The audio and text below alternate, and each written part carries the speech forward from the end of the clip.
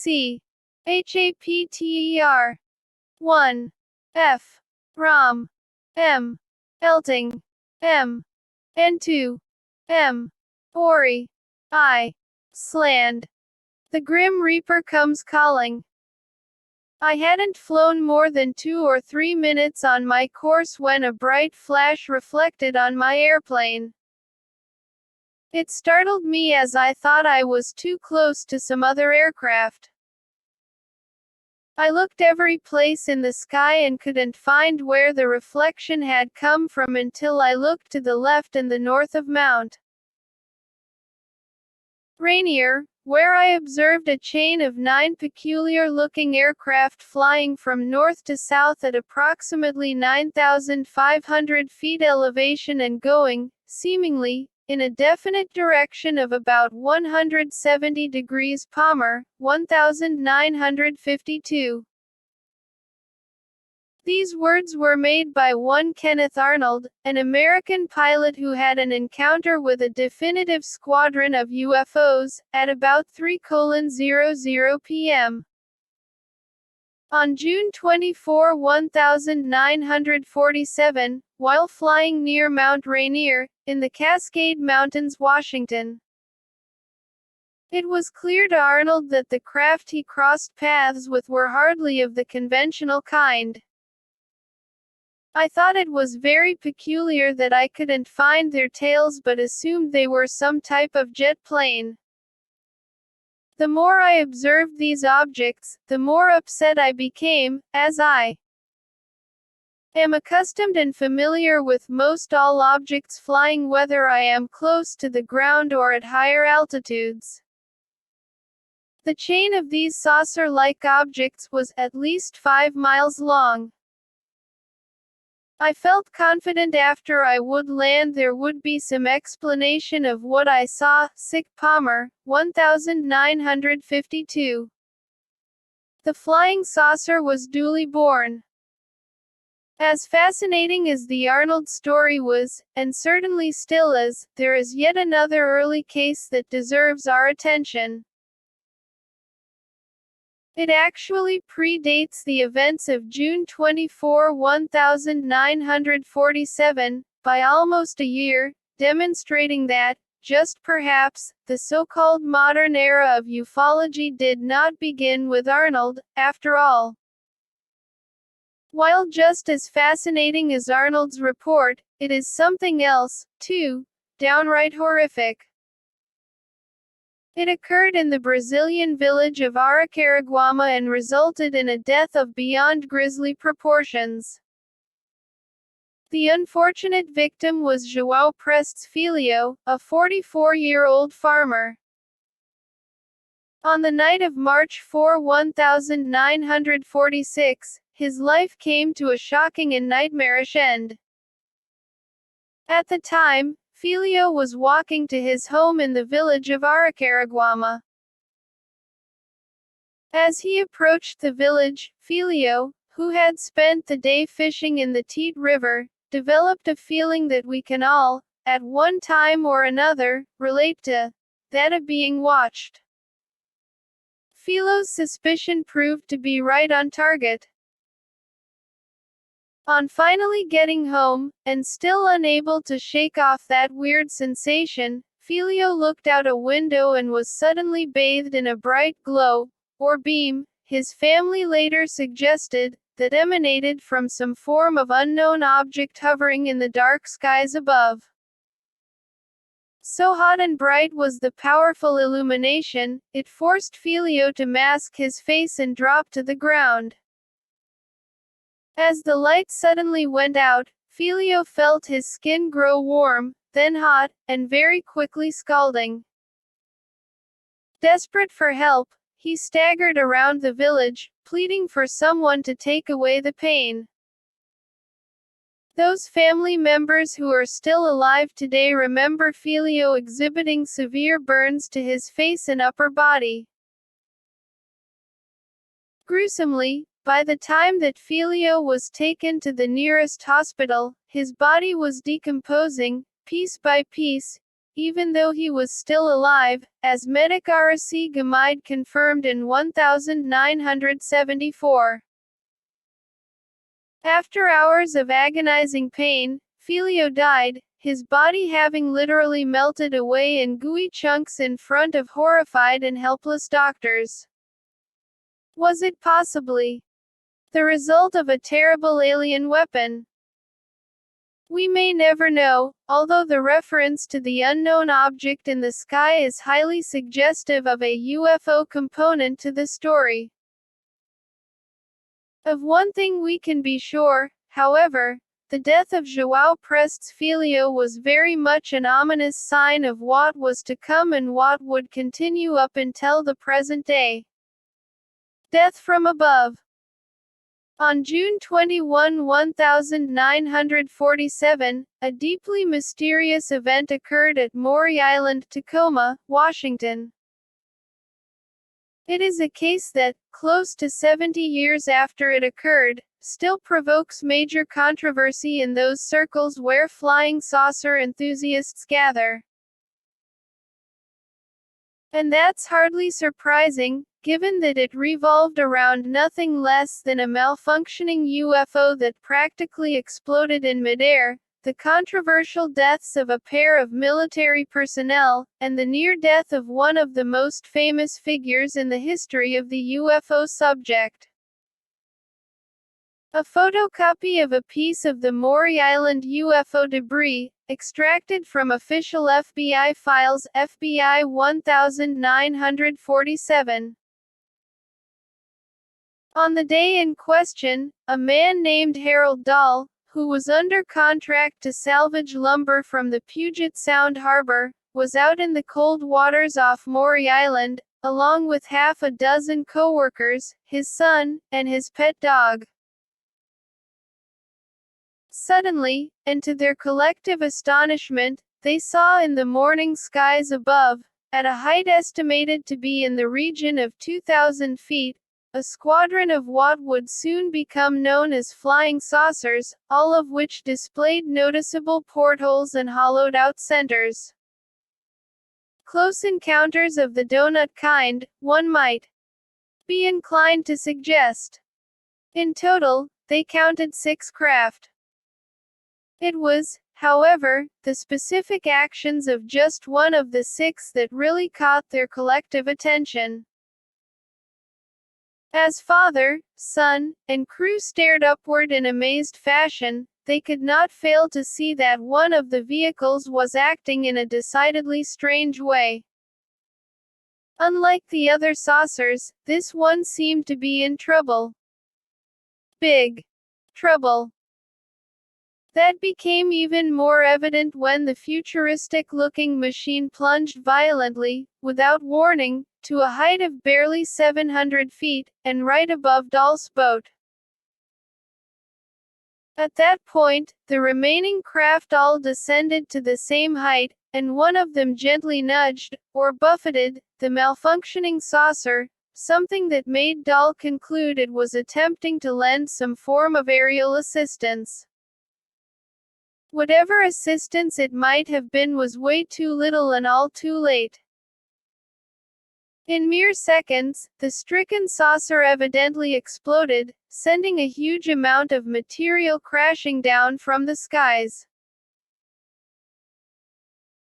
Portions of that same material, later described as falling into 2 distinct categories, one comprised of very thin, light-colored material of a metallic nature and the other a hot, darkly colored, slag-like substance that caused the waters to steam, slammed into Dahl's boat, injuring his son, and killing the family dog outright. The dog's death was the first in the Maury Island affair. 2 more would soon be added to the list. Amazing stories, alien secrets, and a man in black. A thoroughly shocked, shaken, and terrified Harold Dahl quickly returned to shore. In no time at all, the story reached the ears of a man named Fred Chrisman, who apparently held significant sway and influence over Dahl, and who also held a position at the harbor, although that may possibly have been a cover for work of a clandestine, intelligence-based nature. Indeed, during the Second World War, Chrisman worked with the Office of Strategic Services, a forerunner of what ultimately became the Central Intelligence Agency, CIA.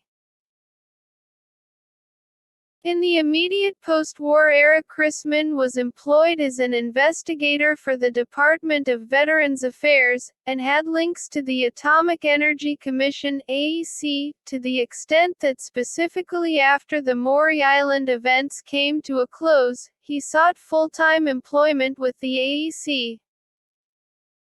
When told of the facts by Dahl, Chrisman hastily took steps to examine the strange material for himself. By the time that Chrisman reached the water's edge, the waves had already deposited much of the curious debris on the shore. It was just as Dahl had described it. Chrisman wasted no time in scooping up significant portions and secreting it far away from any potentially prying eyes.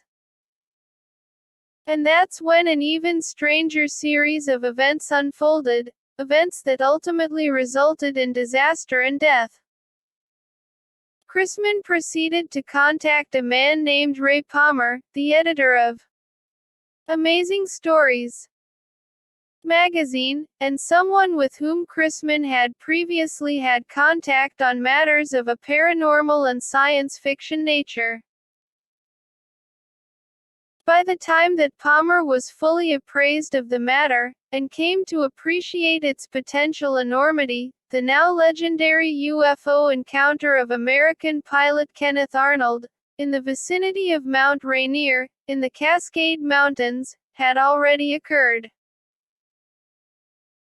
Palmer, utterly excited and enthused by the story told to him by Chrisman, quickly engaged Kenneth Arnold and hired him to travel to Maury Island and get to the bottom of the mystery, and as fast as possible, too.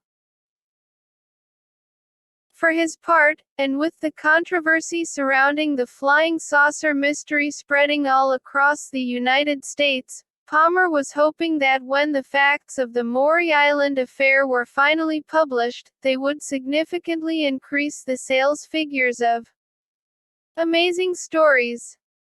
Palmer, as it transpires, was right on the money. Arnold quickly accepted the offer and, after flying from Boise, Idaho, was soon in Puget Sound, hot on the trail of a malfunctioning saucer, strange and unearthly debris, and Dahl and Chrisman. On his arrival, it became very apparent to Arnold that, in the immediate aftermath of the strange affair, high strangeness was afoot in and around Maury Island. It seemed that the entire locale was steeped in paranoia and fear. Dahl's life, and those of his entire family, had been threatened by what can only be described as a definitively ominous man in black. There was talk, and even a high degree of evidence, that many of the players in the story were being subjected to telephone bugging operations, including Arnold himself. And the military was exhibiting far more than a passing interest in the Maury Island affair, too. As to how and why the military got involved, it went like this. When Ray Palmer hired Kenneth Arnold to look into the matter of what had gone down at Maury Island, Palmer paid him $200, a significant amount of money in 1947, just to look into a UFO report. While chatting about the Dahl-Chrisman claims at the offices of the Idaho Daily Statesman newspaper, Arnold bragged loudly about how much he was getting paid to chase down the saucer story. This got the editor of the newspaper thinking that if Palmer was willing to shell out $200, then there had to be something to it. So, He sent a telegram to Air Force A2 intelligence to tell them what was afoot. The Maury Island mystery was about to enter a new chapter. Murder in the air. It wasn't long before a pair of military men was on the scene, too. First Lieutenant Frank Mercer Brown and Captain William Lee Davidson, of Army Intelligence. Acting on the express orders of U.S. Air Force General Nathan Twining, the two were ordered to figure out what on earth, or very possibly off it, was afoot in the waters and skies of Maury Island. Because Arnold was in town at the expense and request of Ray Palmer, he kept the magazine editor informed of each and every development, one of which was that Chrisman had handed over to Brown and Davidson certain portions of the debris collected at Puget Sound. And, the two military men were due to fly it to Wright Field, Ohio, which today is called Wright-Patterson Air Force Base, and a place where it has long been rumored UFO debris, craft, and even alien bodies have been secretly held. Unfortunately, Brown and Davidson didn't make it to Wright Field. They didn't make it to anywhere, except the grave. Not long after Brown and Davidson took to the skies from McCord Field, their aircraft, a Boeing B-29, burst into flames, plunged to the ground, and killed both men in a fiery explosion near Kelso, Washington. The official story was that an exhaust stack on the left wing burned out, causing both the wing and its engine to catch fire, something that finally led the wing to catastrophically break off. Somewhat suspiciously, the potentially amazing debris that Chrisman had given to Brown and Davidson was never retrieved from the wreckage, supposedly, at least. And there was another disturbing development, too. Arnold heard tales around town that the B-29 had been blasted out of the sky by a 20 cannon fired by a detachment of the military that, for its own unfathomable reasons, wished to ensure the strange debris never reached Wright Field. With Dahl by now way too frightened to talk, primarily, and understandably, as a result of his run-in with a man in black and the deaths of Brown and Davidson, and Chrisman acting in shady and somewhat silent fashion, Arnold told Palmer that there was little more that he could do, and, as a result, he was about to head home. And, just for good measure, a United Press man, Ted Morello, warned Arnold that Arnold, was in way over his head, and that he should leave town at the earliest opportunity. Arnold chose to follow Morello's words, and quickly, too. It's a pity Morello didn't do likewise. He died soon after, as did one Paul Lance. The latter was a reporter for the Tacoma Times newspaper, a man who also reported on the incident, and who lay on a slab in the morgue for about 36 hours while the pathologists hemmed and hawed. Halbritter, 1995. As a skilled pilot himself, Arnold flew to Maury Island, leaving his plane at a nearby airfield. On the return journey, Arnold stopped off at Pendleton, Oregon, to refuel his aircraft. Rather ominously, and perhaps far from coincidentally, after leaving Pendleton, Arnold himself experienced significant drama when his plane began to splutter and stutter. Fortunately, as a more than capable aviator, Arnold was able to safely bring his aircraft to the ground and to a halt, and both death and disaster were averted. It turns out that his engine had frozen in midair. The cause? Whoever had refueled the aircraft had left the fuel valve open. Whether by accident or design, Arnold never found out. No doubt, he preferred to conclude it was the former. Whatever really happened at Maury Island, it had already claimed 2 human lives. Arnold was just thankful he didn't end up as the third. Today, and hardly surprisingly, the matter of the Maury Island affair, the deaths of First Lieutenant Frank Mercer Brown and Captain William Lee Davidson, the near death of Kenneth Arnold, the enigmatic involvement of Fred Chrisman, the deadly threats made to Harold Dahl by a man in black, and the matter of that missing debris continue to perplex and puzzle. Even more so when we learn that Chrisman was linked to yet another unresolved death with UFO connections, that of one of the most powerful figures of 20th century history, President John F. Kennedy, as will become clear in a later chapter. C. HAPTER 2. T. He. V. ICTIMS of R. Oswell. Suicidal solutions. When it comes to the matter of the infamous, UFO-themed events that occurred outside of Roswell, New Mexico, in the summer of 1947, any mention of dead bodies obviously brings to mind the stories of alleged alien corpses found on the Foster Ranch, Lincoln County, by elements of the U.S. military. But the Roswell affair, and its attendant accounts of a crashed UFO and a huge, official cover-up of the facts, provoked other fatalities, too. They are the definitively human ones. They are also the ones for whom the trauma of encountering something so shocking and strange on the desert floor plunged them into such deep states of turmoil that emotional disintegration and tragic death were the end results. Allegedly. At their own hands, but who can really say? One of those was Vern Brazel. Vern was the son of rancher Mac Brazel, who found the unusual wreckage on the ranch floor and told his story to the Roswell media, and was just 8 years old when the strange affair occurred.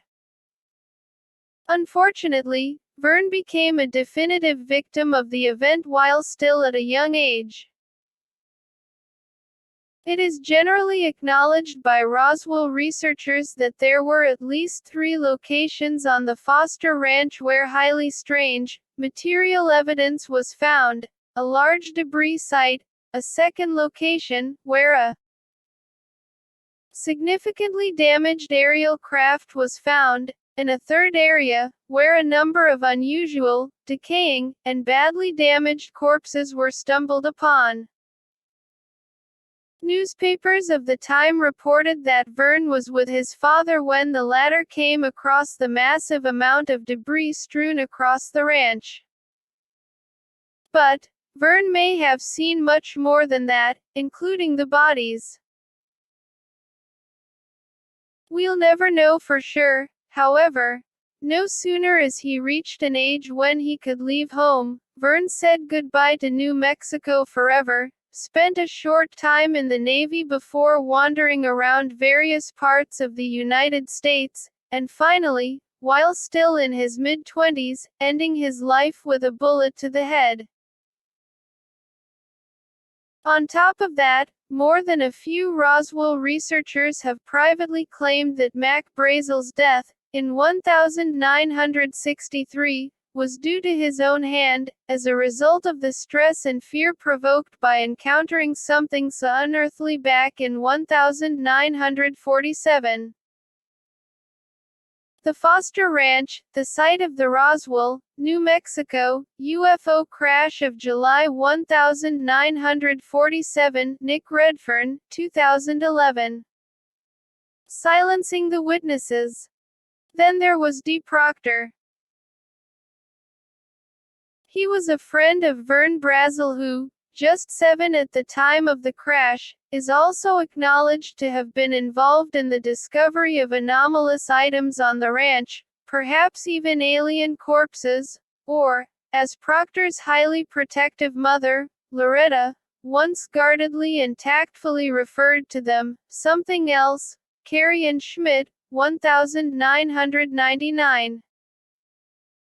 Within Roswell research, there is a belief that D, who used to help Mac Brazel on the ranch, even at a very young age, was present when Brazel made the shocking discovery of one or more unusual, decomposing bodies on the property.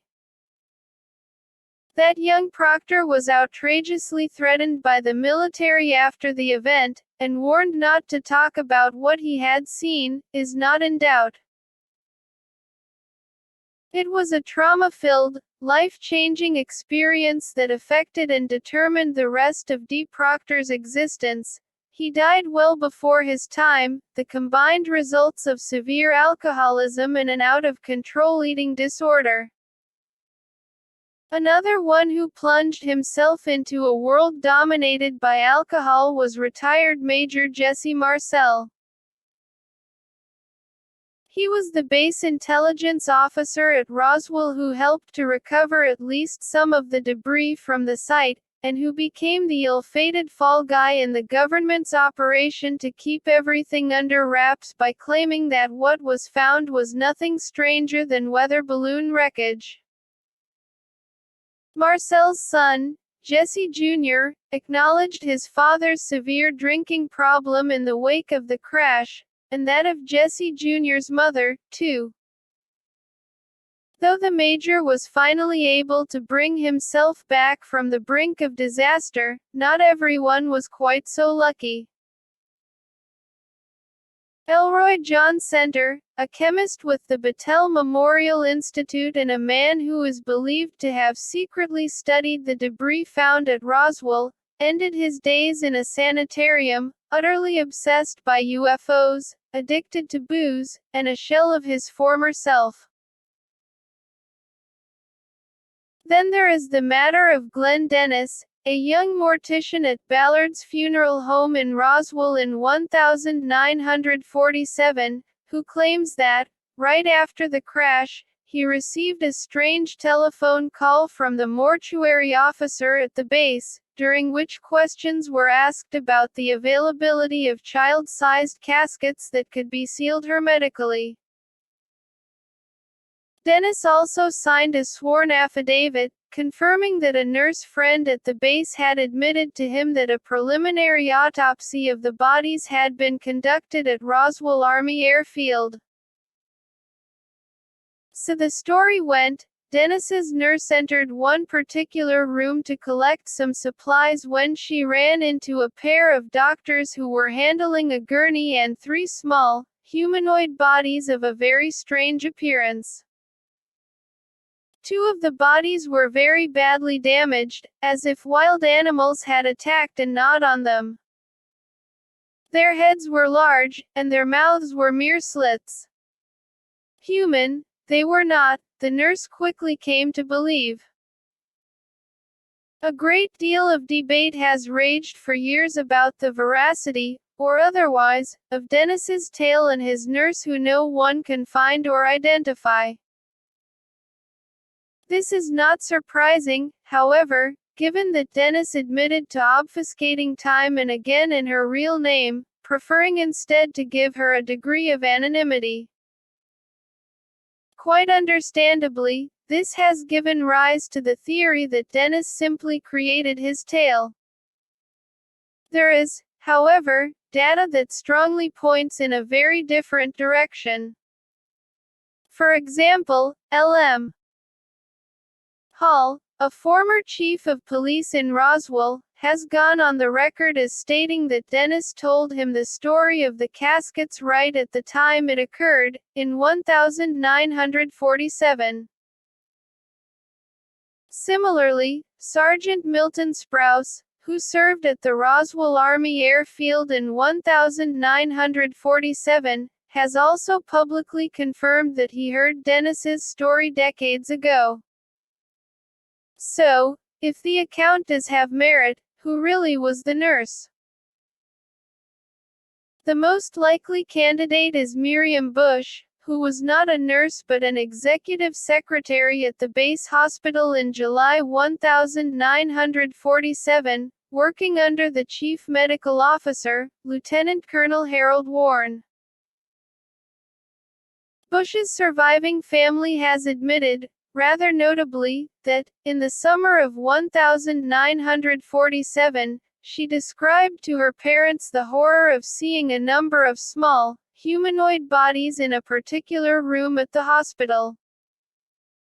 Unfortunately, we're unable to get vindication for the story from Bush herself. In the final days of 1989, longtime alcoholic Bush killed herself. Or did she? Pat Bush, who was married to Miriam's brother, George, has told a revealing story, stating that Miriam Bush was frightened her whole life long over what she saw at the hospital on that terrible day. Pat Bush notes that her sister-in-law's death was possibly not what it seemed to be. It was far worse. Miriam Bush, 2010. According to Pat, just before her death Miriam checked into a hotel room, but rather curiously used her sister's name and address, instead of her own. The reason? She had become fearful that someone was watching her. Though the police stated that Miriam's death was due to suicide, Pat had major doubts that this was the case. That Miriam had bruises in her arms and a plastic bag over her head when she was found only amplified the family's suspicions. Let's not forget that Glenn Dennis went public with his story only months before Miriam Bush's dubious death. Perhaps his revelation prompted someone to have Miriam Bush removed from the equation, before she had the chance to speak openly about what she really knew about Roswell. A lethal virus on the loose.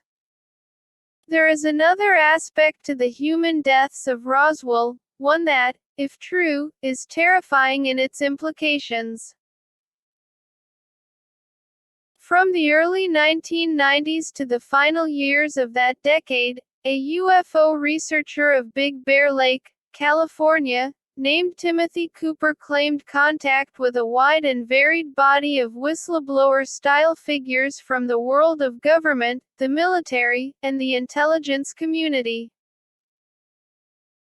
The WikiLeaks-like group provided Cooper with literally hundreds of pages of reportedly classified documents on the Roswell incident, crashed UFOs, dead extraterrestrials, alien autopsies, and much more. That the documents exist is not in doubt. Whether they are the genuine article, or some form of disinformation designed to confuse the truth about Roswell, is a matter of keen debate. Of one thing we can be sure of, however, is that two of the documents refer to mysterious and disturbing deaths at one of the sites that have become linked to the Roswell legend. The documents in question are known as the Interplanetary Phenomenon Unit Summary of 1947 and the Majestic 12 First Annual Report, which is undated but believed to be of 1950s vintage. Chronologically speaking, it is within the pages of these two documents that we begin to learn of the alleged concern exhibited by the government, military, and intelligence community in 1947 that alien beings represented a potential biological threat to the human race. Let us begin with the Interplanetary Phenomenon Unit Summary. One section refers to shocking deaths deep in the New Mexico desert, at a site where at least some of the bodies were found. Ground personnel from Sandia experienced some form of contamination resulting in the deaths of 3 technicians. The status of the 4th technician is unknown. Autopsies are scheduled to determine cause of death. CIC Counterintelligence Corps has made appropriate security file entries into dossiers with cross-references for future review. Wood and Wood, 1998. On this very troubling matter, the Majestic 12 First Annual Report expands. BW biological warfare programs in US and UK are in field test stages.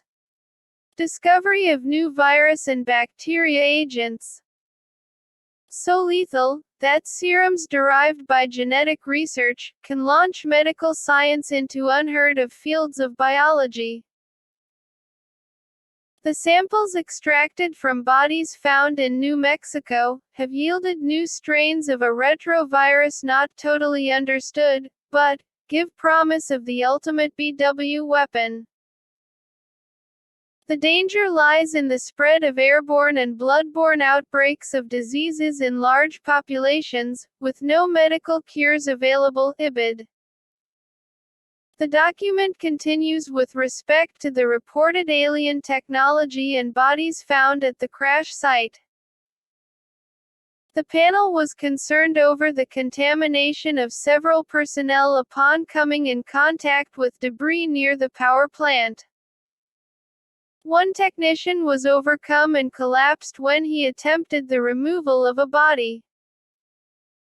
Another medical technician went into a coma 4 hours after placing a body in a rubber body bag. All 4 were rushed to Los Alamos for observation. All 4 later died of seizures and profuse bleeding. All 4 were wearing protective suits when they came into contact with body fluids from the occupants. IBID. Further data was elaborated upon. Autopsies on the 4 dead SED technicians are not conclusive. It is believed that the 4 may have suffered from some form of toxin or a highly contagious disease. IBID. Of possible connection to all this, while being interrogated by the military over his find at the Foster Ranch, to call it an interview would be way too charitable, given the trauma he was put through. Brazel was stripped bare, and given a close and careful physical examination. We might speculate that this was done to determine if the rancher was displaying any physical signs of infection, but from what? The very idea that a fast-acting, lethal toxin, virus, or plague of alien origins was unleashed in Lincoln County, New Mexico, in the summer of 1947 sounds like the stuff of nightmares, or the script of a conspiracy-fueled science fiction drama. Incredibly, however, the scenario receives far more than a passing degree of support from official documents that did not surface publicly until around 10 years after Timothy Cooper's final stash of allegedly purloined papers appeared. New Mexico becomes deadly. In April 2006, the FBI declassified into the public domain, via the terms of the Freedom of Information Act, portions of a fascinating and illuminating document titled Bacteriological Warfare in the United States, that, chiefly, covers the late 1940s to 1950, which is arguably one of the most significant periods in UFO history. Notably, of the file's original 1,783 pages, no less than 1,074 have been firmly withheld from declassification by the FBI. The reason? National security. Nevertheless, the 709 pages that have been released into the public domain by the FBI have proven to be extremely valuable in helping to determine the full scale of the link between UFO crashes in New Mexico in 1947 and alien viruses, the extent to which biological and bacteriological warfare were considered matters of extreme concern from a national security perspective in the late 1940s, and the intense secrecy that surrounded the subject at an official level during the time period at issue. More significantly, the FBI file provides strong, persuasive corroboration for certain, key data contained within the pages of several of the documents leaked to investigator Timothy Cooper in the 1990s. Truly extraordinary, officially declassified documentation exists to show that the FBI was highly concerned by suspicious outbreaks of exotic viruses and diseases in the specific state of New Mexico in the late 1940s, and specifically in none other than Lincoln County, where the legendary UFO crash occurred. Of great significance is the fact that one of the cases the FBI examined, which is described in a heavily redacted memo of May 29, 1950, dealt with a summer 1947 outbreak of plague at a highly sensitive New Mexico installation, the Sandia Base, which played a significant role in the research and development of the atomic bomb. As we have seen, the technicians who supposedly died when confronted by non-human bodies at one of the Roswell sites allegedly came from Sandia. On top of that, as the FBI's official papers demonstrate, the curious outbreak of plague at the base was viewed in some quarters as being the result of nothing less than a deliberate attempt to clandestinely introduce widespread contagion on the Sandia base by hostile, unknown sources.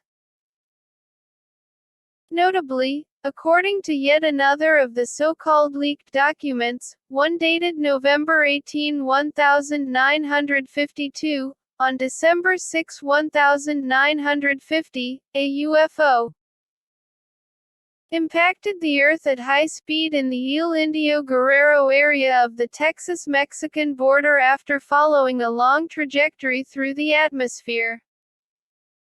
By the time a search team arrived, what remains of the object had been almost totally incinerated.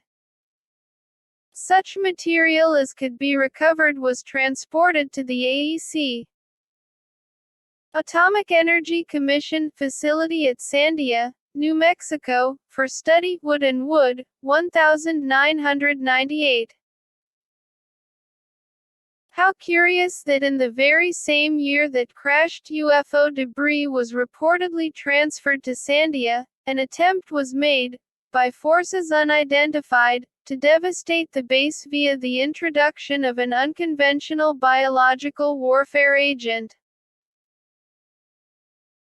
That this may have been due to the clandestine activities of visiting aliens, who had already, directly or indirectly, killed a number of technicians present at the crash site of a UFO in New Mexico, via a lethal agent, may not be as extreme as it sounds. After all, something of a biological warfare nature, it must be concluded, had occurred in New Mexico that subsequently led the FBI to devote countless agents, manpower, and expertise toward resolving what was taking place deep within the heart of the state. And the FBI's concern only continued. As a perfect example of this ongoing concern, consider the following, of September 1949, extracted from the Bacteriological Warfare in the United States document. Possibly some of you saw headlines in newspapers published in the States during August, such as, Black Death Stirs Albuquerque, Black Plague Hits 2 in New Mexico, and, Dark Age Plague Found in 2. It is unfortunate that we must still seriously discuss plague, for we already know so much about its cause and mode of spread, but as long as such headlines do occur, it is necessary that we who are interested in public health and preventive medicine do seriously consider plague and acquaint ourselves with the plague of today, its prevalence, and its potentialities. Federal Bureau of Investigation, 1950. Again, the FBI's emphasis was on the outbreak of exotic diseases in New Mexico during the late 1940s, as the following extract from the report follows. It quotes the words of the director of the New Mexico State Public Health Laboratory, who had prepared a report on sudden and suspicious eruptions of plague in the Land of Enchantment State. Late on August 1, 1949, the pathologist at the Veterans Hospital in Albuquerque called stating that a man from Placitas, Sandoval County, had been admitted to the hospital and his clinical symptoms resembled plague, IBID. Lincoln County, Ground Zero. The director noted that more than a few additional cases from New Mexico had been reported in 1949, all suggestive of some form of plague on the loose. He also informed the FBI. Since this report was written, a 7.5-year-old boy in Lincoln County died, possibly of plague. The boy was taken to a physician at Fort Stanton, November 4. Apparently he was not in a very serious condition and was sent home. He was returned to the Fort Stanton Hospital November 5 in the morning. His temperature was somewhat higher. By noon he was markedly worse, and by 2:30 he was dead. A post-mortem examination was made and the doctor in charge diagnosed the case as being bubonic plague with pneumonic and septicemic sick complications, IBID. There are 2 points with respect to this particular document that are of profound importance. First, Lincoln County, where the young boy lived and apparently contracted plague, was also the exact location of the Foster Ranch, where William Brazel stumbled upon crashed UFO debris in July 1947, a finding that quickly opened the floodgates on the Roswell controversy. Second, that the young boy was taken to Fort Stanton is equally intriguing. On this matter, consider the words of UFO researcher Martin Cannon. Coincidentally, or otherwise, the Brazel Ranch is located quite near Fort Stanton Mesa.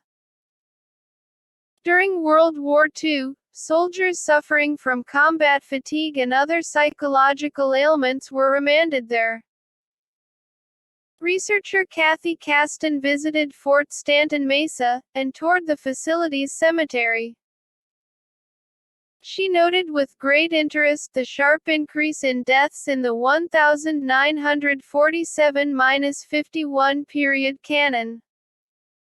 Equally intriguing is the fact that the FBI also, in this same period, began to carefully collect and review New Mexico-based newspaper articles on the sudden surfacing of serious, and sometimes mystifying, deadly diseases within the state.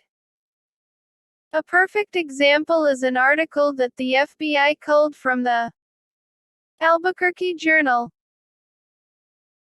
On June 21, 1950, that referred to a then recent 2-day conference held at the Atlanta, Georgia-based Communicable Disease Center, with public health workers who are conducting a survey on the plague problem in New Mexico, Federal Bureau of Investigation, 1950. Why the FBI was collating all of this data in a top-secret collection of June 22, 1950 titled, Bacteriological Warfare, Espionage Sabotage Bubonic Plague is a mystery. Even more of a mystery is the highly illuminating fact that, as FBI documentation demonstrates, all of the previously mentioned data collected by the FBI on sudden outbreaks of plague in New Mexico, as well as the information on the death at Fort Stanton, just a short journey to the Foster Ranch, was copied to the Director of Naval Intelligence, B. the Air Force's Director of Special Investigations, C. the Acting Director of the Division of Security of the Atomic Energy Commission, and D. none other than the Director of the CIA. Needless to say, the likelihood that such illustrious and high-ranking individuals would have normally displayed any interest in human deaths inadvertently caused by disease in New Mexico seems highly unlikely, unless, as seems to be the case, national security was linked to, or was suspected of being linked to, the New Mexican deaths. Roswell, it seems, may not just be the most famous of all UFO cases. It may have been the deadliest UFO case, too. C. HAPTER 3. Z. APPED by A. UFO. From interception to destruction. It's an incident that has very much polarized the UFO research community, in terms of what actually happened, to the point where it still remains unresolved in the minds of many. It's the strange saga of U.S. Air Force pilot Captain Thomas P. Mantell, who lost his life in 1948 while chasing a UFO high in the skies of Kentucky, or while pursuing a balloon or Venus. Take your pick. The theories are several. The facts, aside from the exact nature of what Mantell encountered, are relatively straightforward. It all began in the early afternoon of January 7, 1948, when staff at the Kentucky-based Godman Army Airfield, a portion of Fort Knox, noticed something that, to them at least, was perceived as deeply strange: a highly reflective, circular-shaped object seemingly hovering in the skies and in disturbingly close proximity to the base. It was reportedly enormous, too. Control tower employees at Fort Knox, the resident intelligence officer, the base commander Colonel Guy Hicks, and various high-ranking personnel did their utmost to identify the mysterious visitor. They all failed to do so, despite keeping a careful eye on it for about 1.5 hours.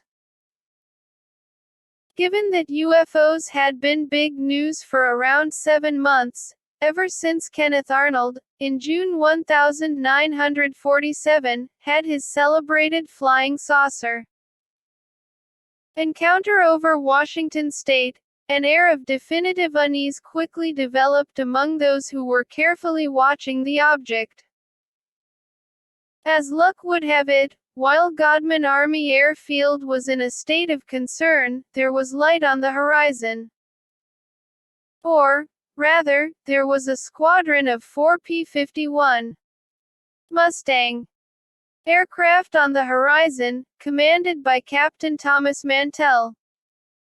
As Mantell's team approached Godman, they were ordered to try and identify the mystifying, hovering thing in the sky. You would imagine that 4 crews would have had no problem in doing exactly that. There was a problem, however. In almost lightning speed, those 4 aircraft became just one. One of the planes was severely low on fuel, something that necessitated a hasty landing at Godman Field. A second pilot, concerned over becoming somewhat disoriented due to a lack of an oxygen mask, requested permission to break off and land. Permission was granted. Such was the level of concern that the pilot had. However, a decision was taken to have the third plane escort him to the ground. In a matter of mere minutes, Mantell was, rather astonishingly, all alone, the only one left to check out the enigma in the skies. It was to be Mantell's last task as a pilot of the U.S. Air Force. It would also be the last thing he would do, period, aside, that is, from dying violently. The P-51 Mustang. The aircraft in which Captain Thomas Mantell was killed while pursuing a UFO in 1948, U.S. Army Air Force, 1944.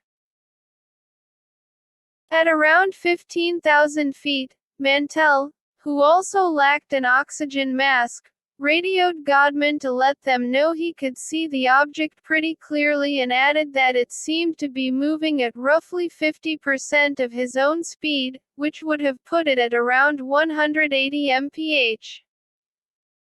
The UFO was, Mantell added, huge in size. He ultimately climbed to around 25,000 feet, advising ground personnel that he was going to attempt a closer look. No word was ever heard from Mantell again. The unknown object vanished and, more than 120 miles from Godman, Mantell's Mustang ceased its climb, due to the rigors of very high altitude exposure, and soon began to hurtle back to Earth, slamming into farmland with full, pulverizing force. Mantell was, unsurprisingly, killed instantly. The official cause of the tragedy, Mantell passed out as a result of a lack of sufficient oxygen and never came to. He was just 25 years of age. Was Mantell a victim of his own carelessness and over-enthusiasm, or was his death a case of termination at the hands of lethal extraterrestrials? Mantell's death. Theories abound. It's unfair, and incorrect, to put the blame on Mantell's lack of professionalism for what happened. He may have only been 25, but he was a man with thousands of air hours to his credit and someone who was decorated for his bravery in the Second World War. Clearly Mantell saw something, but what was it? It's difficult to say with 100% certainty, because, rather oddly, within 30 minutes of the crash, the object was gone, despite having hung in the skies for several hours previously. An investigation was clearly warranted. That investigation fell to the U.S. Air Force's official UFO study program, Project Sign. The official verdict, at first at least, was that Mantell had misperceived the planet Venus, assuming it to have been a smaller-sized object at relatively close quarters, rather than a huge heavenly body at a multi-million-mile distance. The theory did have some merit, as Venus was in the general position to be seen. The problem, however, was that on a January afternoon, it would have been practically impossible to see the planet at all. There was another possibility, one shrouded in official, military secrecy. At the time when UFOs were all the rage, the U.S. Navy's Office of Naval Research had developed, and was flying, very large balloons under the cover of an operation called Project Skyhook. Although chiefly utilized to collect meteorological data, skyhooks and the attendant project were deeply classified. As for their appearance, they were very reflective, just like the unknown object seen by Mantell. Moreover, it's most unlikely that Mantell would have had an awareness of Project Skyhook, as he had no particular need to know of its existence. And there's another matter. Because Skyhook was such a secret project, it's not impossible that Project Sign staff found themselves in a deep quandary.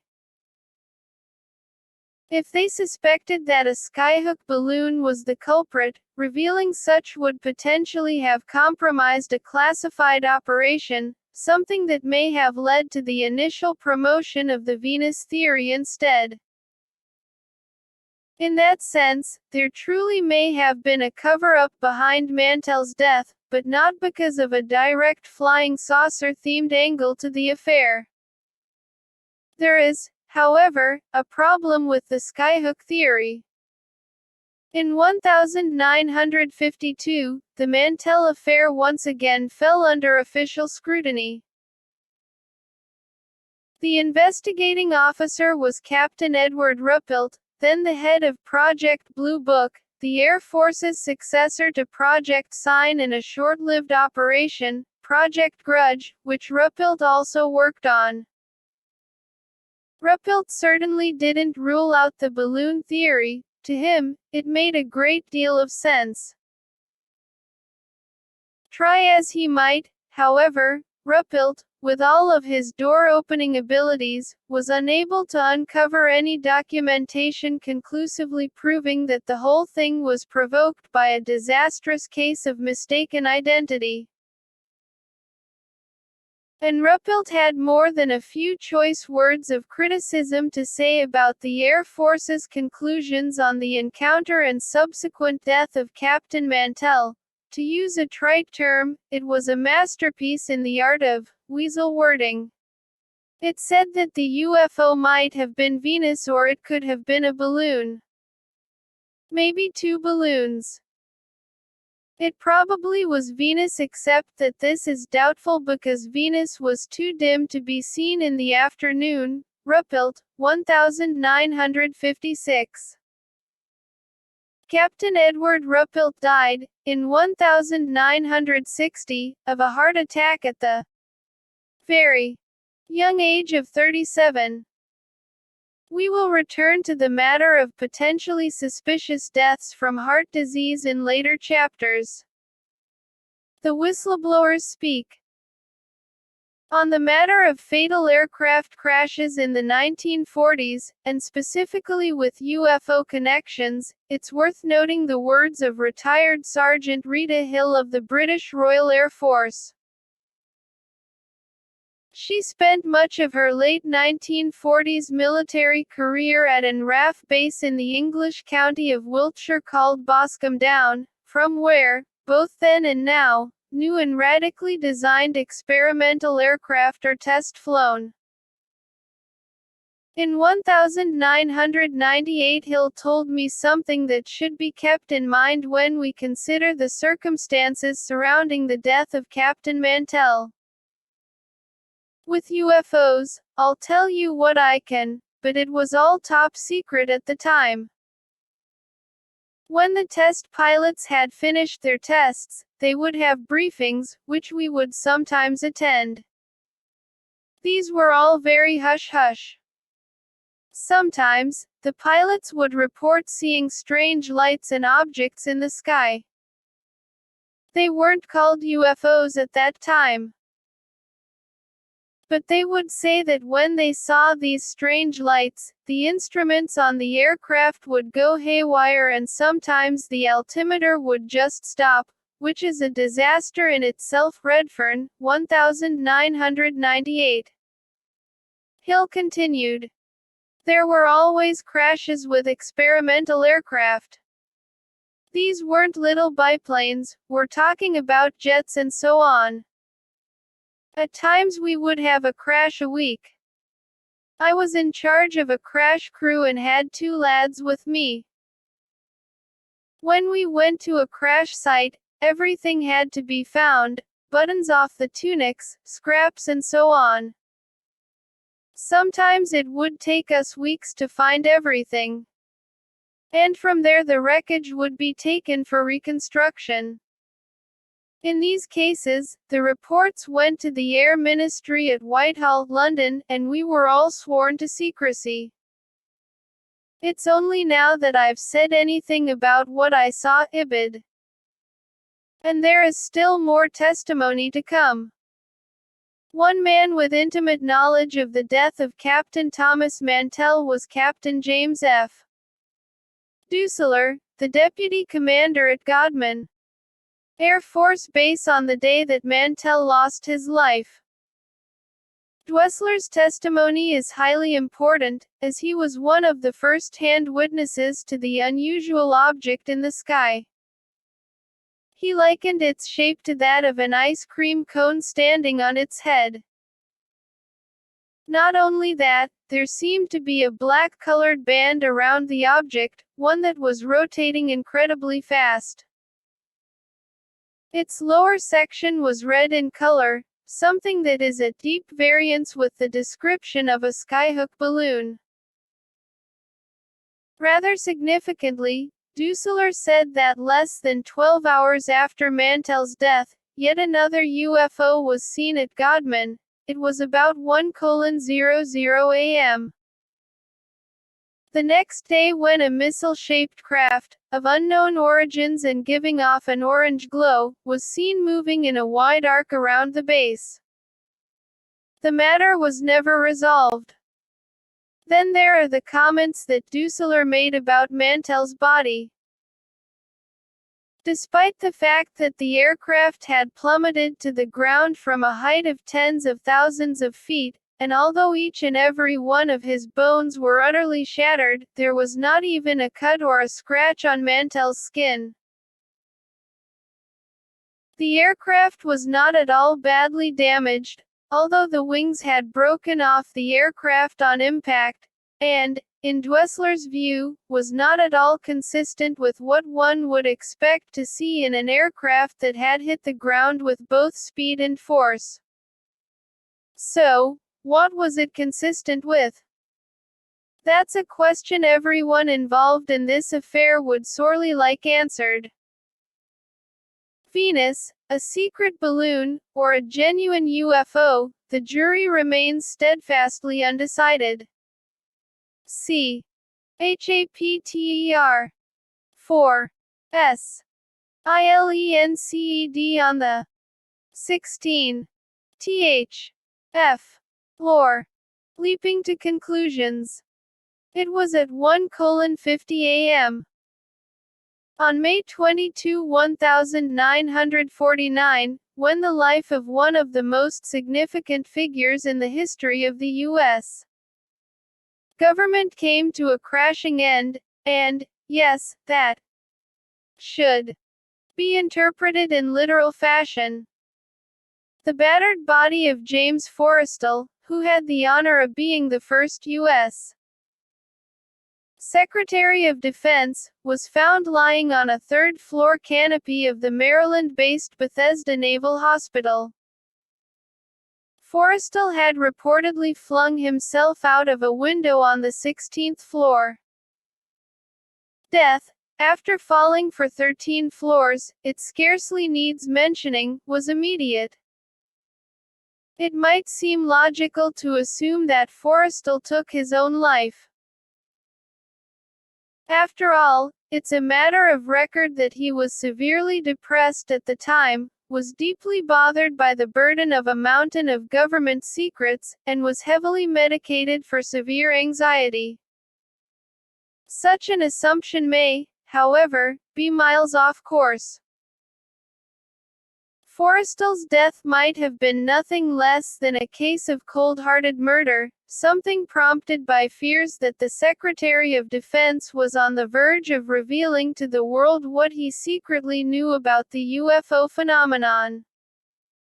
But, before we get to that thorny matter of all things extraterrestrial, let's take a look at what we know for sure about the man and his untimely passing. James Vincent Forrestal was born in Dutchess County, New York, in 1892 and, after leaving Princeton University, found employment with William A. Reed & Co., a powerful force on Wall Street.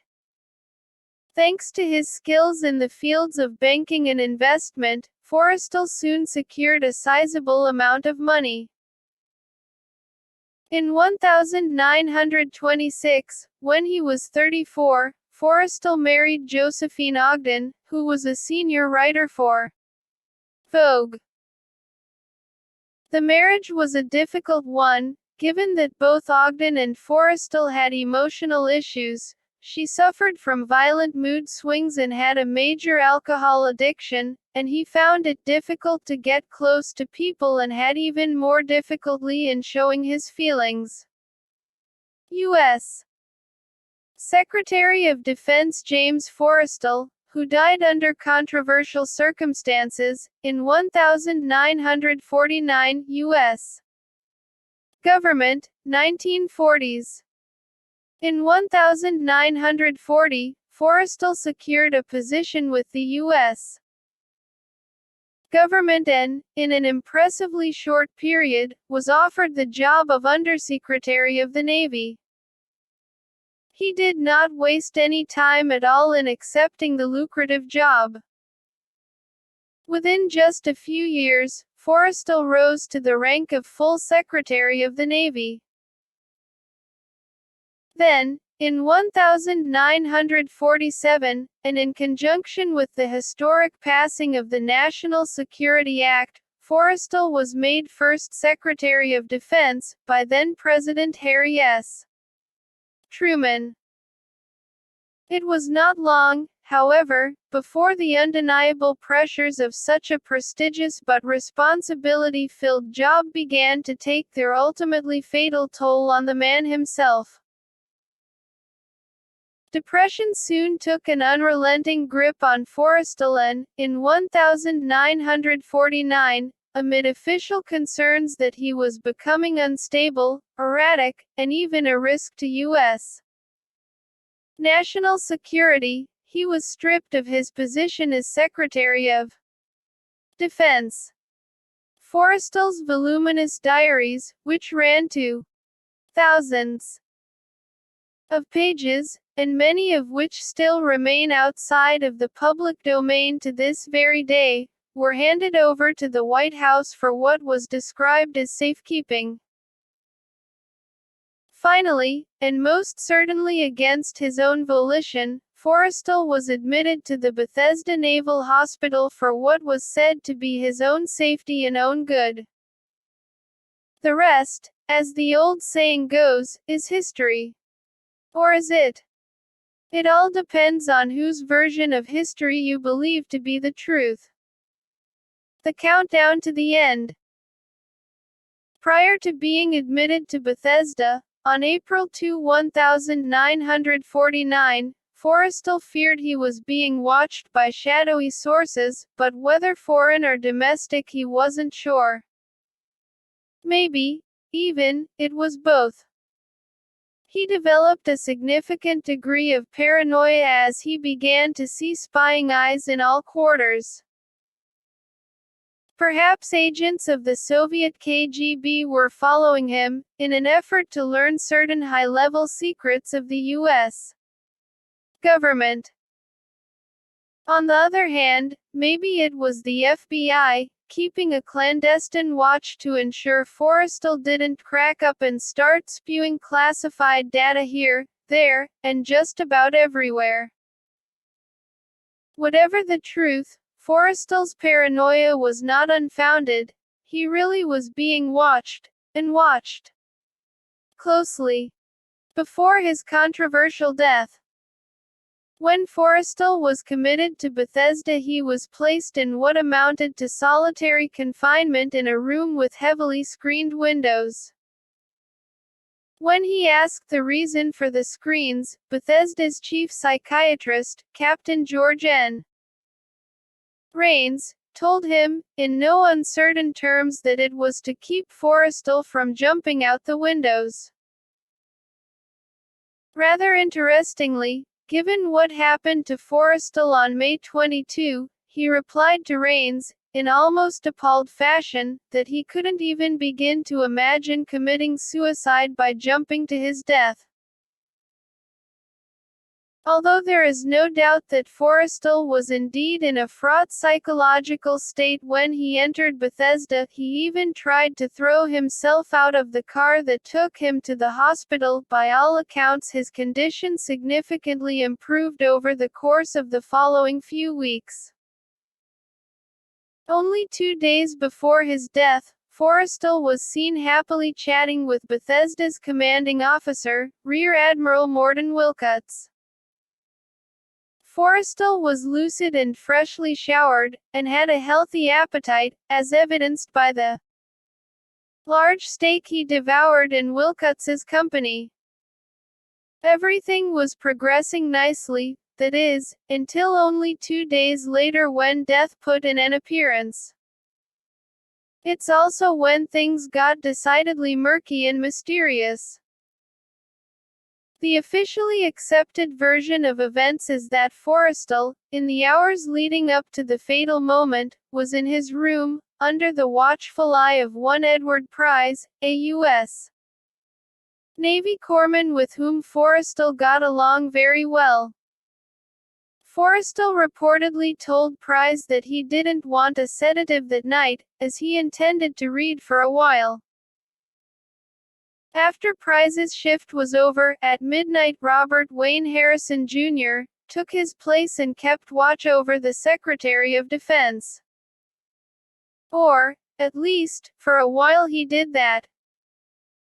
At some point, Harrison Jr. exited the room to run an errand, at which point the countdown to Forrestal's death started ticking. It got louder and louder by the minute. While in the room, and presumably in his own, an utterly distraught Forrestal tied one end of the cord of his dressing gown to the room's radiator, which was directly below the room's window, and tied the other end around his neck.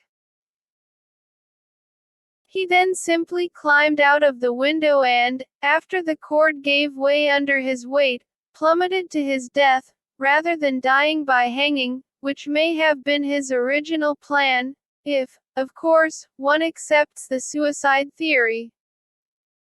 There are, however, a number of reasons why we should not necessarily embrace the notion that Forrestal took his own life or, even, embrace any portion of this particular scenario. Countering the official verdict. Not only was Forrestal's psychological state vastly improved by May 22, but he had made firm plans with Edward Price to have him, Price, become his personal chauffeur after his release from Bethesda. It was a position that Price was eagerly looking forward to fulfilling, as the two had developed a good rapport and even a degree of friendship. On top of that, on the very day that Forrestal died, his brother, Henry, angry and concerned that Forrestal was essentially being held against his will, planned to travel to Bethesda to have Forrestal removed from his confines. That Henry Forrestal informed hospital staff in advance that he was going to take his brother home was, perhaps, hardly the wisest decision he could have made.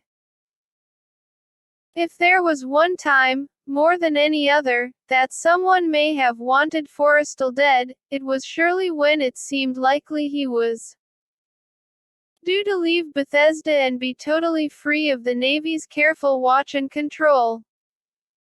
That Forrestal did die, and only hours before he was due to exit Bethesda, only heightened the suspicions that his death was not a suicide. Second, there is the matter of why Forrestal was left alone.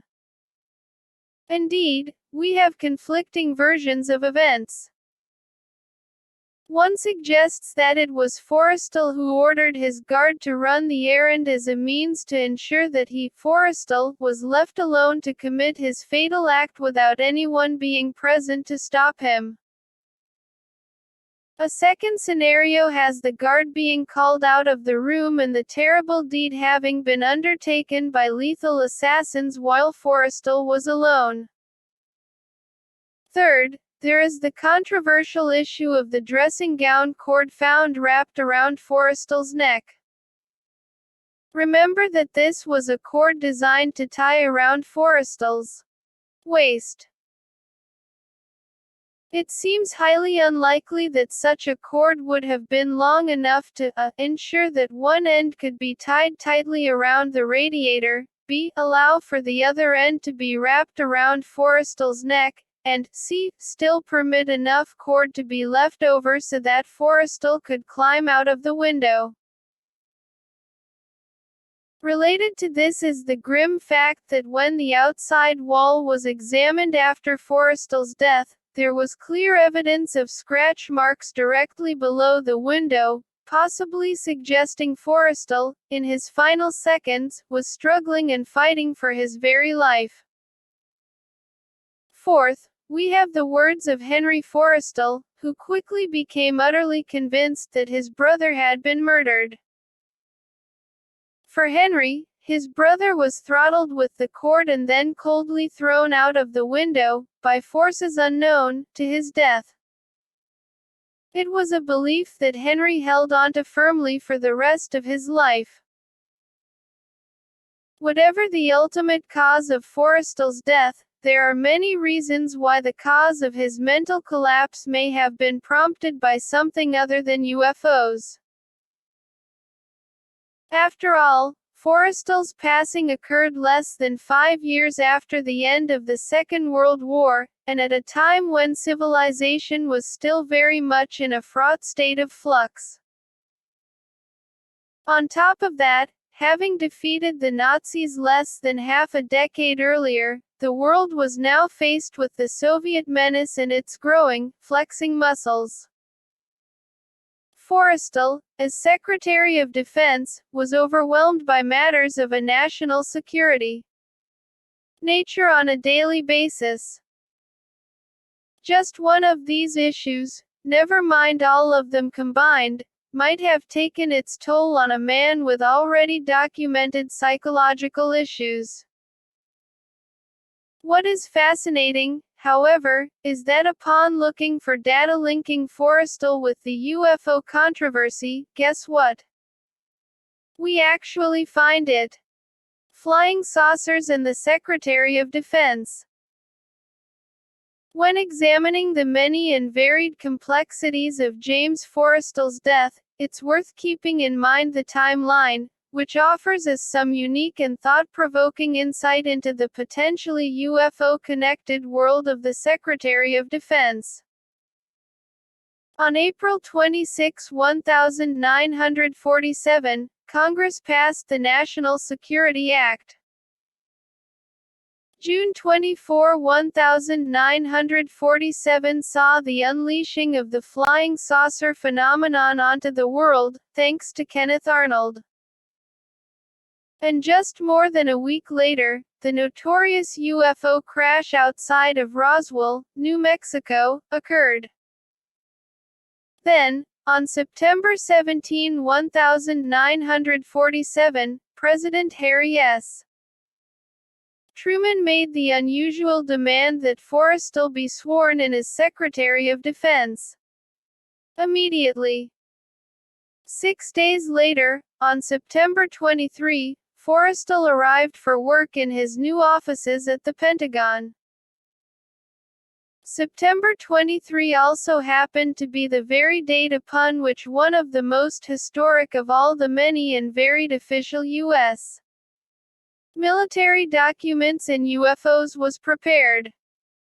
Its author was General Nathan Twining of the Army Air Force, as it was known at the time. The phenomenon reported as something real and not visionary or fictitious, wrote Twining in the classified document titled, AMC, Air Materiel Command, Opinion Concerning Flying Discs, Twining, 1947. Twining continued, there are objects probably approximating the shape of a disc, of such appreciable size as to appear to be as large as man-made aircraft, ibid. It is a document that makes it very clear that senior personnel in the U.S. military were convinced something decidedly strange was afoot in the skies of the United States. 24 hours later, Forrestal met with both President Truman and one Dr. Vannevar Bush, a brilliant scientist who, from 1947 to 1948, served as chairman of the Development Board of the National Military Establishment. Interestingly, a November 21, 1950 document in UFOs, prepared by Wilbert B. Smith, an employee of the Canadian government's Department of Transport, noted with respect to the mysterious aerial craft crisscrossing the skies of our world at the time, the matter is the most highly classified subject in the United States government, rating higher even than the H-bomb. Flying saucers exist. Their modus operandi is unknown, but concentrated effort is being made by a small group headed by Dr. Vannevar Bush. Authors emphasis Strange0 2002. Forrestal and the Men in Black. Incredibly, we even find a connection between Secretary of Defense Forrestal and the mystery of the notorious Men in Black. As noted in Chapter 1. A sinister MIB put in an appearance at the site of the controversial Maury Island affair of June 1947.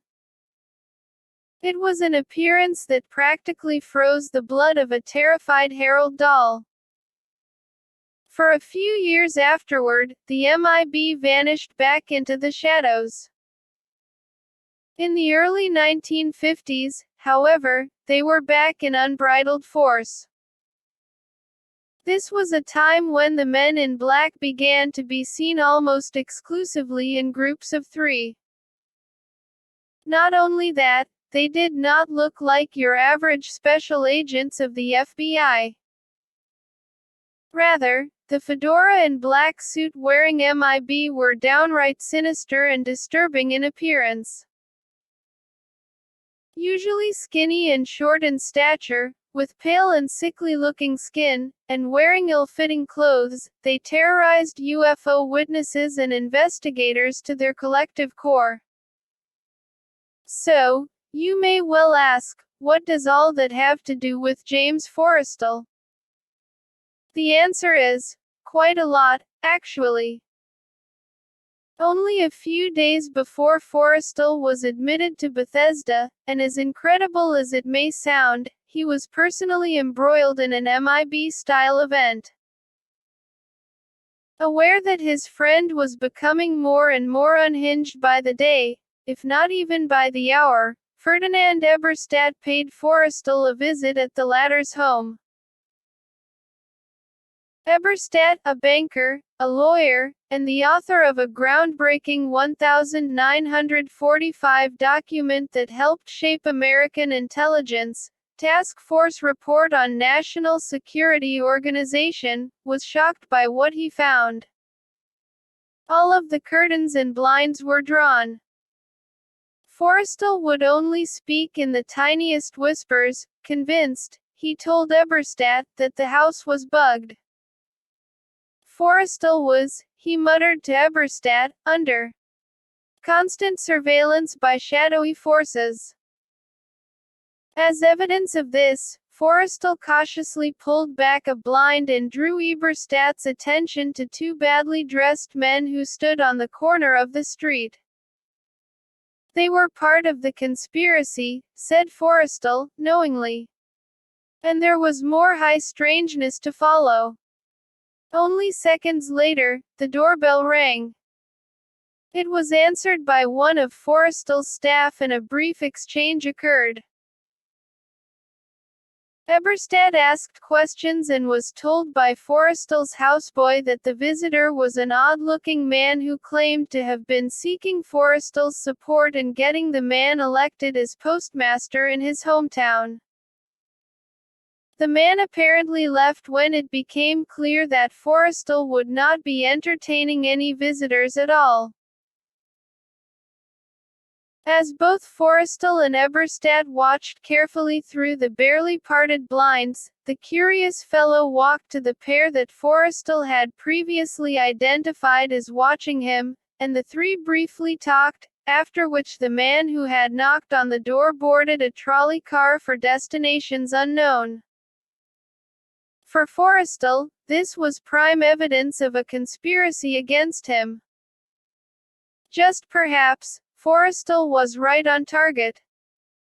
This particularly odd affair is absolutely ripe with men in black style overtones. As noted, the MIB often have unusual facial features and pale skin. Forrestal's mysterious visitor was described as being odd-looking. The MIB are often noted for wearing ill-fitting suits that often hang from their skinny bodies. That somewhat unsettling pair of characters standing on the corner of Forrestal Street was described as dressed badly. Then there is the matter of the visitor to Forrestal's home, who claimed to be looking for support from Forrestal in relation to a job position with the United States Post Office. This is a classic, and widely acknowledged, MIB tactic. Very often, the MIB try to worm their way into private residences by claiming to be census takers, military personnel, police officers, or lost souls from out of town looking for a particular street in the area. And let's not forget that the group was a trio. The veritable hallmark of 1950s era MIB. Dennis Stacy, a long-term and well-respected figure in the field of UFO research, notes of this curious situation that the whole thing had the appearance of a one-act play staged for Forrestal's benefit. Stacy. 1993. Not only that, Stacy commented that the event begins to smack of orchestration aimed at unsettling an already unstable Forrestal, Ibid. To be sure, and as ufological history has shown, the men in black are very skilled indeed when it comes to unsettling people and provoking an unstable mindset in those they menacingly target. Ibid. How to Kill a Man, CIA Style. For those who simply cannot bring themselves to believe that the death of Secretary of Defense Forrestal was in any way suspicious, it's worth noting the contents of a 1951 CIA document titled, A Study of Assassination. On May 23, 1997, the CIA declassified, via the terms of the Freedom of Information Act, about 1,400 pages of formerly classified files relative to its top-secret involvement in a nation-changing coup in Guatemala in 1954. Contained within that particular collection of material was the aforementioned, A Study of Assassination, paper, which runs 19 pages, and informs CIA personnel of the most efficient ways to kill a person and make the death appear to be due to nothing stranger than an accident or suicide. Noting that no assassination instructions should ever be written or recorded, the author of the document, whose name is excised from the released papers, focused a significant amount of time on the matter of killing someone by hurling them out of the window of a multi-story building, A Study of Assassination, 1951. The paper stated, for secret assassination, either simple or chase, the contrived accident is the most effective technique. When successfully executed, it causes little excitement and is only casually investigated. The most efficient accident, in simple assassination, is a fall of 75 feet or more onto a hard surface. Elevator shafts, stairwells, unscreened windows and bridges will serve.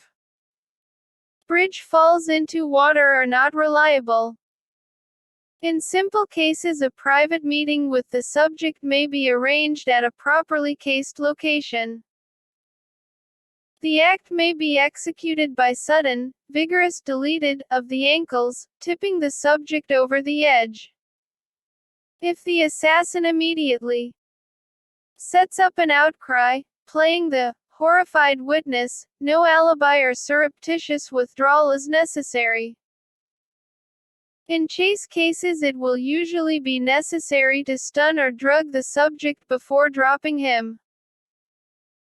Care is required to ensure that no wound or condition not attributable to the fall is discernible after death. Ibid. Clearly, then, the CIA had well-planned guidelines in place to ensure that a fall from a window of a high building could be made to look like a tragic accident or a suicide, when, in reality, it was nothing of the sort. That the document was dated only 2 years after Forrestal's controversial fall from a 16th floor, Washington, D.C. window only adds to the murder versus suicide controversy. Did the author of the report have Forrestal in mind when penning its contents? To be sure, it's an unsettling question to have to ask. The untimely death of Secretary Forrestal was deemed necessary and regrettable. Adding to the controversy surrounding Forrestal's final day is a decidedly unofficially released document that was acquired in the 1990s by the father-son UFO research team of Dr. Robert Wood and Ryan Wood. The one-page document at issue was provided to them by Timothy Cooper. Problematic is the fact that Cooper claimed he received the document from a sympathetic government insider whose name we don't know. Although the author of the CIA's A Study of Assassination paper warns agency personnel that no assassination instructions should ever be written or recorded, the author of the document acquired by the Woods from Cooper was apparently of a very different opinion. A Study of Assassination, 1951. Purportedly originating with a super-secret project allegedly known as Majestic 12, or MJ-12, which, staffed by high-ranking military and intelligence-based personnel, supposedly made policy on the UFO issue in the post-Roswell era onward, the undated document states, in protecting the security operations of Majestic, it has been necessary to deleted individuals who would compromise the intelligence efforts. While distasteful, deleted, at times the use of deleted measures have been executed. The untimely death of Secretary Forrestal was deemed necessary and regrettable. Annex C fragment.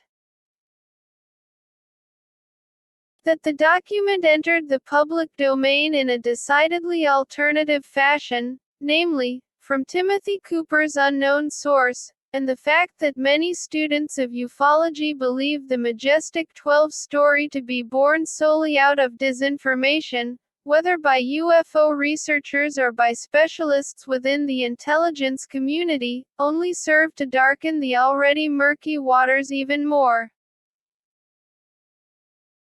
We may never know, for sure, if Secretary of Defense James Forrestal took his own life in the early hours of May 22, 1949, or if his death was due to powerful figures in government who, fearful that his breakdown might have prompted him to reveal what he knew about UFOs, decided that Forrestal simply had to go.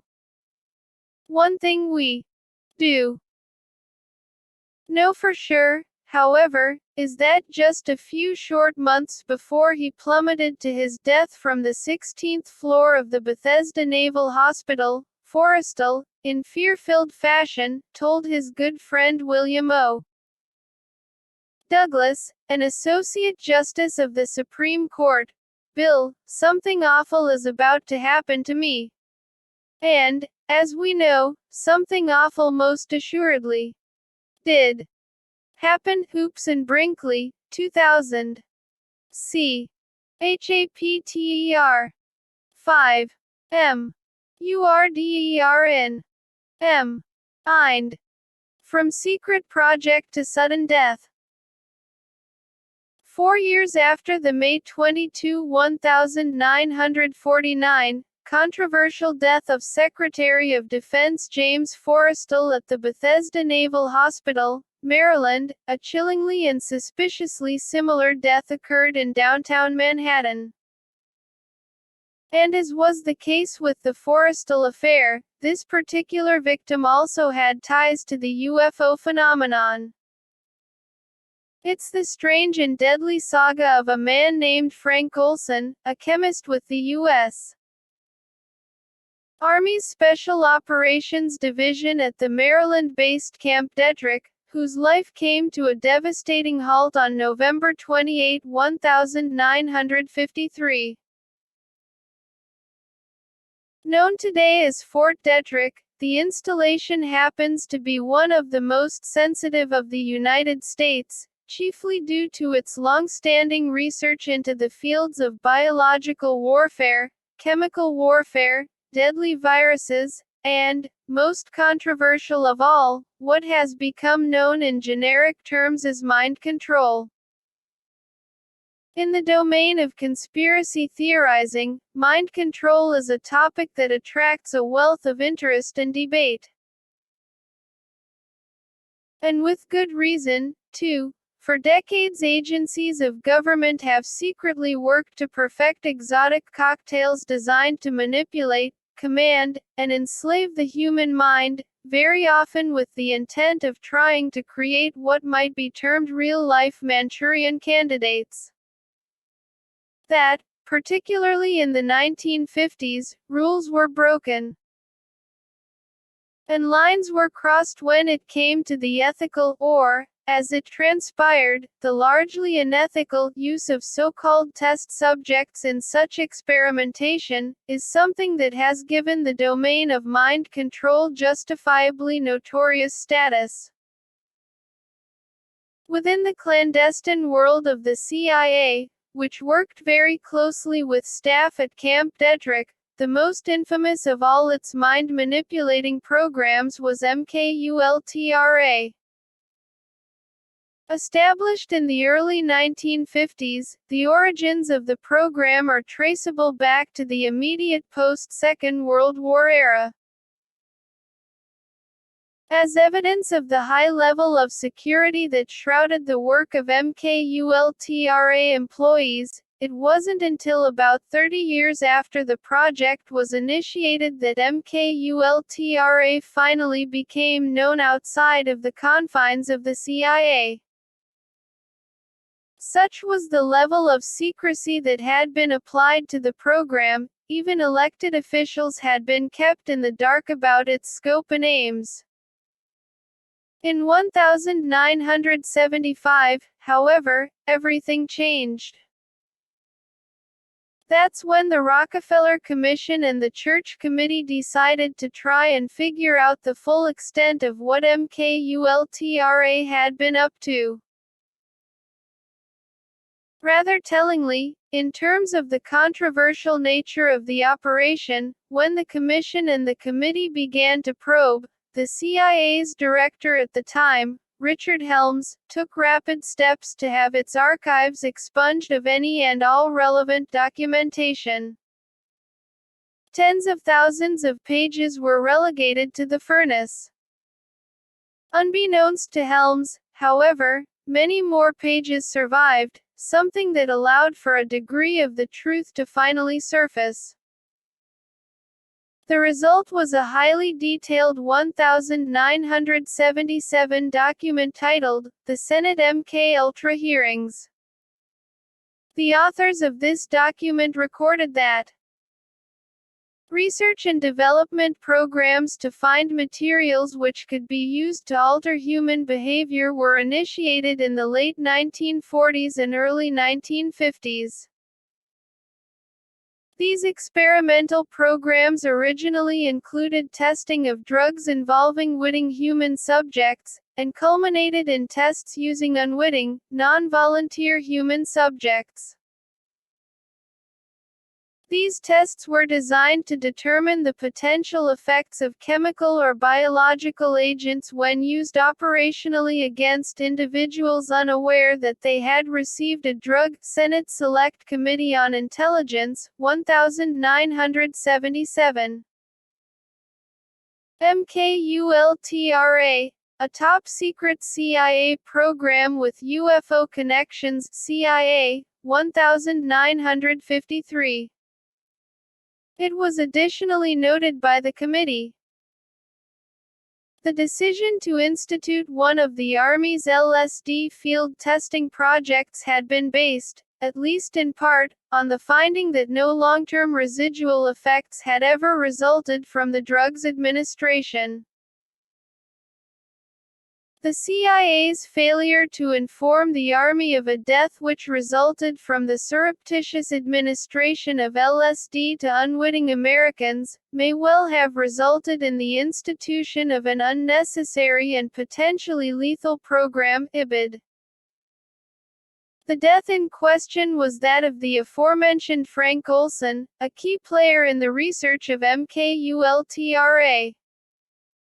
At least, he was until November 28, 1953. Taking a hit and taking a tumble. There are two versions of what happened on the night that Frank Olson took his last breaths, the official story and the unofficial one. As for the former, it goes like this. On November 18, 10 days prior to his fatal finale, Olson traveled to Deep Creek Lake, Maryland, for a classified meeting with colleagues engaged in mind manipulation operations. While there, Olson was clandestinely given an amount of lysergic acid diethylamide, far better known as LSD, to determine its effects on the man himself. The cold and calculated act was carried out by a man named Sidney Gottlieb, who ran the chemical division of the CIA's technical services staff and who, having personally spiked a glass of Contro with LSD, offered it to Olson.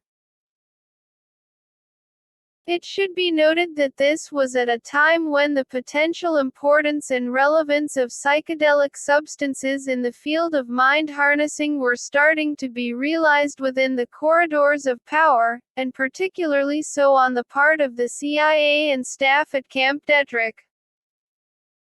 In other words, targeting Olson was seen as wholly justified, by Gottlieb, anyway. A few days later, Olson announced to his boss, Vincent Ruwet, that he was quitting the program. The effects of being hit had seemingly rewired Olson's brain and his conscience. Ruwet, seriously concerned about Olson's state of mind, and also worried that Olson might go public with what he knew of MKULTRA, offered to find help for Olson by referring him to a New York-based psychiatrist that worked with the CIA in a consulting fashion. The result was that the pair, along with Robert Lashbrook, the assistant chief of the CIA's chemical branch, headed off to the Big Apple, ostensibly to try and make things right with Olson. Olson's trippy experience had clearly plunged him into a serious state dominated by paranoia, anxiety, and psychological disintegration. The recommendation was bleak. Olson should be institutionalized until such a point that he would finally, and hopefully, recover.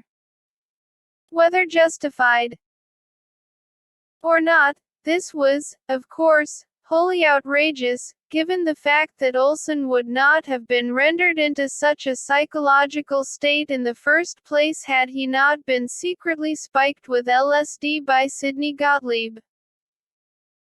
Olson did not have time to make a full recovery, however, at about 2:30 a.m. on November 28, he flung himself to his death from a window in room 1018A, on the 10th floor of Manhattan's Statler Hotel, or, to be precise, that is the story officialdom earnestly hopes we accept as the truth. Now, it's time to look at the story officialdom earnestly hopes we won't accept as the truth. Financial compensation and forensic evidence. It's both amazing and disgusting that the Olson family remained wholly unaware of the many controversies surrounding Frank Olson's death until the 1970s, which is when the Rockefeller Commission and the Church Committee began poking around in those dark realms the CIA sorely wanted them to stay away from. Nevertheless, thanks to the work of both, not only did the CIA admit, albeit in grudging fashion, that Olson had indeed been dosed with LSD without his knowledge or permission, but on top of that the government agreed to pay the Olson family $750,000. That was not the end of things, however, not by a long shot. 2 decades later, Olson's son, Eric, took a decidedly controversial step. He had his father's body exhumed so that it could be forensically examined by Professor James E. Stars of George Washington University. During the course of taking a close look at Frank Olson's corpse, a remarkable discovery was made, namely, evidence that convincingly demonstrated that Olson had suffered from significant blunt force trauma to both his head and his chest specifically. Before he fell, jumped, or was pushed out of a window on the 10th floor of the Statler Hotel. The conclusion was sensational and described as being very suggestive of a homicide. Hardly surprisingly, when faced with the facts, in 1996 the Manhattan District Attorney initiated a homicide investigation into Olson's death.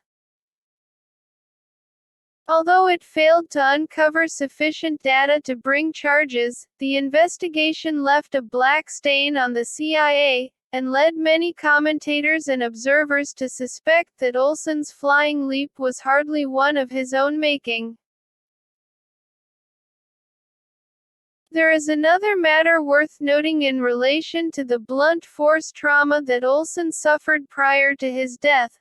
The CIA's A Study of Assassination manual, discussed in the chapter of this book on the death of Secretary of Defense James Forrestal, notes that, when whacking a target in fatal fashion, blows should be directed to the temple, the area just below and behind the ear, and the lower, rear portion of the skull.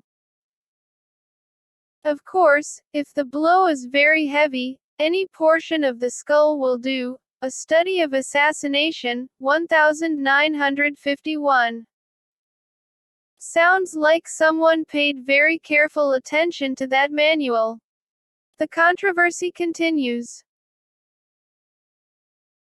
All we really know for sure, today, is that, exactly like Secretary of Defense James Forrestal, Frank Olson was a man who was exposed to high-level secrets on a daily basis, who worked deeply on matters of a national security nature, who suffered from a degree of psychological illness, but that was hardly his fault, and who met his terrible end after plummeting to his death late at night, allegedly of his own volition but almost certainly not.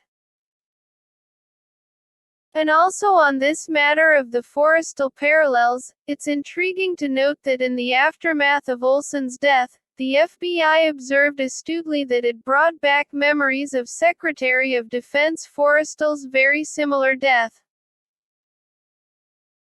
It was also suggestive, FBI personnel noted, of the curious death of a man named Lawrence Duggan, who, in December 1948, fell to the ground from an open window of his New York-based office, by accident, or so we are assured by officialdom. Surely with some significance and relevance, at the time he took his leap to the grave, Duggan, a former Department of State employee who held a senior position with the agency in South America at the height of the Second World War, was being watched closely by FBI agents who had linked him to a Soviet spy ring. That an extensive cover-up was put into place to hide the truth behind Frank Olson's death is not in doubt. At one end of the spectrum is the theory that the cover-up stemmed from fears that a deep investigation of Olson's death might have revealed to the press, the public, and the Soviets the extent of the work of MKUltra and its allied programs, something that would have provoked major headaches for the CIA and personnel at Camp Detrick. At the other end of the spectrum is a much darker possibility. In his deranged, LSD-saturated state, Olson was soundly beaten and then coldly thrown out of the window of room 10/8 by agents or hired hands of officialdom, concerned by the fact that Olson had made it clear he wanted out of MKUltra and amid fears he was planning to go public with what he knew of the program, perhaps as a means to help clear his mind of some of the things he had seen and done in the name of national security. On top of that, the fact that Ruwet, who shared room 10108A with Olson, and Lashbrook consistently obfuscated on what they knew of the events concerning Olson's death has only served to increase suspicions that suicide was not the answer, nor was an accidental fall. All of this leads us to an astonishing question. Is it possible that Frank Olson's death was provoked by his secret knowledge of a UFO connection to MKUltra, and b. officialdom's attempts to fake flying saucer encounters via the use of sophisticated mind-altering technology?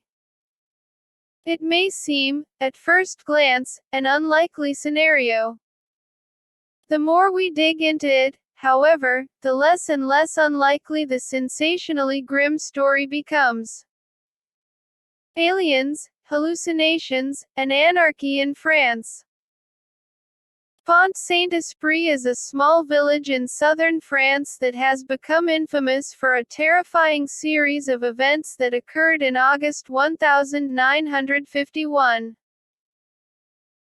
Literally hundreds of the villagers experienced nothing less than horrific hallucinations involving strange creatures, bizarre entities, and nightmarish monsters.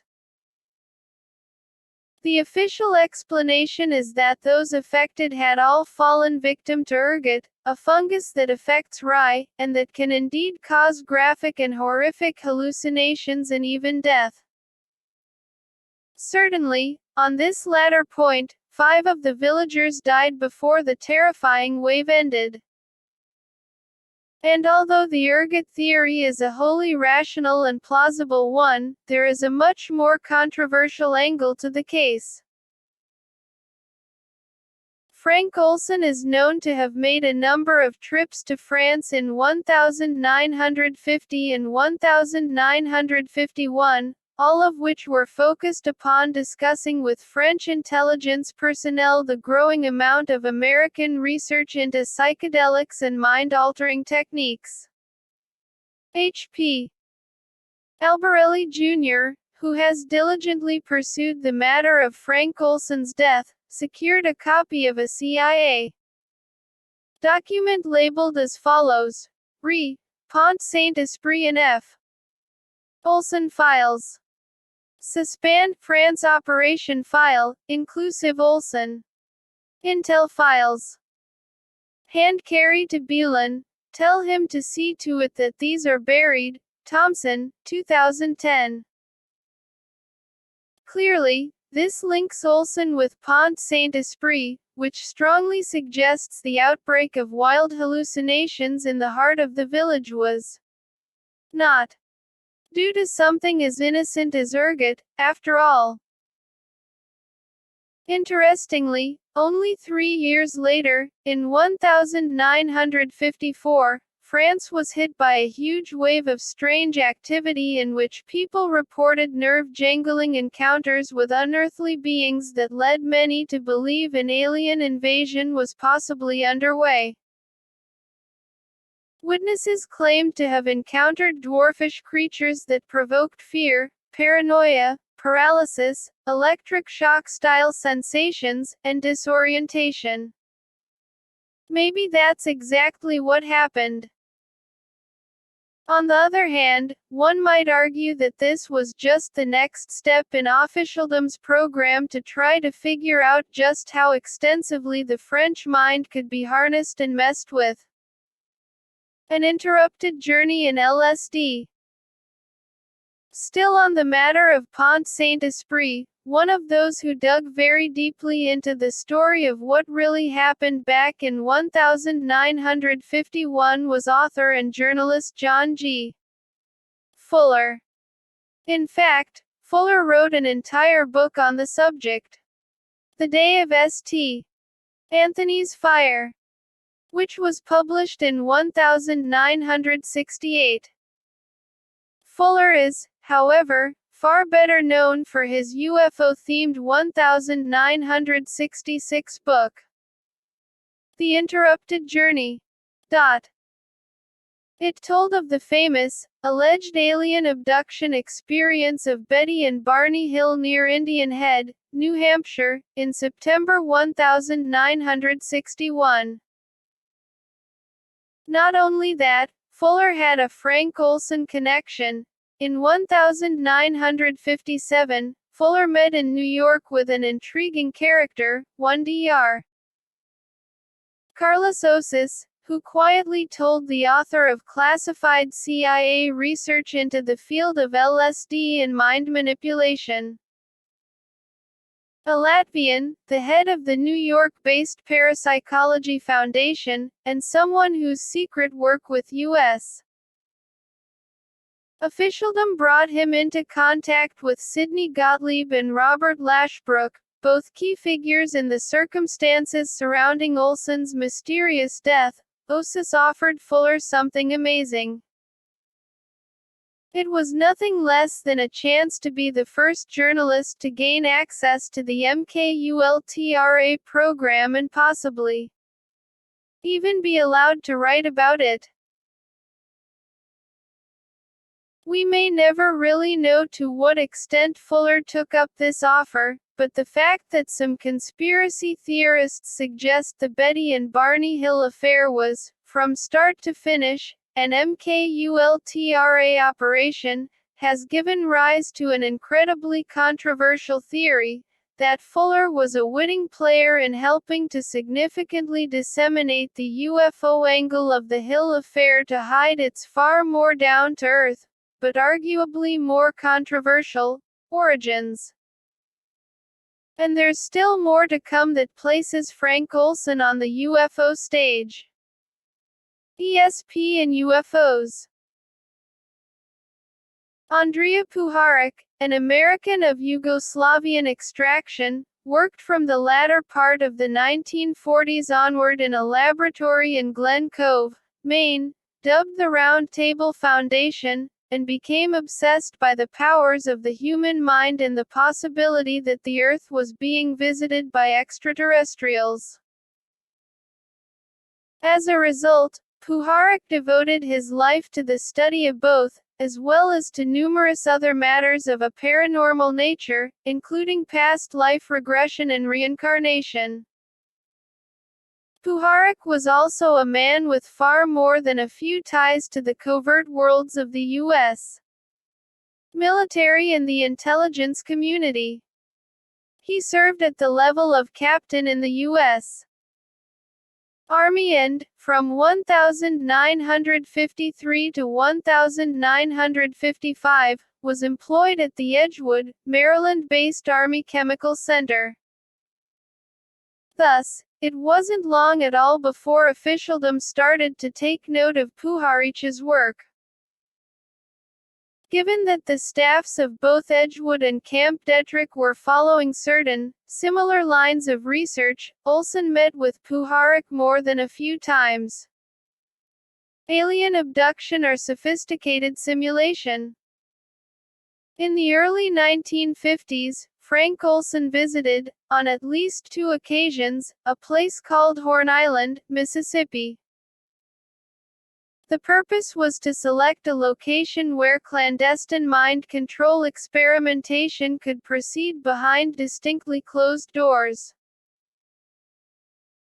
Although only about 12 miles in length and less than a mile wide, Horn Island is a picturesque locale, dominated by white sands, lagoons, marshes, and an abundance of trees, birds, and animals, but hardly any people.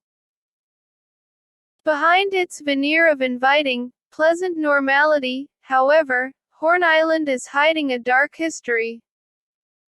Back in the 1940s, the U.S. military quietly undertook research on the island into the controversial fields of chemical and biological warfare. Then, at the dawning of the 1950s, the U.S. Army's Chemical Corps explored the possibility of using the area for similar testing, with Olson playing a presently unclear role in the program. Officially, at least, the project was cancelled, chiefly due to the fact that the landscape was, and still is, extremely windy, and there were concerns that powerful gusts could push dangerous, aerosol-based, mind-altering substances toward populated zones. Locals to the area tell a far different story, however. It's one filled with claims that just such a project did go ahead and maybe even still does, deep underground. It's also a story filled with tales of mind manipulation, hallucinogenic substances, and human rights violations. One of the common threads that run through such tales is that, from the late 1960s onward, officialdom began secretly testing, somewhere on Horn Island, a highly controversial compound with the ability to provoke wild and disturbing hallucinations. Its official title is 3-quinculoedinyl benzylate. It is far more infamously known as BZ. Having caught the attention of the U.S. Army in the late 1950s, BZ was used against North Vietnamese troops during the Vietnam War. So, what does all this have to do with UFOs? Getting a buzz from an alien encounter. In the early 1970s, when research was still afoot into the mind-altering effects of BZ, or buzz, as it's appropriately known, and as a result of its psychedelic properties, there occurred barely 8 miles or so from Horn Island one of the most famous alleged alien abduction events ever reported. The victims, which is an appropriate term to use, as will now become apparent, were 42-year-old Charles Hickson and Calvin Parker, who was 19. Around 9:00 p.m. on the night of October 10, 1973, as they were having a relaxed night of fishing at the edge of the Pascagoula River, both men were plunged into the depths of an absolute nightmare. A brightly lit, oval-shaped aerial craft, giving off a deep humming sound, loomed into view. Amazement turned to stark fear when, via an opening in the side of the craft, 3 humanoid entities floated across. the still waters in the direction of Parker and Hickson. They were gray in color and about 5 feet in height, and had hands that resembled claws. Too petrified to move, the two men were suddenly seized by the creatures and hauled aboard the allegedly unearthly craft. Such was the level of Parker's fear that he actually fainted into a dead heap as one of the aliens took hold of him. Then followed a typical abduction scenario involving an intrusive examination of the pair by their cosmic kidnappers, after which they were unceremoniously dumped back in the riverbank. Disoriented, dazed, and confused, they finally called a local airbase, Keesler, whose staff referred them to the police. When the cops heard the tale, it wasn't long before the media got wind of it, too, and in no time at all the story was nationwide news.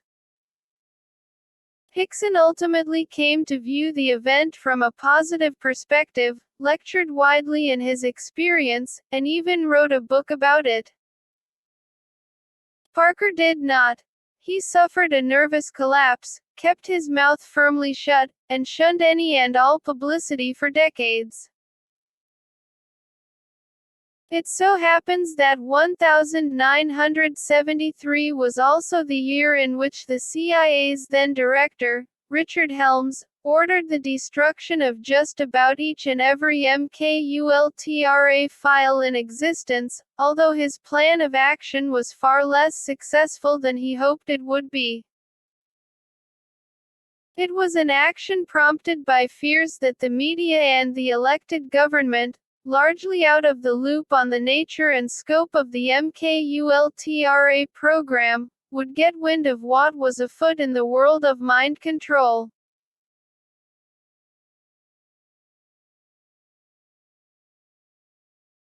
And that, most assuredly, was something Helms wanted to studiously avoid occurring. There are rumors that among those burned and shredded files were a report on the Parker-Hickson affair of October 10, 1973, a file that told the real story of the alien abduction, namely that it was a secret operation in which both men were exposed to BZ. Or, possibly, to something even more mind-warping, and as a specific means to determine just how far it was possible to go in making people see just about whatever officialdom wanted them to see, including aliens. There's very little doubt that, when it comes to the issues of Frank Olson, UFOs, and mind control, we see demonstrable evidence of linkages among all three. But why, specifically, should Olson have been targeted for assassination? H.P. Albarelli Jr. suggests that Olson may very well have come to deeply regret his role in the Pont Saint-Esprit affair, not to mention the attendant deaths and the psychological damage done to those French citizens that survived the terrifying, tumultuous situation. If Olson did feel that he had significantly overstepped the boundaries between what was acceptable and what was downright unforgivable, he may well have wanted to come clean, set the record straight, and clear his conscience, perhaps to the press, maybe to the police, or even to both. Faced with the possibility that doing so might have catastrophically revealed two things: the existence and scope of the government's mind control programs, and the way in which the UFO subject was being used to test new chemical cocktails on the general public, certain powerful and conscience-free figures concluded there was only one answer to the problem: Olson had to go, as in, out of a 10th-story window. C. HAPTER 6. F. Lying. I. NTO. O. BLIVION. Mysterious skies. at about 9:30 a.m. On November 10, 1953, Carl Hunrath and Wilbur Wilkinson, two friends originally from Wisconsin but at the time living in California, hired a small airplane and took to the skies of Los Angeles. It was the last time either man was seen alive. It was the last time the aircraft was seen, too. Maybe they crashed shortly after takeoff and died fiery deaths. If so, where was the wreckage? Where were the bodies? No one, including the emergency services that launched a hasty search and rescue operation when it became apparent that something was awry, could find a single piece of telltale evidence of such an accident anywhere.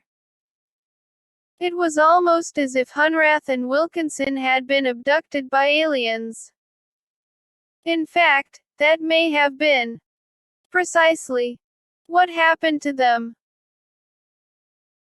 When news of the pair's vanishing act surfaced, many of California's UFO researchers voiced their suspicions that Hunrath and Wilkinson had been whisked away to a faraway world by benevolent aliens, the so-called Space Brothers that dominated so much of the West Coast world of ufology in the 1950s.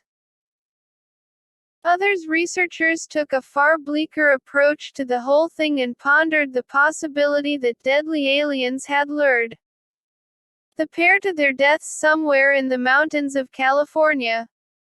Such thoughts were not at all unreasonable ones. Hunrath and Wilkinson were big players on the Los Angeles UFO scene at the time and, in the weeks and months leading up to their disappearances, were making it widely and loudly known that they had made contacts with at least two races of extraterrestrials, via ESP, drugs, and Ouija boards, no less. But how had the two men become embroiled in the UFO controversy in the first place? The answer is a strange one. Hunrath, Adamski, and the FBI. The deeply curious saga all began when Hunrath, a man with a violent, hair-trigger temper, a dislike of women, and a flair for creating all manner of electronic gadgets and gizmos, decided to get hot on the flying saucer trail. That meant heading out to where most of the alien action was taking place, California. In late 1952, Hunrath quit his job in Wisconsin, left his rental house firmly behind, and took a one-way flight to Los Angeles. After quickly establishing new roots in LA, Hunrath wasted no time at all in hooking up with the major UFO players in and around town. That included George Hunt Williamson, George Adamski, and George Van Tassel, three of the most famous, but undeniably controversial, UFO contactees of all time. As well as the three George, Hunrath also spent much time getting to know Frank Scully, the author of the very first book on crashed UFO incidents, Behind the Flying Saucers, which Scully cranked out in just 6 weeks in 1950. But, it was on January 12, 1953 that matters really began to develop.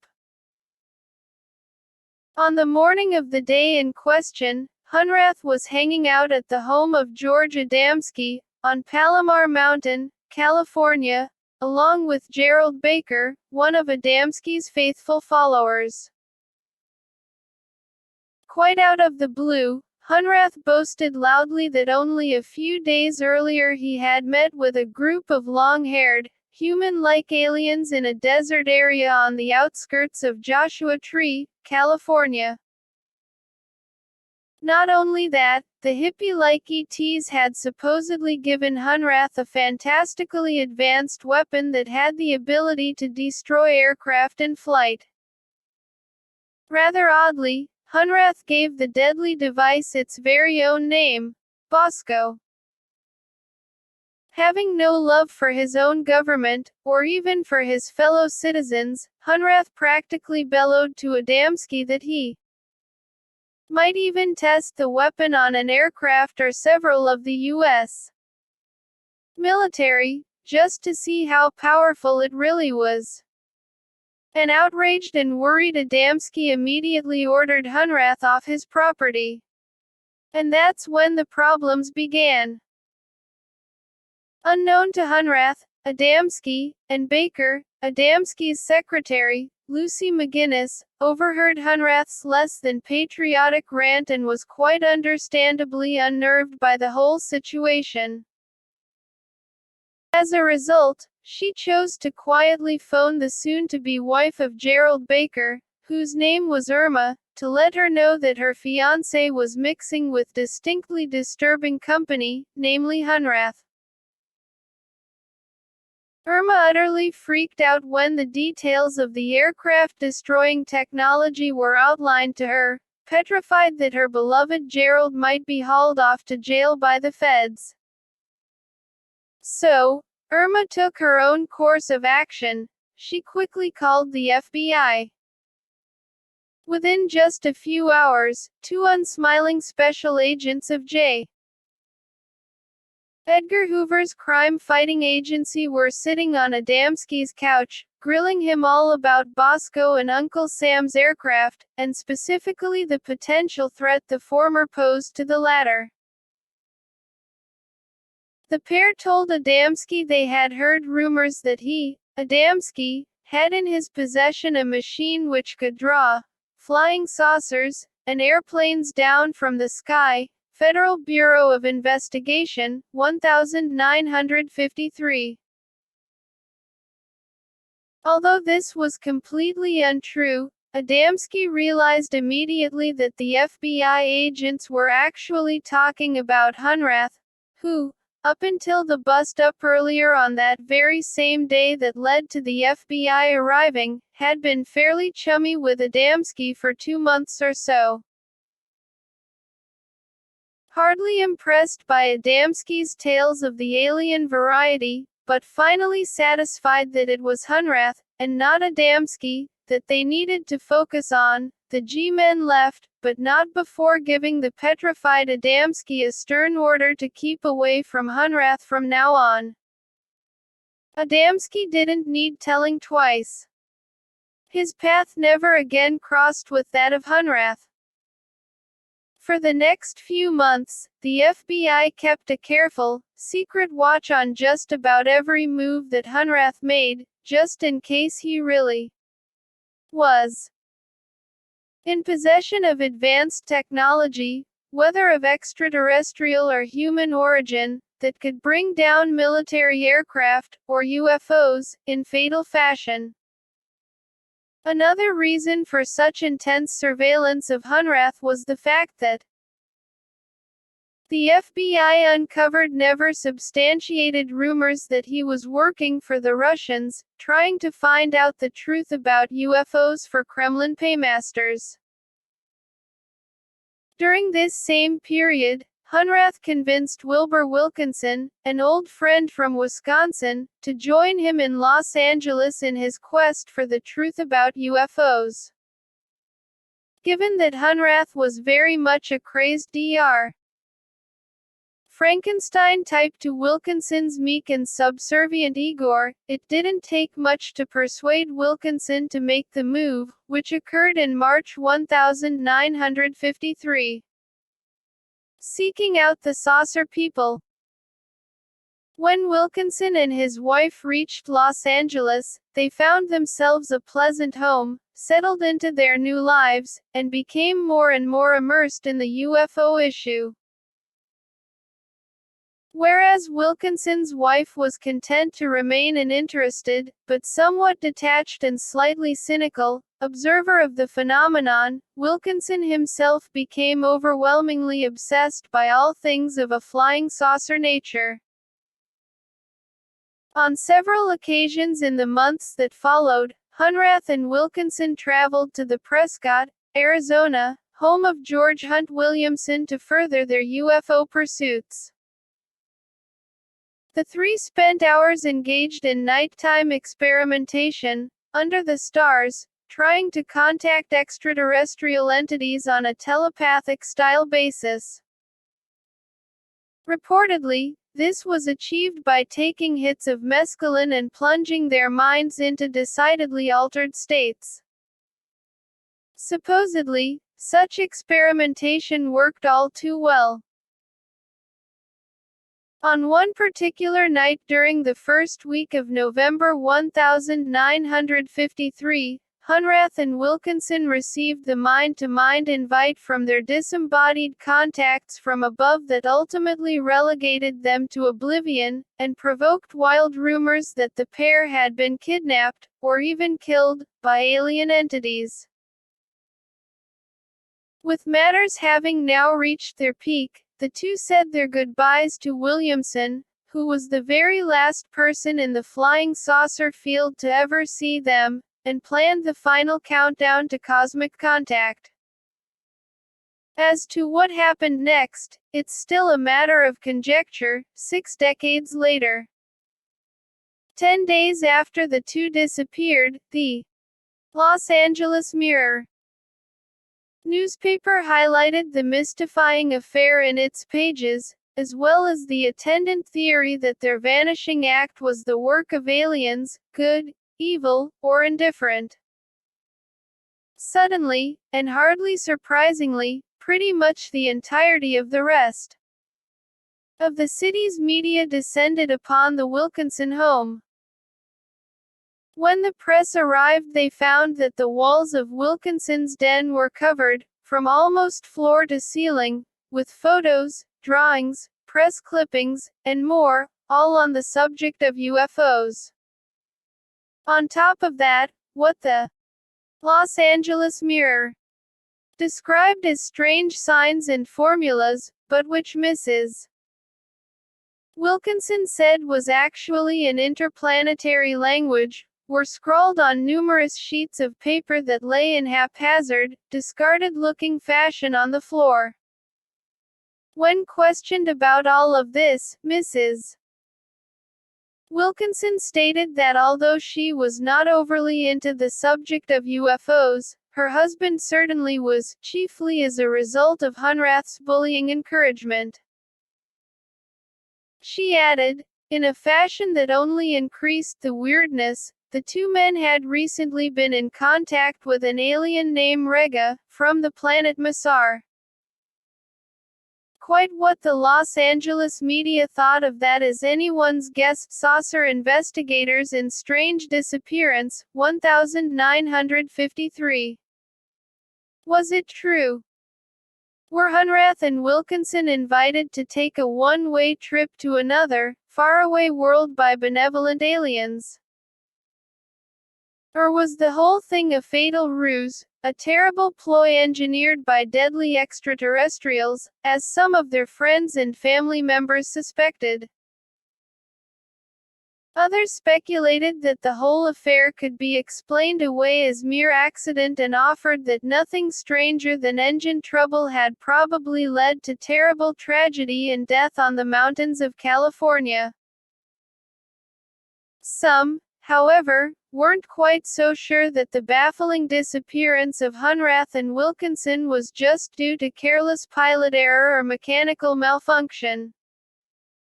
But those same souls weren't looking to ET for the answers, either. They were looking across the border or to the government. And not just the U.S. government. George Hunt Williamson, who, as we have seen, spent considerable time with Hunrath and Wilkinson, was one of the more vocal ones on this matter. Some people think the two men went to Mexico, but they didn't have enough fuel for the trip.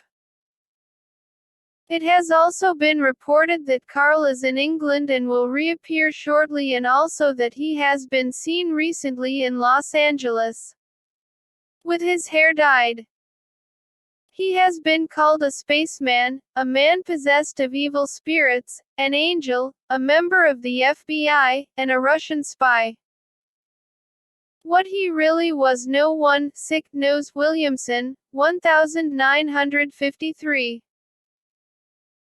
Despite having occurred more than 60 years ago, the story of the baffling disappearance of Hunrath and Wilkinson refuses to fully roll over and die.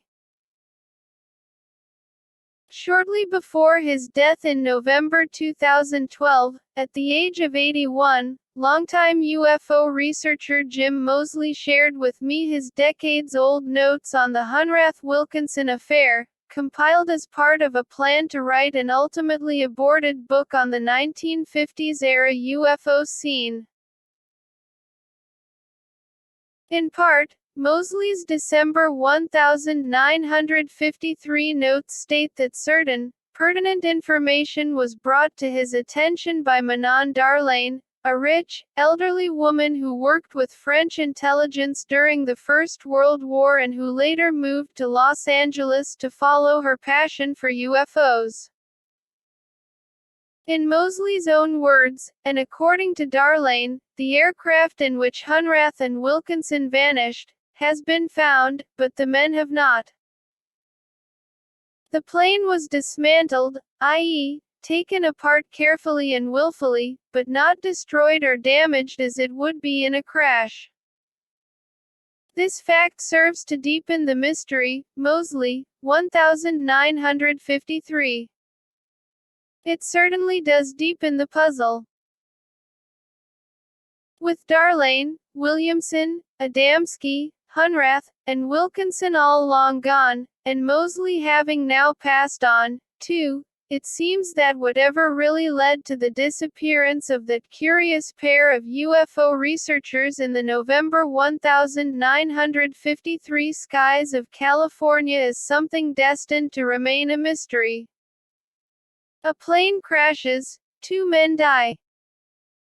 Despite the long and winding nature of the story, and its undeniable links to the UFO phenomenon, one has to wonder if Carl Hunrath and Wilbur Wilkinson really were taken out of circulation by extraterrestrials or if their vanishing act was carefully staged.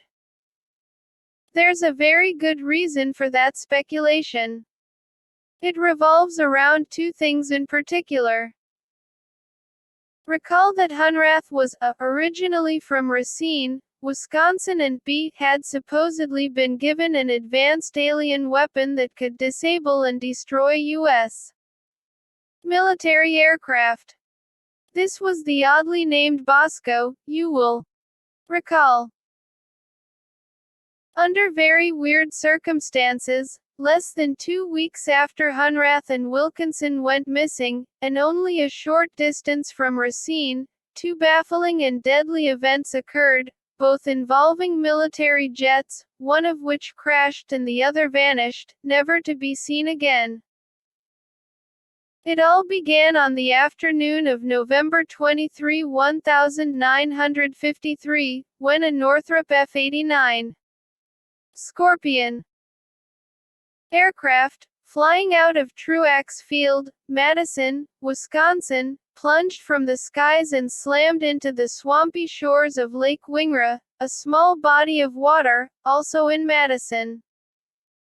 On board were Pilot First Lieutenant John W. Schmidt and radar operator Captain Glenn E. Collins. The story was big news for the people of Madison. It was tragic news, too, because both men were killed in the crash.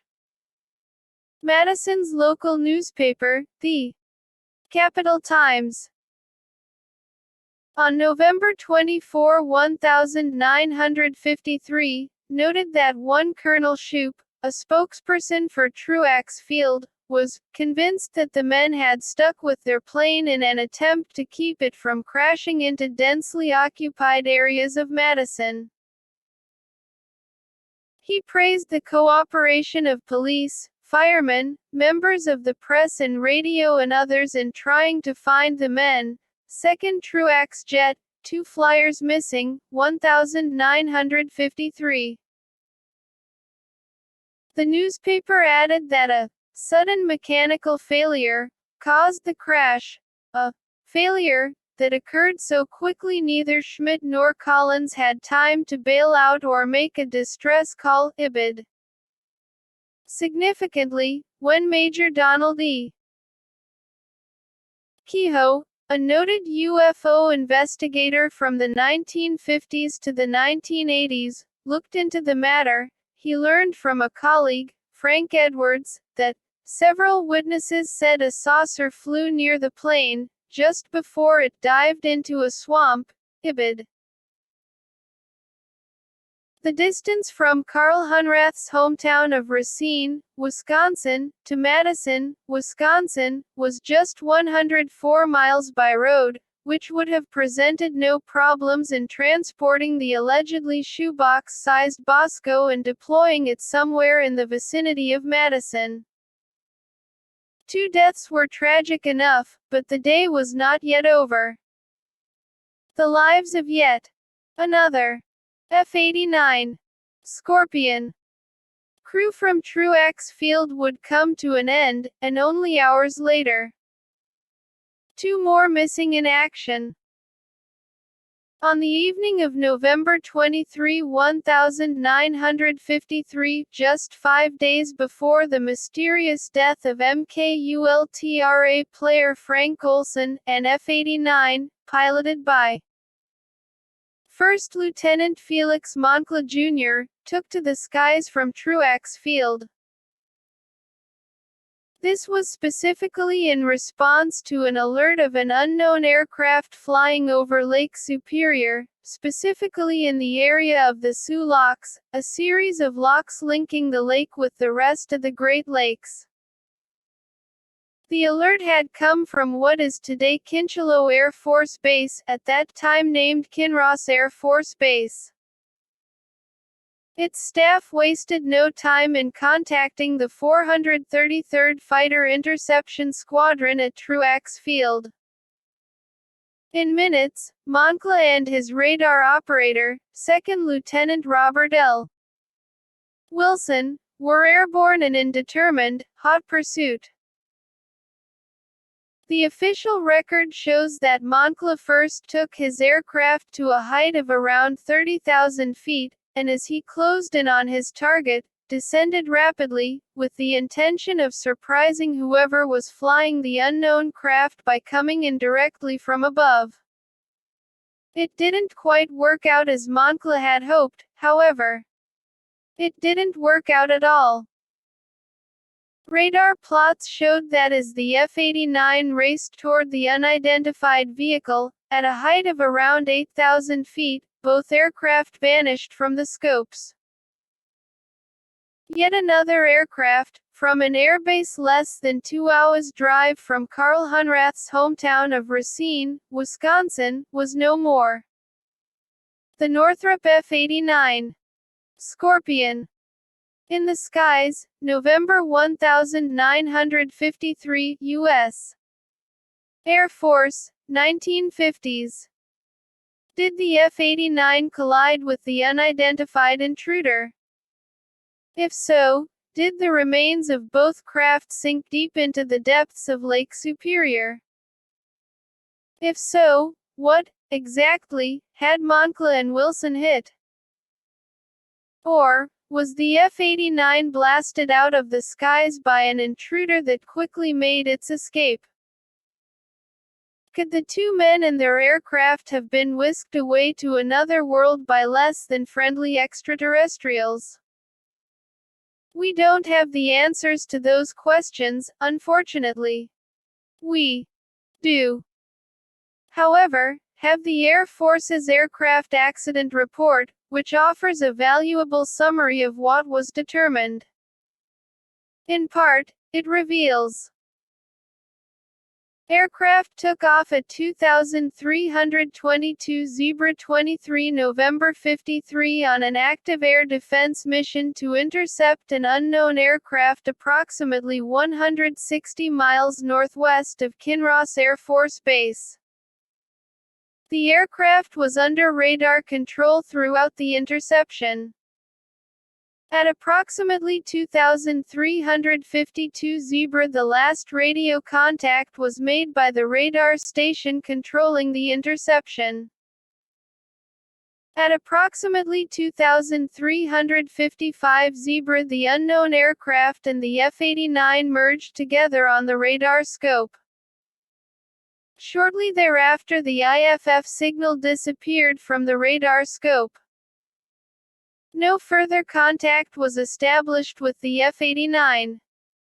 An extensive aerial search has revealed no trace of the aircraft. The aircraft and its crew are still missing. Plogue, 2006. They remained missing, too, which is hardly surprising. The night temperature was less than freezing, dense snow was falling in droves, and the waters of Lake Superior were so cold that surviving in them for more than a minute or so was a near certain impossibility. Despite the unlikely scenario of either man being found alive, in rapid time the military had aircraft in the area, dropping flares in the hope that they might illuminate their men, floating in the waters. No luck. Similarly, a search of the lake the next morning, involving dozens of boats, came back equally empty-handed. As for the theories regarding what happened, the Air Force mused upon the idea that the so-called unknown was actually nothing stranger than a Royal Canadian Air Force C-47 aircraft in the area at the time, and that the deaths of Moncla and Wilson were caused by the former becoming disoriented via vertigo, as he sought to close in on his quarry, and ended with the aircraft plunging into the lake. The Canadian Air Force, however, flatly denied any of their aircraft could have been the cause of the fuss that ended in death, chiefly because none were in the area in the first place. It's important to note the comments and observations of UFO investigator Richard Hall. Exactly what happens that night remains unclear, as the Air Force acknowledges, and serious unanswered questions remain. How likely is it that a pilot could suffer from vertigo when flying on instruments, as official records indicate was the case? If the F-89 did intercept an RCAF C-47, why did the blip of the C-47 also disappear off the radar scope? Why did the Air Force invoke a Canadian C-47, which RCAF spokesman later stated was not their? Hall, 2013. It seems highly unlikely that one military base should have lost 2 aircraft, and 4 men, in a period of mere hours, and for there not to have been a connection. That, in the first event, we have testimony of people having seen a saucer-shaped object in the direct vicinity of the ill-fated F-89, and that, in the second, the incident matters revolved around a vehicle of definitively unknown origins or intent. It's not out of the question that aliens were the culprits, as controversial as such a scenario may sound. Or, maybe, this really was a case of Karl Hunrath having the last laugh. Perhaps he and Wilbur Wilkinson did not die on the mountainous terrain of California, after all. Maybe they survived, made their stealthy way to Wisconsin, where both men were from, and unleashed the awesome power of Bosco on the U.S. Air Force's finest.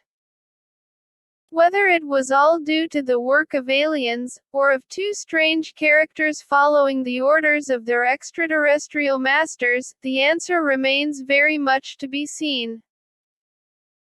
The final words go to First Lieutenant Felix Moncla's mother, who told UFO researcher Major Donald E. Kehoe, "I suppose the Air Force has its reasons for not letting us know, but it is sad for a mother. Kehoe, 1974. C. HAPTER. 7. W. Hen. M. URDERN. S. UICIDE. C. Ross. P. ATHS. A fatality in the park. At about 6:15 p.m. On the evening of April 21, 1959, John Good, an employee of the Matheson Hammock Park, Miami, Florida, was driving around its pleasant environs, chiefly to make sure that all was fine and that no one was about to get locked in when the gates closed at 7:00 p.m. As it transpired, all was not fine, far from it, actually, as Good, to his horror, was just about to find out. As he drove slowly by a designated picnic spot, Good couldn't help but see a Chevy just sitting there, at the side of the road, somehow curiously out of place. Good casually headed over to let the driver know it was time to leave when he noticed something that turned his stomach. The engine was running and a hose pipe was sticking out of the slightly open rear window of the vehicle, extending down to the exhaust. Wet towels surrounded the hose, clearly having been stuffed there to ensure that no amount of oxygen would get into the station wagon. Whoever had taken such a tragic option had made sure that death was going to be inevitable and quick. A panicked Good flung the driver's door open, but, in an instant, he could see that he was too late. Near choking fumes spewed forth, causing Good to catch his breath, as he was confronted by the sight of a late middle-aged man, sitting in the seat upright and staring vacantly ahead. It was a scene as much of eerie calm as it was shock and tragedy. Good, doing his best to keep his wits about him, quickly contacted his supervisor, the park's manager, R.R. Penny, who equally quickly called the police. It wasn't long at all before emergency services were on the scene. With darkness falling fast, Dr. Joseph H. Davis, the Dade County medical examiner, was soon on site, too. By 8:00 p.m. It was pretty much all over. Davis and a colleague, a Dr. Shepard, confirmed death by carbon monoxide poisoning, and the workers at the local morgue were soon destined to receive a new arrival. It was just another suicide, a life filled with misery brought to an irreversible end. Or, was there more to it than that? In fact, was there far more to it than that? The answer, to both questions, is yes. From South America to a secret experiment. The man whose life was snuffed out on that April evening in the Matheson Hammock Park was Morris Ketchum Jessup. At the time of his death, Jessup was just 59. He left behind him a noted legacy. Born at the turn of the 20th century, Jessup had a skilled mind, and by the age of 26 had attained both a Master of Science and a Bachelor of Science, both from the University of Michigan. Though Jessup's primary goal was to work in the cutting-edge field of astrophysics, as the years progressed and as the 1950s dawned, Jessup found himself becoming more and more involved in two very different areas of research. 1. The mysteries of the distant past, such as the questions surrounding how the gigantic structures of the ancients, Stonehenge and the pyramids of Egypt being two of many examples, were constructed, and 2. The growing presence of UFOs in the world's skies. It was research that Jessup funded by his work as a photographer, which was a big difference from his planned, but ultimately aborted, career in astrophysics. Jessup was not content to look for the answers he sought in books. He spent months traveling across Central America, South America, and Mexico, as he searched for the truths behind that one question that so deeply occupied his mind and time. How did ancient man manage to move and lift multi-ton stones into the air and seemingly effortlessly create such epic structures?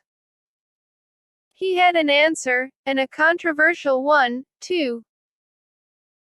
I have seen and touched stonework carved out of the solid mountains of rock in South America, which certainly antedate the Andean glaciers, and almost as certainly predate the formation of the mountain themselves.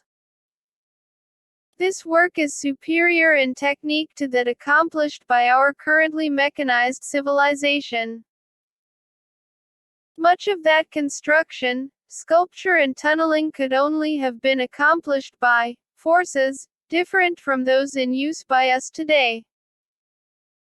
The quandary is largely resolvable by admitting to a levitating force. Jessup, 1955. As for who was responsible for the astonishing technology that allowed such construction to have taken place, Jessup was adamant in his conclusion that flying saucers used some means of reacting with the gravitational field. Jessup. The expanding case for the UFO. 1957.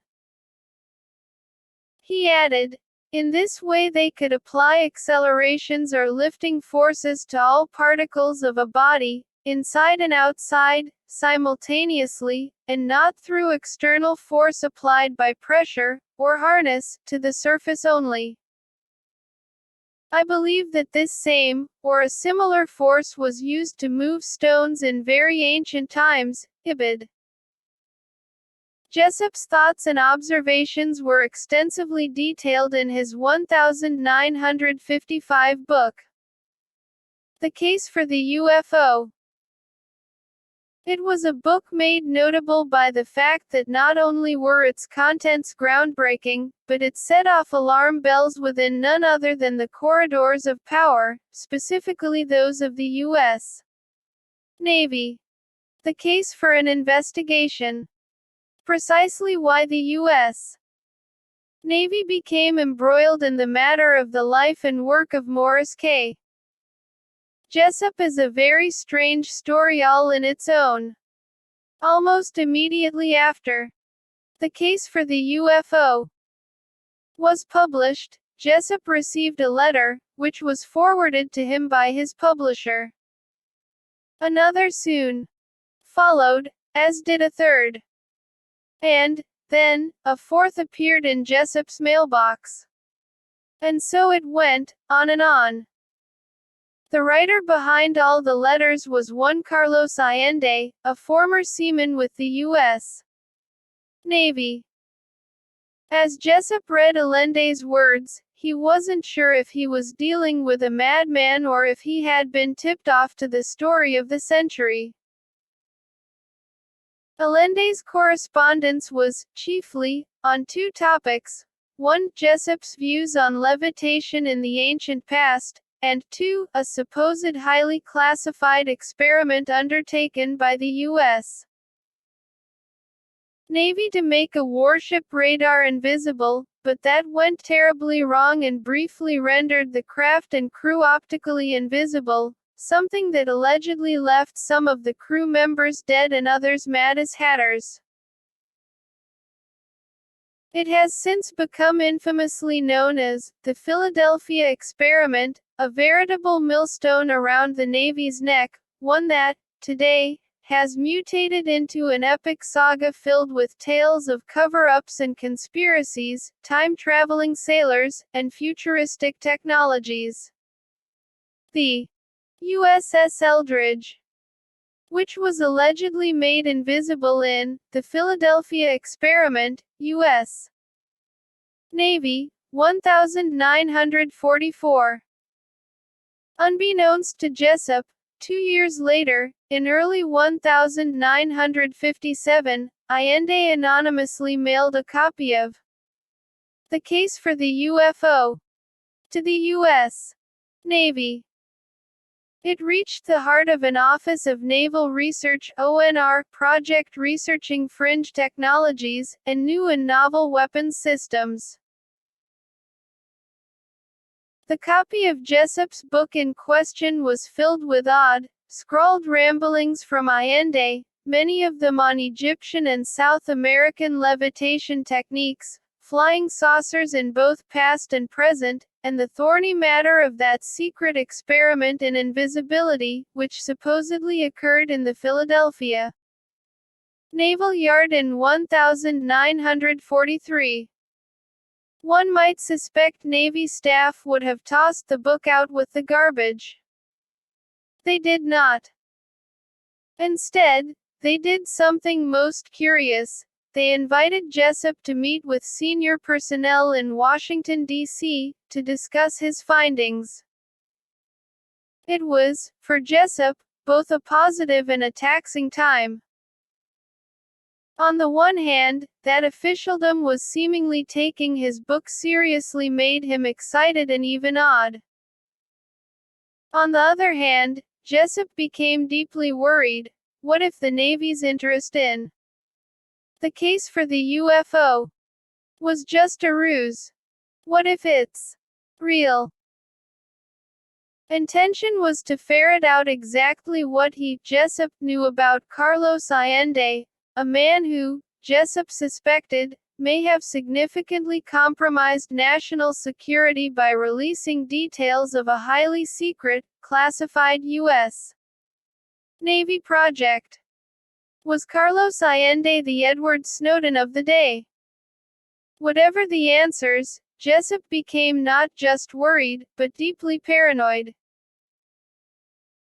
Though the meeting with the Navy was not a traumatic one, in fact, it was undertaken in quite relaxed fashion, the fact that Jessup's interviewees, Captain Sidney Sherby and Commander George W. Hoover, of the Office of Naval Research's Special Projects Office, spent a significant amount of time asking about Allende got Jessup in a state of deep stress. And even more so when Jessup learned that the ONR had contracted the Texas-based Vero Corporation to run off a couple of dozen copies of the Allende annotated version of Jessup's book. As for whose eyes the books were destined, senior Navy personnel, something else that got Jessup in a state of anxiety. One can debate forever and a day if Jessup's worries were actually warranted or not, but it's indisputable that, in the wake of the ONR meeting, his personality soon began to change, his work suffered, and his private life took a significant turn for the worse. The countdown to the fatal events of April 20, 1959, was well and truly on the cards. Paranoia and fear. In the aftermath of Jessup's face-to-face with the U.S. Navy, strange things began occurring. Very strange things. Jessup's personal notes reveal that, at all times of the night and day, he became the victim of hang-up phone calls, of voices on the line speaking in unfathomable words, of foreign-sounding characters screaming down the phone, and of strange, static-like noises coming through the earpiece. Collectively, this all led to a worrying suspicion on Jessup's part that his phone was bugged. It must be said, too, that all of this is highly reminiscent of the destabilizing tactics of the ominous men in black that, since the latter part of the 1940s, have intimidated and silenced numerous people within the UFO field, allegedly, on occasion, fatally so. Then, in late 1958, Jessup had a dinner engagement at the house of his friend and anomalies researcher Ivan T. Sanderson, who penned a number of books on UFOs and mysteries of the paranormal kind, including Uninvited Visitors, a detailed study of the origin and nature of the UFO phenomenon. After the dinner, a visibly worried Jessup asked Sanderson if the two of them, along with 3 other guests at the party, could have a private conversation in Sanderson's study. Although puzzled, and more than a little concerned by Jessup's clearly fraught and frazzled manner, Sanderson agreed. It was during this behind-closed-doors meeting that a twitchy, brandy-gulping Jessup shakily took out of his briefcase one of the Vero Corporation's versions of his Jessup's very own book, The Case for the UFO. But this one was slightly different to all the rest. Jessup had added his own annotations to those originally written in the book's pages by Carlos Allende. He handed the book to Sanderson, begging him, in whispered tones, to lock it away, in case anything should happen to him. This was, to be sure, not a good sign. On top of that, in the months leading up to his death, Jessup was hit by a wave of very strange synchronicities, or meaningful coincidences, one might say. The world around us, Jessup came to believe, was not all it appeared to be. Neither was what we accept as reality.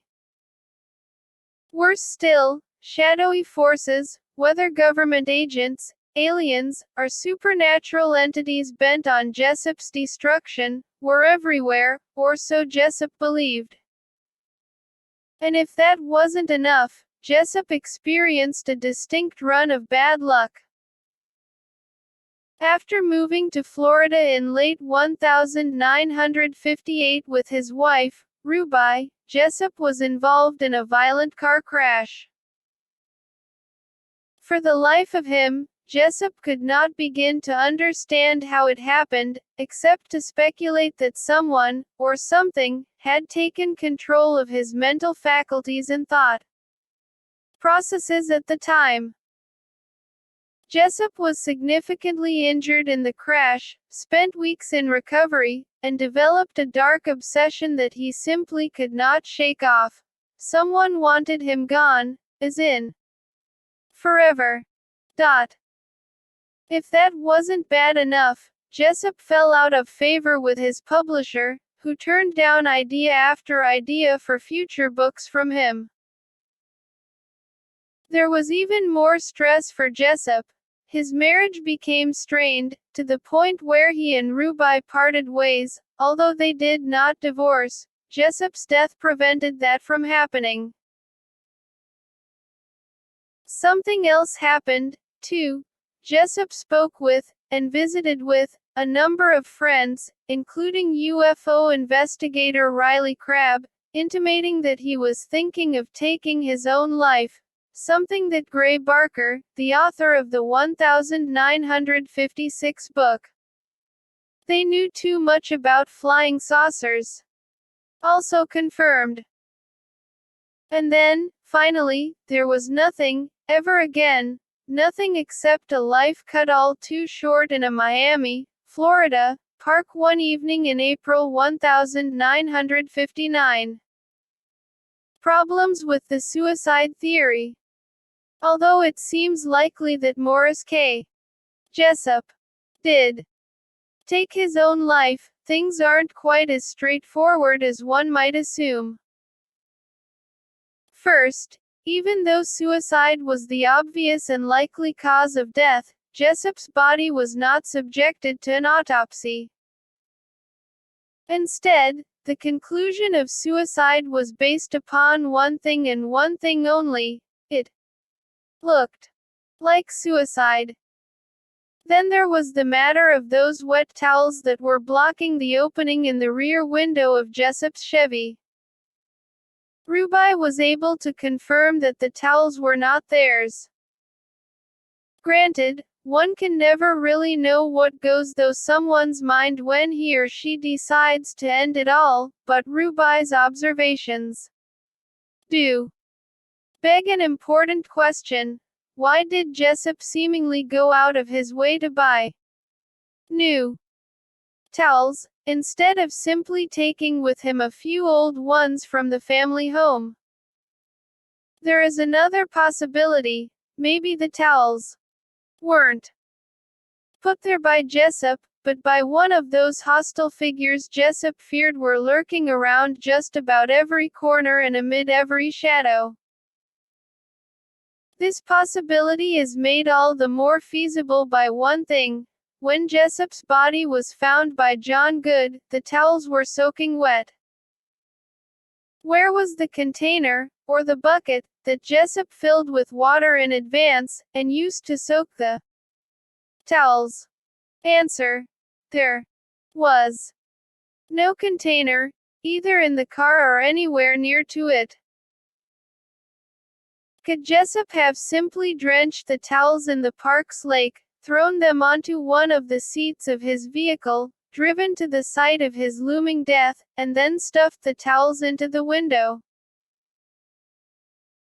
Though that scenario is certainly not an impossible one, the waters of the lake were dark, thus making it likely that not only would the towels have been stained from the lake water, but so would the seats, or the trunk of Jessup's Chevy, had the towels been placed there. They were not stained, however, nor did the seats have any noticeable odor of lake water. Something didn't add up. There was something else that didn't add up, too. The night before his death, a buoyant and excited Jessup phoned his good friend Dr. Manson Valentine, an oceanographer and archaeologist with an interest in the story of the Philadelphia experiment and the possibility that the pyramids of South America and Egypt were constructed via levitation-based technology, to let him know that he, Jessup, had made a big breakthrough in his work and that he wanted to share his findings with Valentine the very next day. They agreed to meet for lunch, a lunch that, history and fate have shown, was destined never to be. Although it was unsettling things like those just mentioned that led a number of Jessup's colleagues, and particularly Dr. Manson Valentine, to strongly doubt the official verdict of suicide. The death of Morris Jessup was one that, over time, got relegated to the sidelines and largely forgotten about. Or, for a couple of decades it was largely forgotten. New investigations and new discoveries.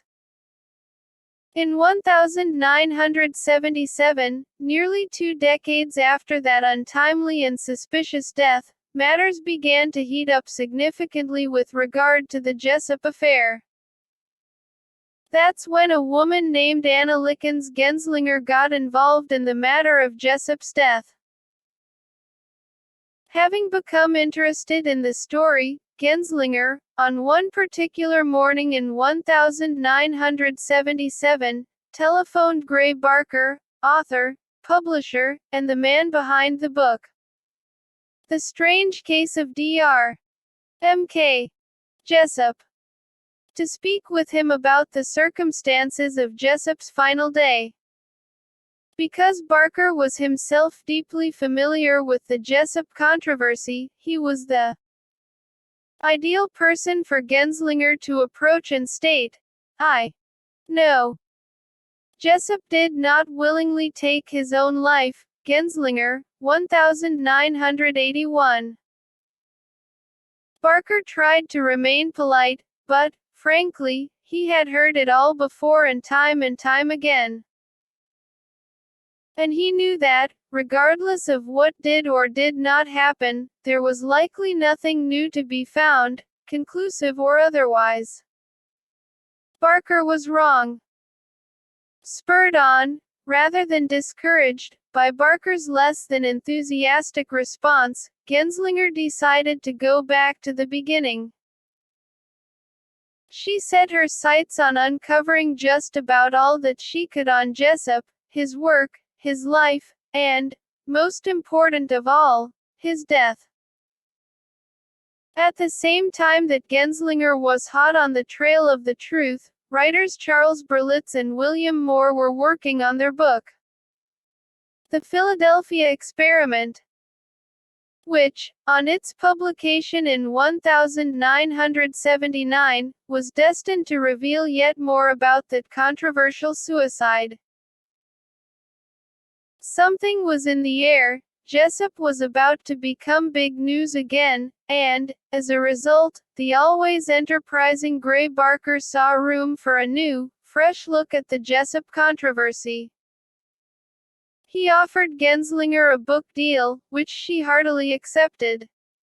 The Jessup Dimension surfaced in 1981. Though neither the Genslinger book nor the Berlitz Moore title proved conclusively that Jessup was murdered, or was somehow deliberately made to take his own life, both releases noted the significant problems with the official line, as well as the curious series of events that preceded Jessup's death, such as that odd and violent car crash, the strange phone calls, and Jessup's fear-filled conversation with Ivan Sanderson in the latter's study late one autumn night in October 1958. But if murder, or even a strangely provoked suicide, how was such achieved? To answer that question, we have to take a trip into the weird world of lethal weaponry of the truly incredible kind. Driven to take one's own life. One of the most intriguing pieces of documentation that may help to explain how, and why, Dr. Morris Jessup ended his life, or was made to end his life, is a March 1976 report titled, Biological Effects of Electromagnetic Radiation, Radio Waves and Microwaves, Eurasian Communist Countries. Prepared for the Defense Intelligence Agency by Ronald L. Adams and Dr. R. A. Williams of the U.S. Army's Medical Intelligence and Information Agency. It tells a dark and disturbing story of how, just maybe, someone might be made to commit suicide. The 35-page report focuses on the issue of Soviet research into microwave and radio wave technologies and the means by which they could be weaponized, chiefly to destabilize a targeted individual via the disruption of their nervous system and mental faculties. Adams and Williams noted in their report that the Eurasian communist countries are actively involved in evaluation of the biological significance of radio waves and microwaves. Most of the research being conducted involves animals or in vitro evaluations, but active programs of a retrospective nature designed to elucidate the effects on humans are also being conducted. Adams and Williams, 1976. A particularly disturbing aspect of the Soviet research, the authors of the report revealed, was the revelation that microwave technology could be utilized to make the target believe he or she was hearing voices in his or her head, in full-blown schizophrenia style, no less. On top of that, the voices could be used to direct the same person to perform a specific task.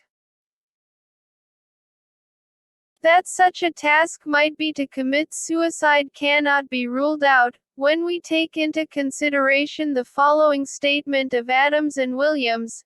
Sounds and possibly even words which appear to be originating intracranially can be induced by signal modulation at very low average power densities, IBID.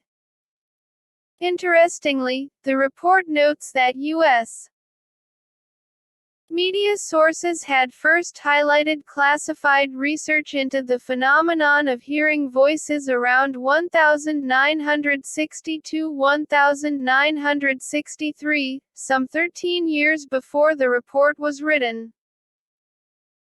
The discoveries of the media, however, suggested that such research was well underway back in the mid-1950s, and years before Jessup's death, thus making it not impossible that such technology was used against Jessup in the period from the time of his meeting with the Navy, in 1957, and right up until his death in April 1959. The authors of the U.S. Army's Medical Intelligence and Information Agency report offered a notable warning: the Soviets will continue to investigate the nature of internal sound perception. Their research will include studies on perceptual distortion and other psychophysiological effects. The results of these investigations could have military applications if the Soviets develop methods for disrupting or disturbing human behavior, IBID. Equally distressing were the emotional and psychological effects that a radio wave or microwave-based weapon could have on the victim. The list of side effects, noted by Adams and Williams, makes for decidedly uncomfortable reading. The spin-off effects included headache, fatigue, perspiring, dizziness, menstrual disorders, irritability, agitation, tension, drowsiness, sleeplessness, depression, anxiety, forgetfulness, and lack of concentration, IBID. Certainly, depression, tension, anxiety, agitation, and a lack of concentration, the latter seemingly having played a major role in that serious car crash of late 1958, overwhelmed the mind of Morris Jessup in his final weeks and months, destabilizing both brain and body. Such research may have been undertaken in the United Kingdom, too. When, in the mid-1980s, plans were formulated by the regime of then Prime Minister Margaret Thatcher to base nuclear cruise missiles at strategic military bases in the British Isles, it provoked massive demonstrations on the part of Britain's general public, and particularly at a military establishment called Royal Air Force Greenham Common, in the county of Berkshire. As a result of the planned placement of missiles at Greenham Common, a large group of female peace protesters set up camp outside the base. The protests were relatively peaceful, that is, until many of the women began to experience a series of disturbing symptoms, including deep depression, overwhelming anxiety attacks, intense migraine-like headaches, alarming losses of short-term memory, and much more of a distinctly mind-destabilizing nature. Theories began to quickly develop and circulate to the effect that the women were being specifically targeted with electromagnetic weaponry, as part of an intensive effort to bring their demonstrations, which had generated a large amount of support, to an abrupt and permanent end. And this was no wide-eyed conspiracy theory, either. Even Britain's highly respected Guardian newspaper, which in 2013 broke the story of National Security Agency whistleblower Edward Snowden, reported the story in a serious fashion.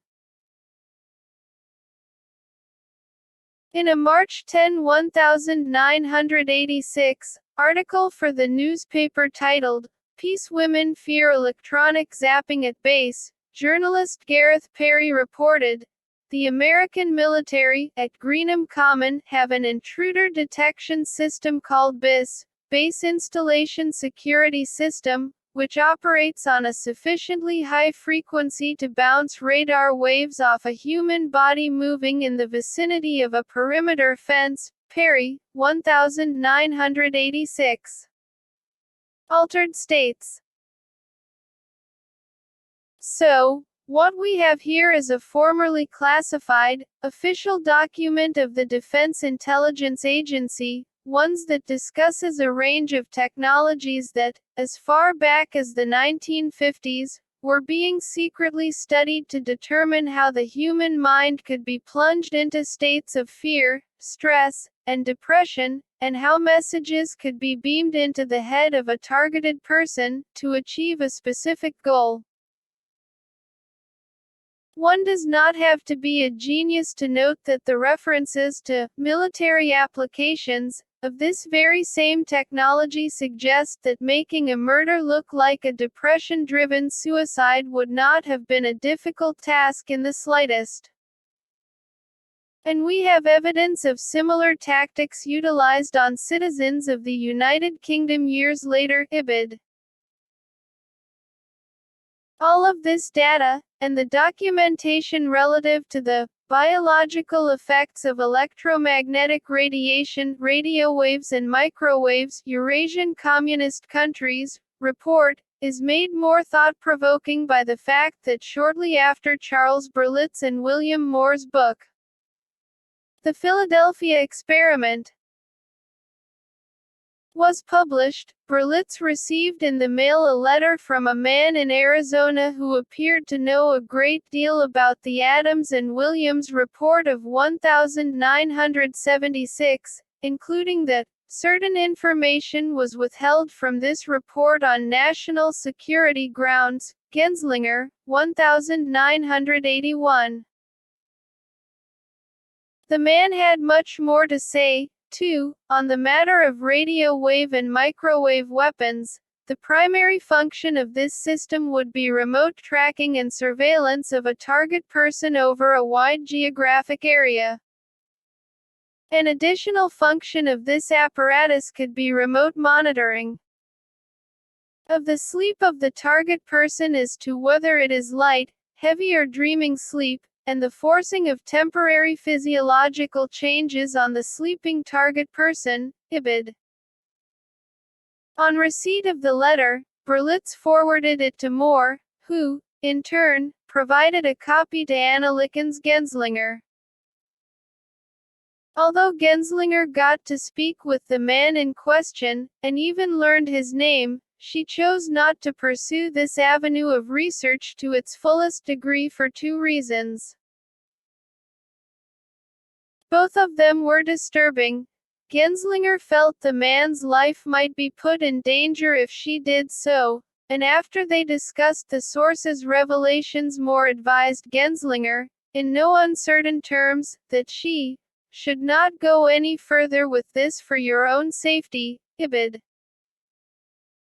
Nevertheless, none of this prevented Genslinger from telling those that read her book, as well as anyone else wanting to listen, that Jessup's death was far more than it seemed to be.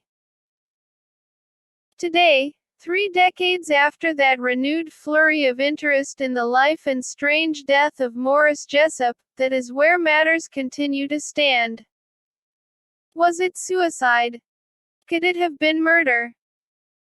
In a profoundly strange fashion, as we have now seen, it may very well have been a weird combination of both.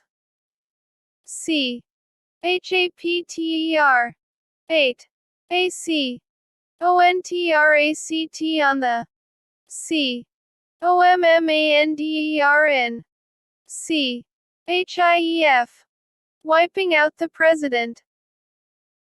Shortly after he was elected President of the United States of America, Bill Clinton instructed his Assistant Attorney General, Webster Hubbell, to get to the bottom of 2 questions that he, Clinton, sorely wanted answering. 1. Who killed President John F. Kennedy at Dealey Plaza, in Dallas, Texas, on November 22, 1963? 2. Do UFOs really exist? They were questions that, so far as we know, were not answered to the satisfaction of the president, if at all. As interested and intrigued as he was in such matters, even Clinton may not have been aware of a much bigger and wider issue, namely, the incredible possibility that both of those controversies to which he sought the answers were inextricably intertwined. That is to say, JFK was murdered by a ruthless and powerful cabal that was intent on preventing him from revealing to the world the truth about the UFO mystery. It might sound like the plot of a wild sci-fi movie of truly paranoid proportions. There are, however, strong indications that, far from being the stuff of fiction, it's actually the cold-blooded, astonishing truth. Let's take a look at the evidence. On the matter of JFK's tragic and violent death on that fateful November 1963 afternoon, the official consensus, based upon the 1964 conclusions of the President's Commission on the Assassination of President Kennedy, which is far better known as the Warren Commission, is that the President was shot and killed by just one person. And we all know who that was: Lee Harvey Oswald. Not everyone was, or still is, in agreement, however. As evidence of this, in November 1998, a poll of U.S. citizens revealed that no less than 76% said they did not believe Oswald acted alone, and 77% were doubtful the truth of the matter would ever surface. Though many of those doubters might have been inclined to point fingers in the direction of the Cubans, the CIA, the Mafia, or the KGB, it's time to take the JFK assassination into realms of the otherworldly kind. JFK and the weird world of flying saucers. In 1988, while speaking about President Kennedy's secret knowledge of the flying disc mystery, UFO researcher John Lear said, "The powers that be had to eliminate President Kennedy because he wanted to release the information on the discs and the aliens in 1963. Since then, we have talked to people who have heard the recording made in the Oval Office when Kennedy pounded his fists, and said, 'You guys better get your stuff together because I'm going to tell the public.'"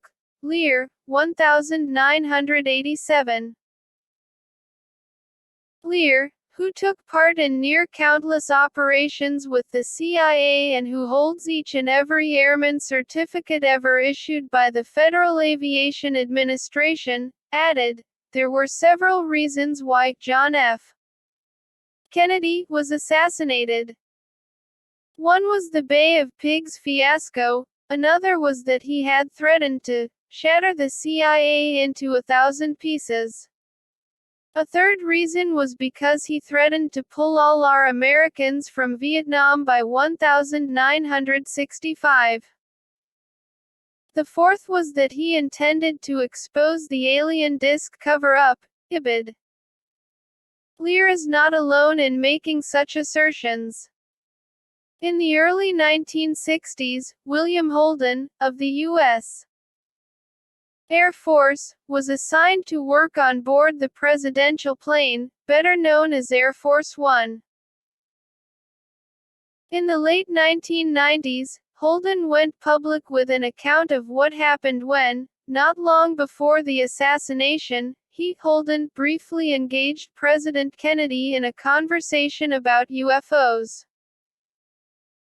It was a conversation that occurred on the plane itself and was prompted by Holden noticing JFK reading a newspaper article on the UFO controversy. His interest piqued, Holden took a deep breath and diplomatically asked the president what he thought about the subject. Holden got a surprising response.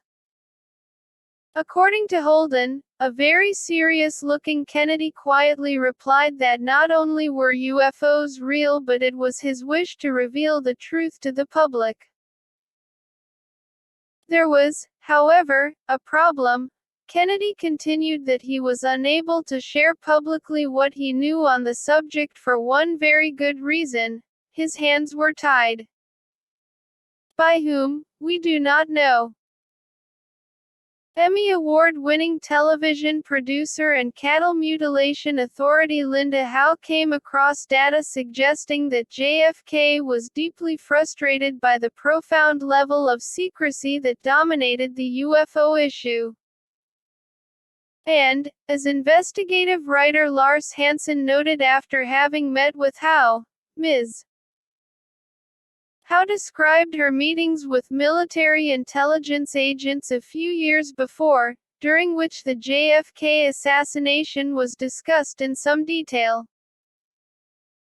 After relating what they imparted to her, she was most emphatic about the wisdom of leaving that issue alone. Hansen, 1991. Moving on, there is the matter of Colonel Philip Corso, co-author, with William Burns, of the book The Day After Roswell, that detailed his Corso's personal experiences working with extraterrestrial debris recovered outside of Roswell, New Mexico, in July 1947. Corso had another iron in the fire, however. Shortly before his 1998 death, Corso planned to reveal all he knew about the JFK assassination, which, apparently, was an enormous amount. The book, had it come to fruition, was to have been titled The Day After Dallas. Given Corso's UFO associations, one has to wonder if the book would have shed more light on the UFO-JFK connection. Colonel Philip Corso had another tie to the killing of the president. He undertook investigative work for Richard Russell, who served as U.S.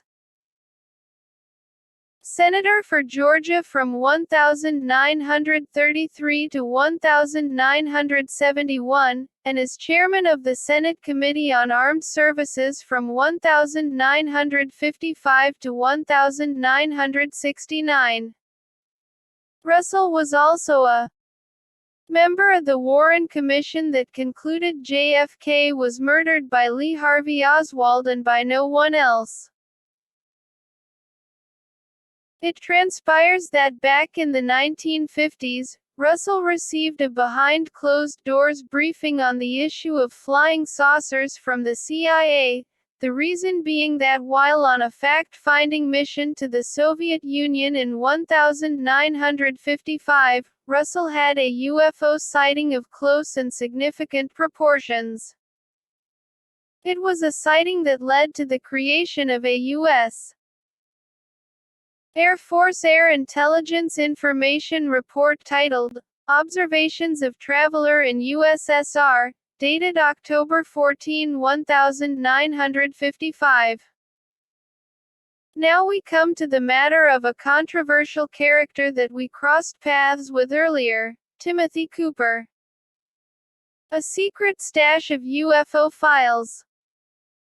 As previously noted, a resident of Big Bear Lake, California, Timothy Cooper emerged quietly on the UFO scene in the early 1990s. By the mid to late 90s, however, Cooper was big news. Essentially, he claimed extensive contact with a variety of old-timers from the U.S.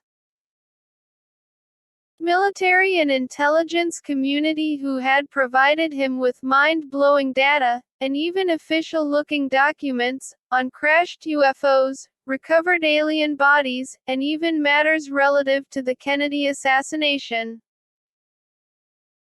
Some researchers said the collective story of Cooper's sources, linked to a supposed highly secret group within officialdom known as Majestic 12 or MJ-12, were just too good to be true. Others, however, were far less sure that nothing more than widespread fakery was at work. As for the JFK UFO issues contained in the Cooper collection, they were many and varied. In terms of their chronological order, the first document, titled Interplanetary Phenomenon Unit Summary, dated from 1947 and made the controversial claim that Kennedy, a congressman at the time, knew of the notorious Roswell, New Mexico, crash that same year, almost immediately after it occurred. According to the unknown author of the document and in relation to the government's retrieval of an alien spacecraft outside of Roswell, it has become known to CIC Counterintelligence Corps that some of the recovery operation was shared with Representative John F. Kennedy, Massachusetts Democrat, elected to Congress in 46, son of Joseph P. Kennedy, Commission on Organization of the Executive Branch of the Government. Kennedy had limited duty as naval officer assigned to naval intelligence during the war. It is believed that information was obtained from source in Congress who is close to Secretary for Air Force Wood and Wood, 1998. Did JFK know of the truth of Roswell long before he became president? Just maybe, he did.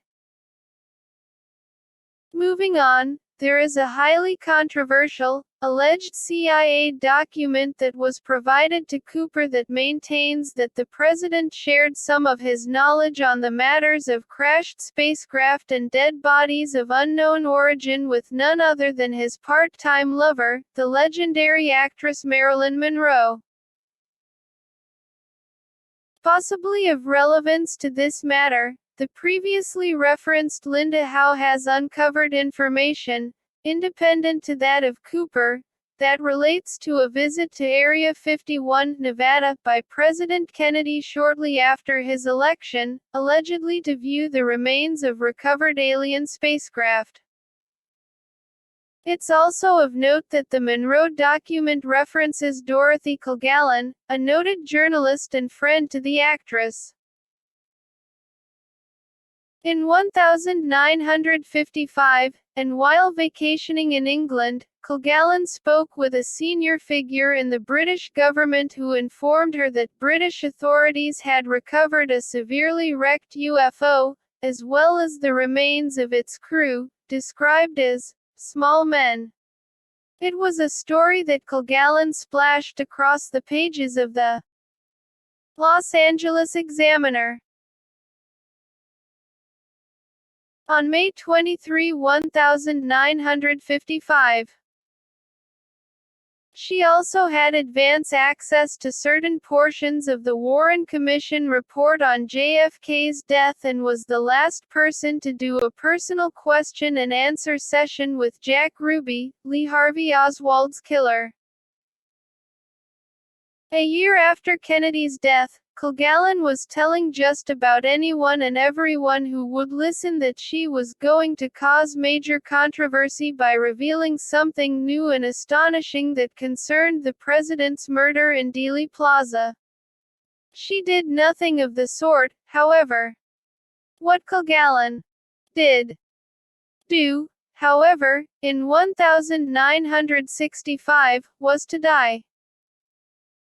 Whatever the journalist knew, she took it to the grave. Kilgallen, 1955.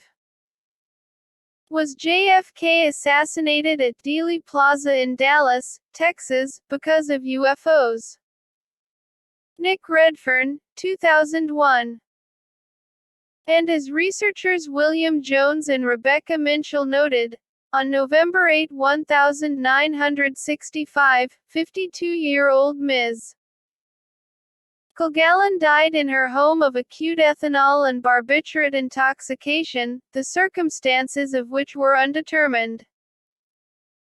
A close friend and confidant reportedly died of undetermined causes 2 days later. Jones and Minshall, 1991. A purportedly highly classified paper provided to Cooper, dated June 28, 1961, and from JFK to Allen Dulles, then director of the Central Intelligence Agency, urgently requested a review of MJ-12 intelligence operations as they relate to Cold War psychological warfare plans. Wood and Wood, 1998. If the document is genuine, then JFK, even as far back as 1961, was gunning for the alien answers. The papers state that Dulles, who was ousted from his position as director of the CIA in September 1961, said that MJ-12's major concern at the time was not the UFO issue itself, per se. Rather, there was a deep-seated fear that the Soviets might misinterpret a fleet of real UFOs for incoming American nuclear warheads, and, as a result, a catastrophic Third World War would erupt.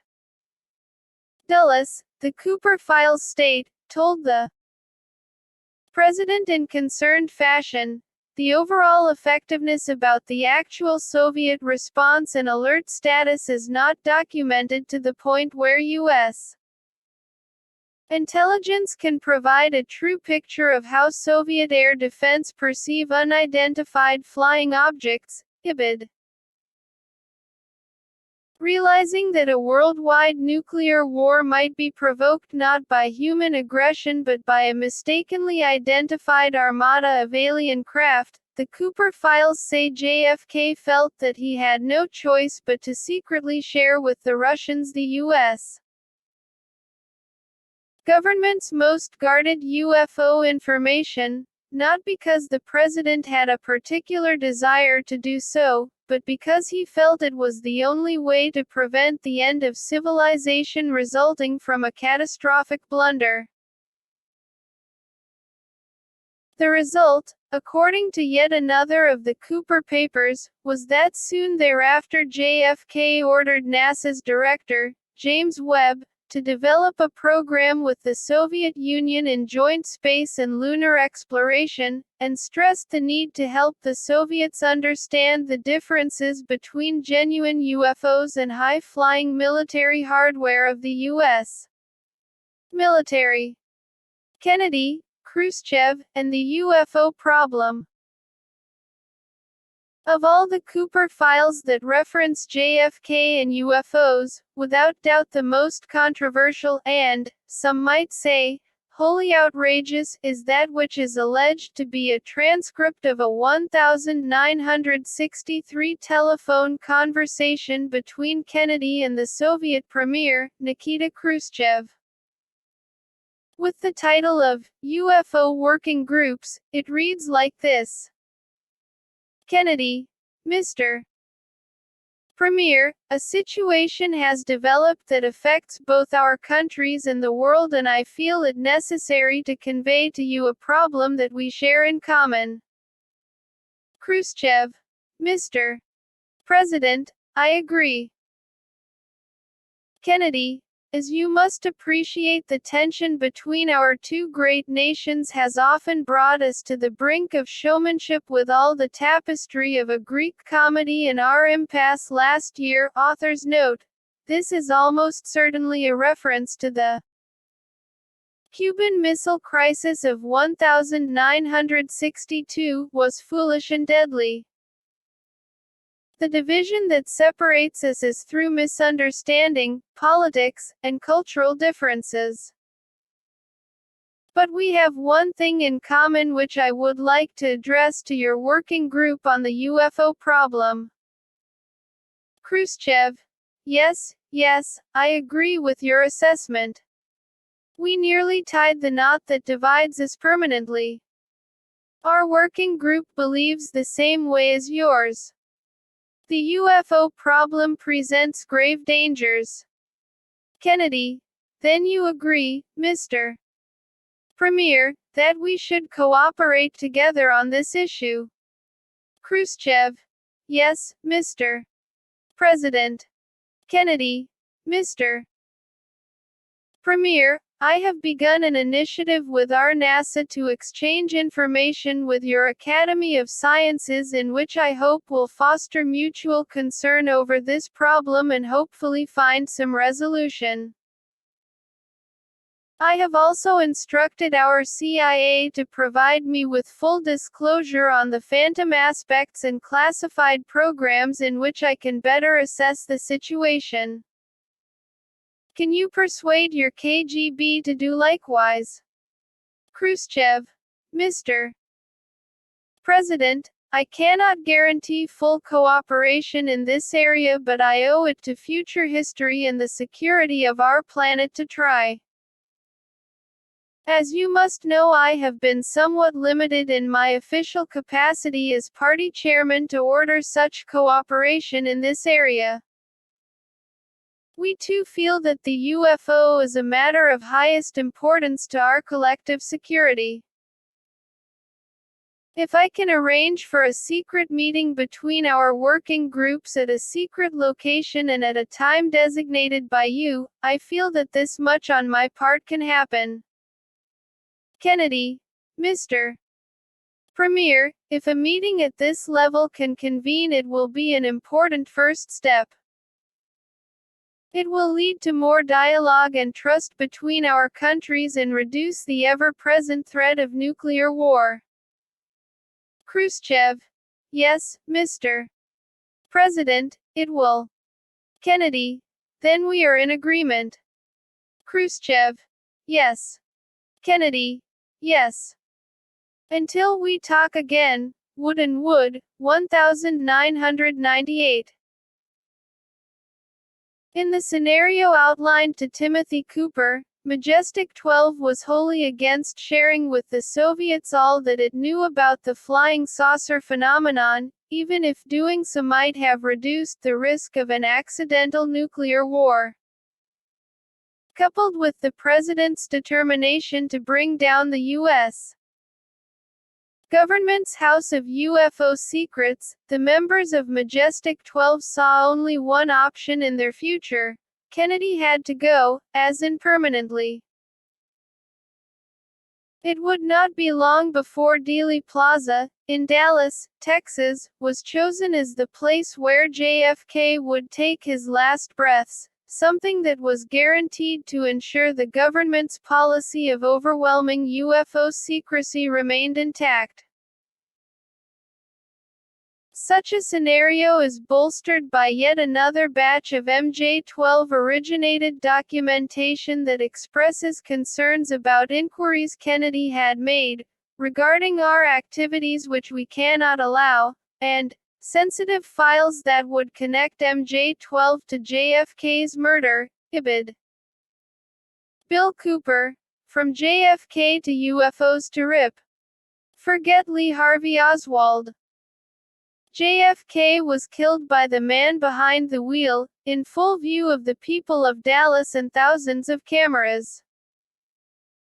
That was the outrageous claim of one of the most vocal conspiracy theorists of the 1980s and 1990s. His name was Milton William Bill Cooper. The man who Cooper fingered as the guilty party was William Greer, a Secret Service agent who drove the presidential limousine on the day that JFK was destined not to leave Dallas alive. When shots echoed around Dealey Plaza, Greer slowed the car down and turned back to look at the president. For Cooper, Greer's actions were not due to confusion caused by the chaos breaking out all around him. No. Cooper claimed that analysis of the famous footage taken by Abraham Zapruder, on the grassy knoll on November 22, showed Greer pointing some form of device at JFK. That device, Cooper maintained to anyone that would listen, was nothing less than a sci-fi style weapon developed by government personnel that had acquired the technology from extraterrestrials. Needless to say, very few had any time at all for that claim. By the time Cooper got on his rant, which began in the late 1980s, Greer wasn't around to defend himself. He passed away in 1985 from cancer, having retired from the Secret Service in 1966 as a result of problems caused by a stomach ulcer.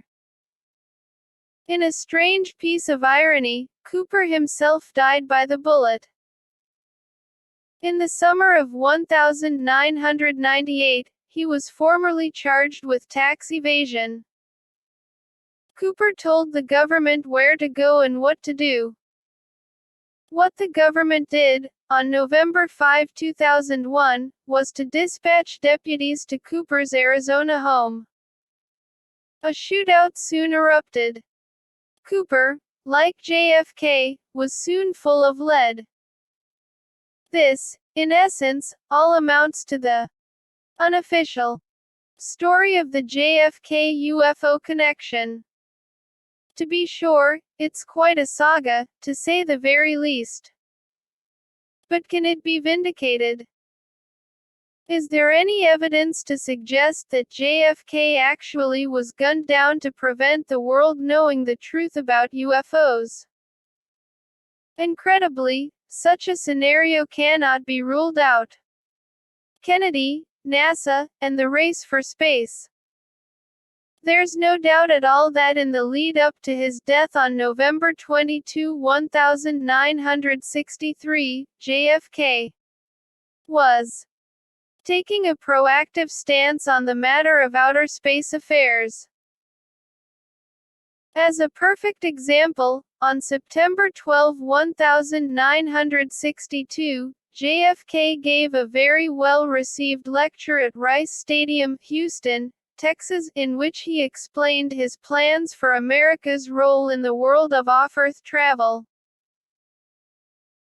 The exploration of space will go ahead, whether we join in it or not, and it is one of the great adventures of all time, and no nation which expects to be the leader of other nations can expect to stay behind in the race for space. We set sail on this new sea because there is new knowledge to be gained, and new rights to be won, and they must be won and used for the progress of all people. We choose to go to the moon. We choose to go to the moon in this decade and do the other things, not because they are easy, but because they are hard, because that goal will serve to organize and measure the best of our energies and skills, because that challenge is one that we are willing to accept, one we are unwilling to postpone, and one which we intend to win. NASA, 2013. Moving on, only 10 days before he was assassinated, Kennedy sent controversial instructions to NASA Director James Webb. Under cover of National Security Action Memorandum No. 271, the President told Webb to assume personally the initiative and central responsibility within the government for the development of a program of substantive cooperation with the Soviet Union in the field of outer space, including the development of specific technical proposals. National Security Act Memorandum No. 271, 2013. More amazing, Kennedy even told Webb that such cooperation should extend to lunar landing programs, IBID. That this document is 100% legitimate is not in doubt. It surfaced via the terms of the Freedom of Information Act. Briefings at Brooks AFB. On November 21, 1963, Just one day before JFK's death in the city of Dallas, a highly significant event occurred at Brooks Air Force Base in Texas. President Kennedy opened half a dozen new buildings dedicated to aerospace medical research, such as how to protect American astronauts in outer space from the effects of zero gravity and radiation. It was JFK's very last official task as president. While at Brooks, Kennedy met with two notable individuals. One was Major General Theodore C. Bedwell Jr., who, from 1946 to 1947, was Deputy Surgeon-in-Chief, Industrial Medicine, Air Materiel Command at Wright Field, Ohio, the name of which was changed in 1948, when Wright Field and Patterson Field became Wright-Patterson Air Force Base. Wright Field just happened to be the location to which numerous military old-timers have claimed alien bodies recovered near Roswell, New Mexico, in early July 1947 were secretly taken for autopsy. Kennedy also received a briefing at Brooks from Colonel Harold V. Ellingson, USAF, previously the post surgeon and hospital commander at Fort Detrick, Maryland. Perhaps not entirely coincidental. For years rumors have circulated to the effect that highly classified research into alien bodies, and even deadly extraterrestrial viruses, has been carried out at Fort Detrick. From Maury Island to JFK. It must be said that more than a few UFO researchers have suggested the Maury Island affair of June 1947 and the subject of Chapter 1 of this book was nothing but a hoax, one perpetrated by Fred Chrisman, with Harold Dahl playing a subservient role, that got tragically and disastrously out of hand when First Lieutenant Frank Mercer Brown and Captain William Lee Davidson were killed. On the other hand, however, it's an undeniable fact that Chrisman had a most intriguing post-Maury Island life, one that placed him right in the middle of the Kennedy assassination. From 1961 to 1973, Jim Garrison was the district attorney of New Orleans, Louisiana, and the man whose book, On the Trail of the Assassins, was a major inspiration for Oliver Stone's 1991 movie, JFK, which told of Garrison's efforts to try to figure out the truth behind JFK's death. Although UFOs do not feature in JFK or in Garrison's book, Garrison identified key players in the murder of Kennedy who most assuredly did have deep-running UFO connections.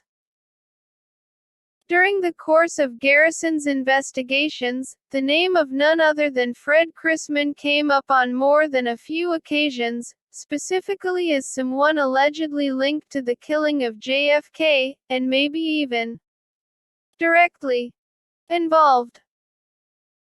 Rather amazingly, Garrison finally came to believe that Chrisman was actually none other than the legendary second gunman in the assassination, positioned behind the equally legendary grassy knoll at the time of the nation-changing event.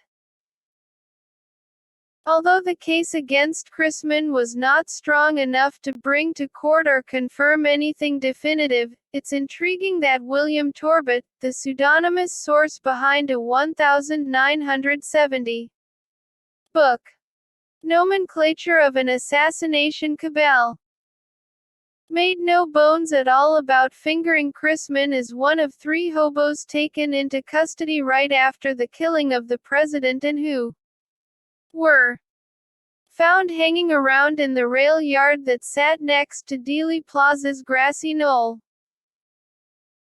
On a similar path, one of Garrison's key targets of investigation was a man named Clay Shaw, who Garrison believed was a leading player in the conspiracy to murder JFK. Although the mainstream media scoffed at Garrison's claims of conspiracy, in 1977 official documents surfaced showing that Shaw, who played a leading role in the creation of the New Orleans-based International Trade Mart, had been an asset of the CIA's Domestic Contact Service since at least 1949. More astonishing, a confidant of Garrison informed him that Fred Chrisman was the first person Shaw telephoned after being informed he was in major trouble. Interestingly, Chrisman also held the position of bishop with the Universal Life Church (ULC), an organization created in 1962 by the Reverend Kirby James Hensley, a man who once ran for president but who, rather oddly, never learned to read or write. Possibly of relevance, the ULC was infiltrated by the CIA in the 1960s, an operation in which Chrisman may have played a significant role. The Bannister connection. Guy Bannister was one of the first FBI agents that investigated UFO events for J. Edgar Hoover, when Hoover instructed his personnel, in the summer of 1947, to assist the Army Air Force in its UFO inquiries and studies. The most notorious UFO case that Bannister investigated occurred in Twin Falls, Idaho, in July 1947. It's one that ties Bannister directly to the crashed UFO controversy.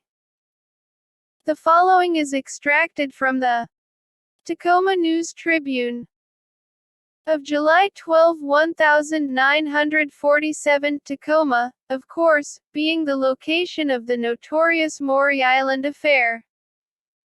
FBI agent W.G. Bannister said an object which appeared to be a flying disc was found early today at Twin Falls, Idaho, and turned over to federal authorities there. Bannister, special agent in charge of the FBI in Montana and Idaho, said the Bureau had reported the discovery to the Army at Fort Douglas, Utah. An FBI agent in Twin Falls inspected the saucer and described it as similar to the cymbals used by a drummer in a band, placed face to face. The object measured 30.5 inches in diameter, with a metal dome about 14 inches high on the opposite side, anchored in place by what appeared to be stove bolts. The gadget is gold-plated on one side and silver, either stainless steel, aluminum or tin, on the other. It appeared to have been turned out by machine, reports from Twin Falls said. The FBI declined to elaborate further. FBI drums up, 1947.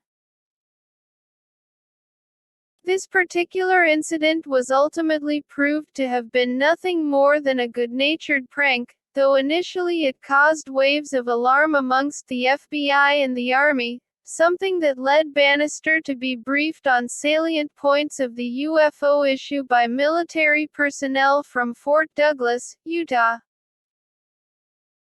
Even today, decades later, we still don't know exactly what Bannister was told about the wave of flying saucer sightings in the summer of 1947. What we do know, however, is that 16 years later Bannister became forever linked to the shooting of JFK. At the time of the Kennedy assassination, Guy Bannister was retired from the FBI and had his own detective agency in New Orleans, Guy Bannister Associates.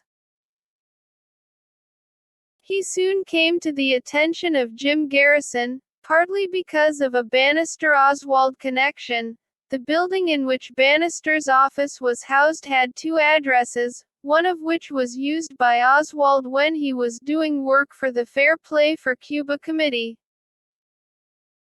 Bannister was also linked to David Ferry, a skilled pilot tied to the CIA-funded Cuban Democratic Revolutionary Front.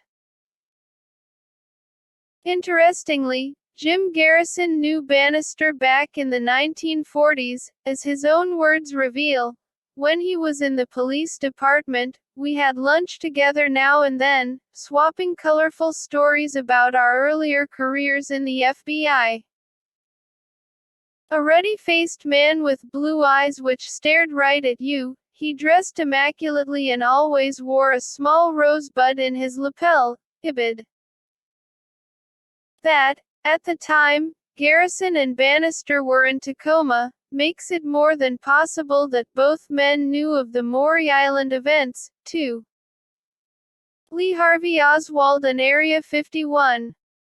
There's even a Lee Harvey Oswald connection to all this. It transpires that David Ferry and Lee Harvey Oswald served together in the same Civil Air Patrol unit in the 1950s, specifically the New Orleans Cadet Squadron, based at Lakefront Airport, which Oswald joined in July 1955. And here's where it gets even more interesting. In October 1962, Oswald went to work for a Texas-based company called Jaggers Chili's Stovall. It was a company that undertook classified photo analysis connected to the CIA's U-2 spy plane program. Where was the U-2 developed? Area 51, that's where. And we all know what goes on out there, right?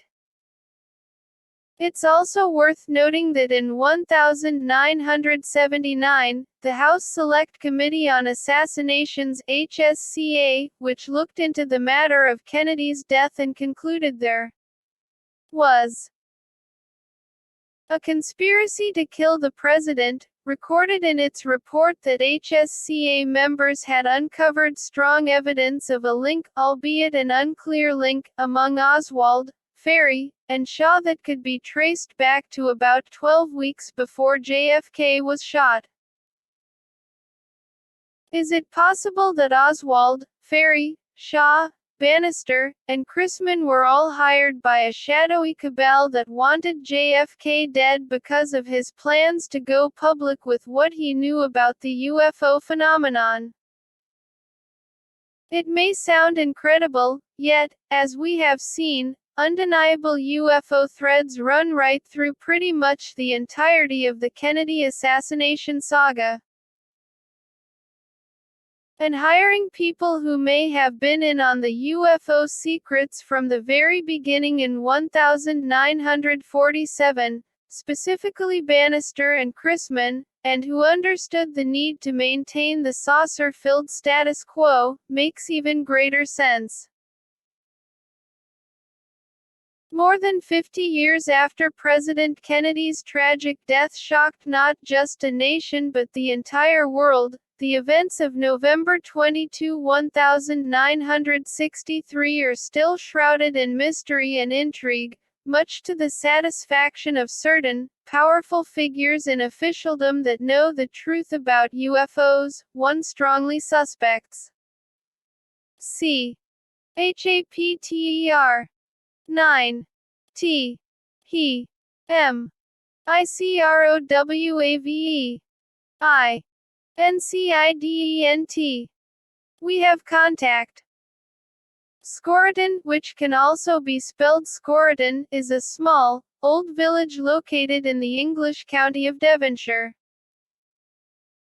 It is surrounded by wild but picturesque countryside and even has its very own resident ancient stone circle, one that was built during prehistoric times. Scoreton borders upon the sprawling Dartmoor National Park, where Sir Arthur Conan Doyle set his classic Sherlock Holmes novel, The Hound of the Baskervilles. It is, without doubt, a village filled with old-world atmosphere, and echoes of times and people long gone. But there is something else about Skoroton. It may well have been the site of a profound UFO encounter that ended in controversial and mysterious death.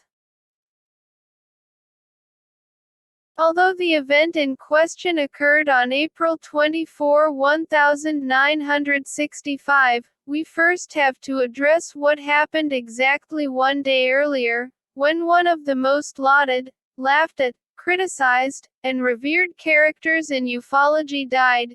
George Adamski, a man with more than a few links to our old friend Karl Hunrath, who mysteriously vanished in 1953. Polish by birth, Adamski was, without doubt, the most famous and infamous of all the so-called contactees. From the early 1950s onward, numerous people, particularly on the west coast of the United States, claimed contact with eerily human-looking aliens that became known as the Space Brothers. Supposedly benevolent, but not without a few bullying, self-important, and fascist-style tendencies, they got chummy with the likes of Adamski, as a means to warn the world of the overwhelming perils posed by atomic weapons. Adamski's claims of alien contact were as wild as they were fascinating. They also caught the imagination of the public, as is evidenced by the fact that his 1953 book, Flying Saucers Have Landed, co-written with Desmond Leslie, became a huge hit. Not even the Space Brothers could save Adamski from the clutches of the Reaper. However, he died of a heart attack, in Maryland, on April 23, 1965, at the age of 74. Only one day later, however, matters of the Adamski kind were unfolding in sleepy old Skoroton. Invited onto a UFO. Edward Bryant was a man with a notably varied background. In his 20s, he worked as a seaman and, during the Second World War, served with the British Commandos, an elite arm of the military that succeeded in inflicting major damage on the Nazi war machine. In the immediate post-war period, Bryant moved to the island of Gibraltar, where he was employed in the field of security, and, in the 1950s, returned to his native England, specifically to Skoroton. By 1965, however, Bryant, then age 51, had opted for a quieter life. He was paid to tend the grounds of a nursing home in Newton Abbot, a Devonshire town, the origins of which date back to Neolithic times, located about 13 miles from Skoroton. According to Bryant, who ultimately shared his story with a UFO researcher named Eileen Buckle and which was also investigated by Norman Oliver, of the British UFO Research Association BUFORA, on the day in question he was working in the yard of his home when he saw something amazing. It was nothing less than a definitive flying saucer hovering, at very low level, over a field near his home. Amazed and shocked, Bryant approached the edge of the field in decidedly tentative fashion, but was reportedly motioned to come closer by what he described as a trio of humanoid beings, dressed in headgear and silver outfits somewhat akin to those worn by deep-sea divers, and standing around the significantly sized saucer. Although by now deathly afraid, Bryant took a deep breath and slowly moved closer. As he got up close and personal, so to speak, Bryant could see that the strange entities displayed subtle differences to the average person. They seemed to have difficulty breathing in our atmosphere, they lacked thumbs, and their foreheads were noticeably elongated, which became apparent when they removed their helmets. Those issues aside, the three, one of whom, oddly, looked to be only in his early to mid-teens, appeared to be pretty much normal. In a vaguely American accent, the youngest of the three introduced himself to Bryant as Yamsky, and claimed that he and his kind originated on the planet Venus, the supposed point of origin of many of George Adamski's alien buddies. Apparently realizing that Bryant was looking on not unlike the proverbial deer caught in the proverbial headlights, the alien remarked to his colleagues that, if only day, author's note, or possibly, less, Bryant told Buckle, were here, he would understand. Bowen, 1969. At that point, something incredible, and not a little daunting, occurred. Bryant was invited aboard the UFO to take a tour. The craft, as far as Bryant could tell, was split into 3 segments, none of which displayed anything in the way of technology or propulsion systems. Certainly, all that could be seen in each room were a couch and something that vaguely resembled a television set. One of the aliens then added, "Watch out for the blue light in the evenings. In a month's time we will bring you proof of Mantell," clearly a reference to the ill-fated Captain Thomas Mantell, whose 1948 death has previously been addressed in this book, Ibid. With that, Bryant was motioned to leave the spacecraft and watched, from a distance of about 30 feet, as the aliens waved goodbye and their craft vanished, as in literally vanished, Ibid. Unwelcome publicity in an investigation. Sure enough, the aliens kept their word.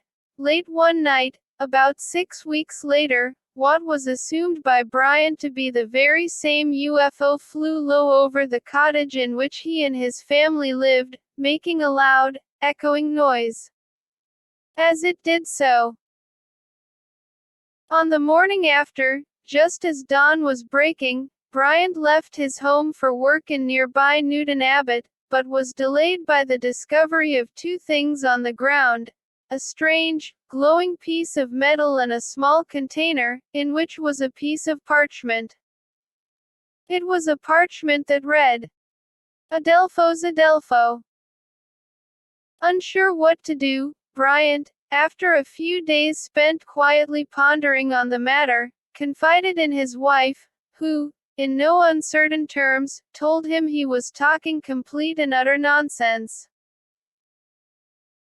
Unknown to the Bryants, their children overheard the conversation and, as a result, it wasn't long before all the local schoolchildren, the people of Scorodon, and even the police knew about Bryant's strange claims. Nor did it take long before the rumor mill churned wildly and suggested that, rather than aliens having landed in sleepy old Scorodon, the event had been provoked by the emergency landing of nothing less than a Soviet spacecraft. Faced with the fact that just about everyone and his brother in the area knew of his tale of the extraterrestrial kind, Bryant chose to pen a letter to the local newspaper to try to lay matters to rest by telling the story as he recalled it, rather than as everyone around Scorodon was telling it. It was as a result of going public that Bryant caught the attention of the aforementioned Eileen Buckle and Norman Oliver. The combined research of both investigators yielded yet further details. Interestingly, a careful check of Bryant's home revealed nothing to suggest he had any previous interest in UFOs. The family's bookshelves displayed not even a single title on the subject, and Bryant seemed to be genuinely mystified by the entire saga. Not only that, both Buckle and Oliver could not fail to notice that the name of one of the aliens was Yamsky, which was very similar to Adamski.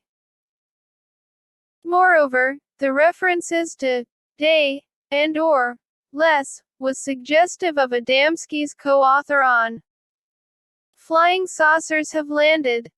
Desmond Leslie.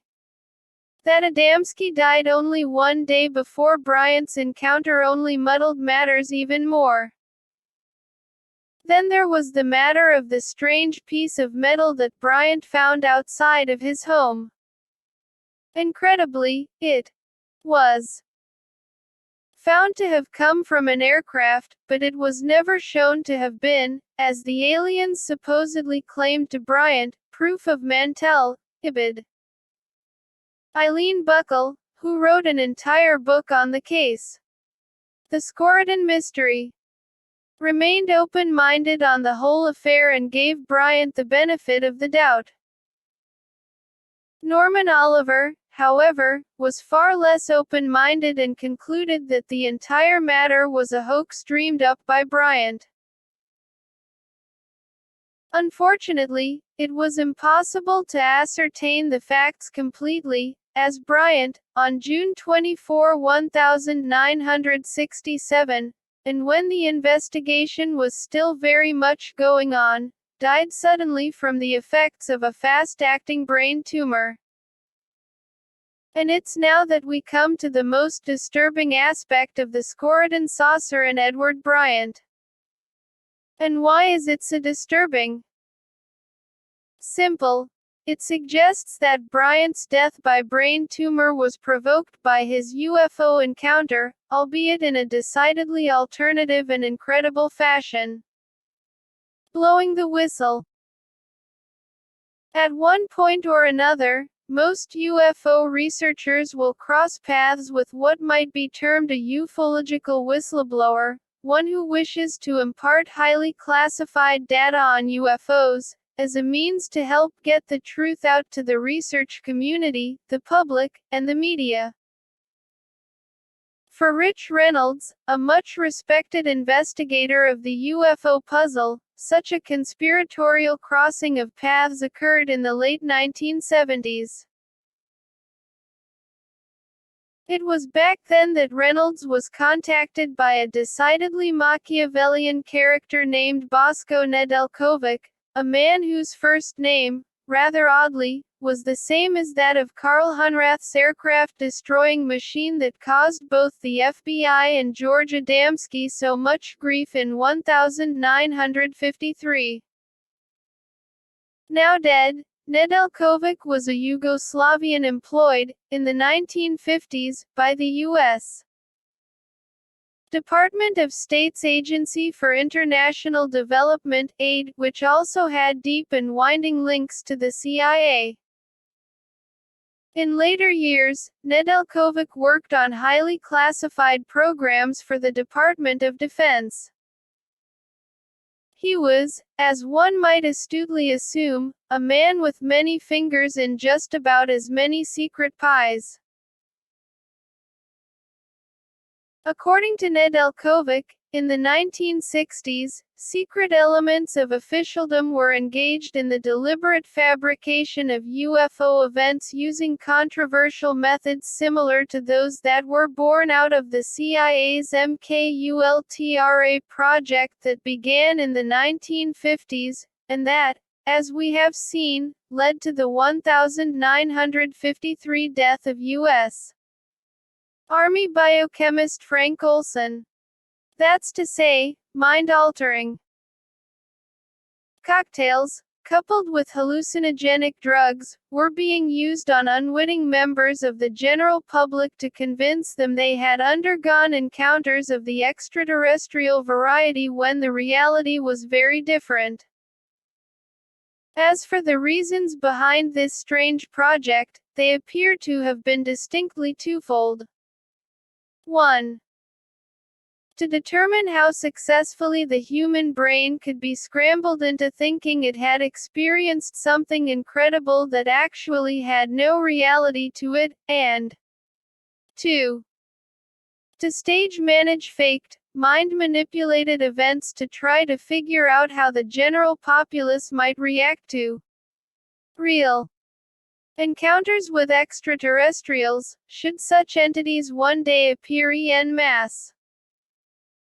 Reynolds listened carefully as Nedeljkovic told his controversial but undeniably captivating story. In 1963, Nedeljkovic transferred from aide to the Department of Defense DoD. Because Nedeljkovic was fluent in more than a few languages, and his job with the DoD was in the field of translation, he spent a great deal of time traveling overseas, particularly to Europe. Much of Nedeljkovic's overseas work was focused upon preparing briefings for personnel from the CIA, NATO, the U.S. Air Force, and the U.S. Navy. Between 1964 and 1965, said Nedeljkovic, plans were initiated to fabricate certain UFO episodes in both England and the United States. Reynolds, 2006. They were to be highly sophisticated operations involving not just mind-altering technology but visual displays, radar displacement, and artifact droppings, IBID. In the UK, they were reportedly coordinated out of a British Royal Air Force base called Lakenheath, located in Suffolk, England. One of the US-based events of the fabricated variety was said to have occurred at Exeter, New Hampshire, about 5 months after the events at Scorridon. Such was the controversy surrounding the matter, a book was written on the case in 1966. Its title, very appropriately, was Incident at Exeter. The book told of how, one night in September 1965, a man named Norman Muscarello had a very close encounter with something assumed to be unearthly in the skies near Exeter. The author was none other than John G. Fuller, hardly a stranger to the world of MKULTRA, mind control, and the death of Frank Olson, as was demonstrated in a previous chapter, IBID. As Rich Reynolds noted, Nedeljkovic explained to him that at a CIA briefing in January 1969, Nedeljkovic was told of an unfortunate and fatal episode. Although Nedeljkovic did not know the name of the individual whose life came to an end after being plunged into a world filled with faked, mind-bending UFOs, the briefing referenced Eileen Buckle's book, making it clear to Reynolds that Nedeljkovic was clearly referring to Edward Bryant, IBID. The Scorridon affair becomes deadly. Bosko Nedeljkovic continued that after Edward Bryant contacted BUFORA with the details of his extraordinary encounter, CIA officials quietly visited Bryant and decided to subject the witness to further UFO experience. Reynolds recalls, the man Bryant was taken to London where he accepted the offer to have his story verified by the use of a truth-seeking drug. During this session, a doctor administered experimental drugs used to induce specific hallucinatory material into a subject's brain processes. In this case, the man was also stimulated by microwave transmissions so that material induced would be retained upon awakening as if real events. Nedeljkovic said he saw reports of many such episodes, but this was the only one he remembers as having a death attributed directly to the experiment itself, IBID. The death of Bryant, from excessive experimentation, Nedeljkovic informed Reynolds, was provoked by the injudicious use of microwave technology, IBID. It was so injudicious that it apparently led elements of both the CIA and the National Security Agency to be admonished over what became known, within officialdom, as the microwave incident, IBID. Correspondence between Bosko Nedeljkovic and the CIA, 1975. In essence, that is the story of Bosko Nedeljkovic. To be sure, it's a highly controversial one. Nevertheless, as we have seen in the matter of the mysterious death of Frank Olson, the CIA's MKULTRA program of the 1950s was most certainly not without its fatalities. That a further fatality, one born out of microwave exposure, may have occurred in the 1960s is not at all implausible. There is something else worth commenting on. Eileen Buckle and Norman Oliver were not the only ones that dug deep into the cosmic claims of Edward Bryant. Robert Chapman, the science correspondent for the UK's Sunday Express newspaper, also got on the case and published his findings in 1969. It's entirely possible that Chapman may have heard rumors or snippets of the microwave incident story, because he curiously wrote, when summing up his feelings on Bryant's claims, there remains a possibility, of course, that Bryant might have had the UFO sighting planted in his mind through hypnotism. Chapman, 1981. Chapman also, rather intriguingly, addressed the possibility that the UFO landing as reported by Bryant had been staged. IBID. Although Chapman finally dismissed all talk of a staged event and attendant hypnotism, it's decidedly notable that he even brought those two issues up at all. Given that such comments dovetail very nicely with the assertions of Bosko Nedeljkovic. If Bryant's 1967 death, at the age of just 53, was due to the reckless use of microwave technology and drugs used to induce specific hallucinatory material into a subject's brain processes, Reynolds, 2006, then, at the very least, the guilty parties should be made to stand trial for manslaughter, if they are still with us. If, however, they, too, have since gone to the grave, then the Skorotin mystery will very likely remain the enigma that it was all those decades ago. There is just one thing we can be sure of in this twist-filled tale. Only 2 years after undergoing a strange UFO encounter in the pleasant English countryside, the previously healthy Edward Bryant was stone dead. C. HAPTER 10. S. USPICIOUS. D. EATHSN. S. Acray. W.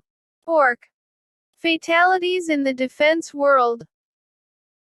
In the early to mid-1970s, a number of individuals working for a leading defense contractor in the United Kingdom died under highly suspicious and dubious circumstances. Rather notably, they were all employed by, or undertook contract-based work for, a company called Marconi Electronic Systems.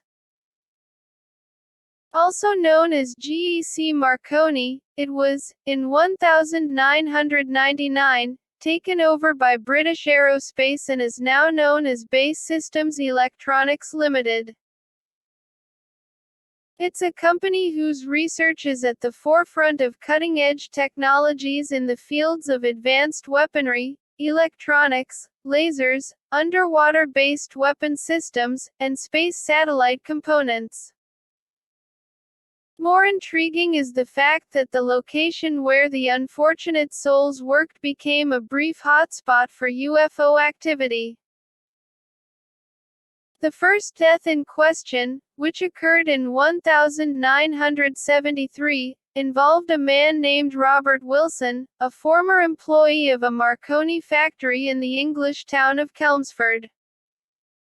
The story came to light when a British newspaper, the Sunday Telegraph, splashed the details across its pages. And a decidedly strange story it was, too. Wilson was employed by Marconi until 1971, after which time he would have had nothing else to do with the company had it not been for one thing. While cleaning out the loft of his home one day in 1972, Wilson found a pile of confidential Marconi documents that originated with his former employer, Evans and Bartholomew, 2009. Precisely how they got there was never made clear. Concerned over security issues, Wilson quickly visited the Marconi facility and explained the situation. After an intense grilling by senior personnel, and having handed the top-secret documents over, Wilson returned home. Then something very strange happened. The next day, Wilson accidentally shot himself in the chest with a pistol he was in the middle of cleaning, while it was loaded. Fortunately he survived. Wilson told a reporter from the Sunday Telegraph. The nature of the blunder lay in the fact that I was handling the pistol while the muzzle was pointing towards me. It was an error so grotesque that I have shivers. Collins, 1990. It's ironic that the article in question was titled, Mystery of the Shot Marconi Expert, because the mystery had barely begun.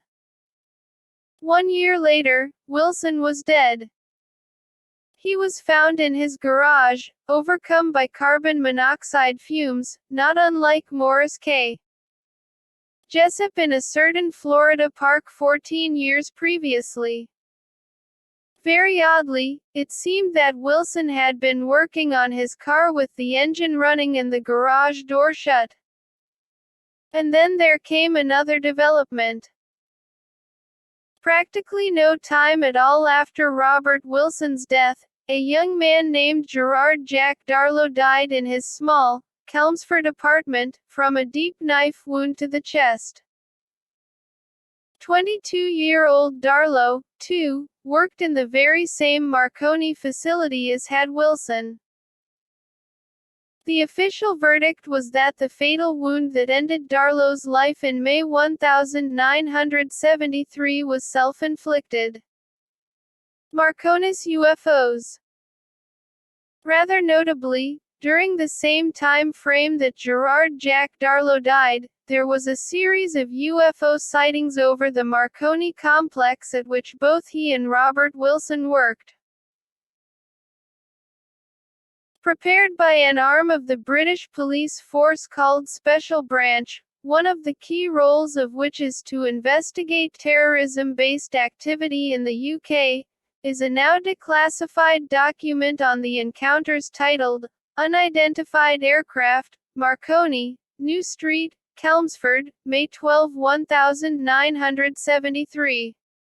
The file in question chiefly focuses on the possibility that the unidentified aircraft may have been a helicopter flown by the Irish Republican Army (IRA), which was indeed a major threat to the UK at the time, though it also contains a few UFO-themed overtones. An extract from the British Police Force's Files in UFOs and Other Mysterious Helicopters in the 1970s, Special Branch, 1974. For example, the craft, which appeared 3 times in the early hours of May 12, 1973, was described as being silent, illuminated by a solitary bright blue light, and lost from view by ascending vertically, turning off its light, and vanishing from sight. Rather notably, the file includes the transcript of an interview with a security guard patrolling the facility at the time, one whose name is excised from the released records. Or, rather, it's meant to be excised. Those within officialdom that carefully blacked out certain sections of the special branch papers prior to their declassification overlooked one mention of the man's last name, which is revealed as Mr. Dalloway. Utterly baffling, but also deeply interesting, given the deaths of both Robert Wilson and Gerard Jack Darlow. Dalloway told the interviewing special branch officers that as the unidentified aircraft hovered overhead at a very low altitude, he developed sudden and out-of-character thoughts of suicide, which Dalloway is unable to explain. Special Branch 1973. It should also be noted that Special Branch was heavily involved in the investigation of numerous other events with UFO helicopter overtones attached to them, not just in 1973, but into 1974, too. Now it's time to take a trip across the Atlantic to the site of yet another death of undeniably suspicious proportions, one also linked with secret, government work. Getting to the heart of the mystery. Pat Price was a deeply gifted remote viewer who, in 1973, was enlisted into a program overseen by the CIA's Office of Technical Services and its Office of Research and Development. The reason? To psychically spy on the Soviets, and just about any and every potential enemy of the United States. Price proved his worth when, also in 1973, and while remote viewing a vacation property, as part of a test experiment, he also managed to psychically identify a classified installation run by the National Security Agency, much to the consternation of NSA officials when they were informed. The CIA prepared a summary report on Price's remote viewing of the NSA facility that makes for notable reading. It states, in part, Pat Price, who had no military or intelligence background, provided a list of project titles associated with current and past activities, including one of extreme sensitivity. Also, the codename of the site was provided. Other information concerning the physical layout of the site was accurate. Cress, 1977. Pat Price also, as declassified documentation makes clear, was involved in operations to try to psychically penetrate a variety of Soviet embassies and Libyan military facilities, particularly so throughout much of 1974. There was something else, too.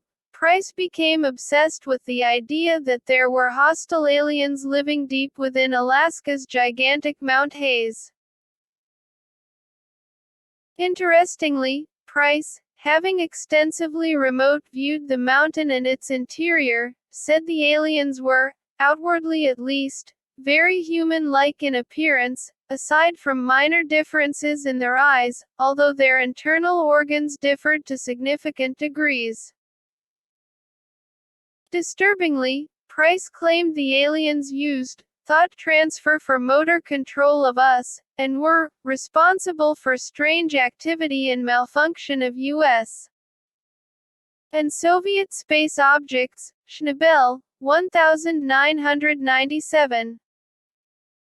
Price also came to believe he had uncovered evidence of 3 more alien installations, one beneath Mount Zeal, Australia, a second under Mount Inyangani, Zimbabwe, and a third below Mount Perdido in the Pyrenees Mountains, bordering France and Spain, Ibid.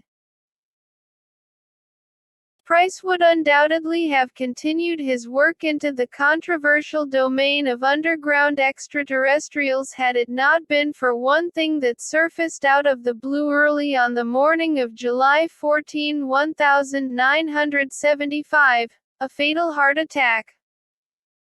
Tim Rafat, an authority on the history of the U.S.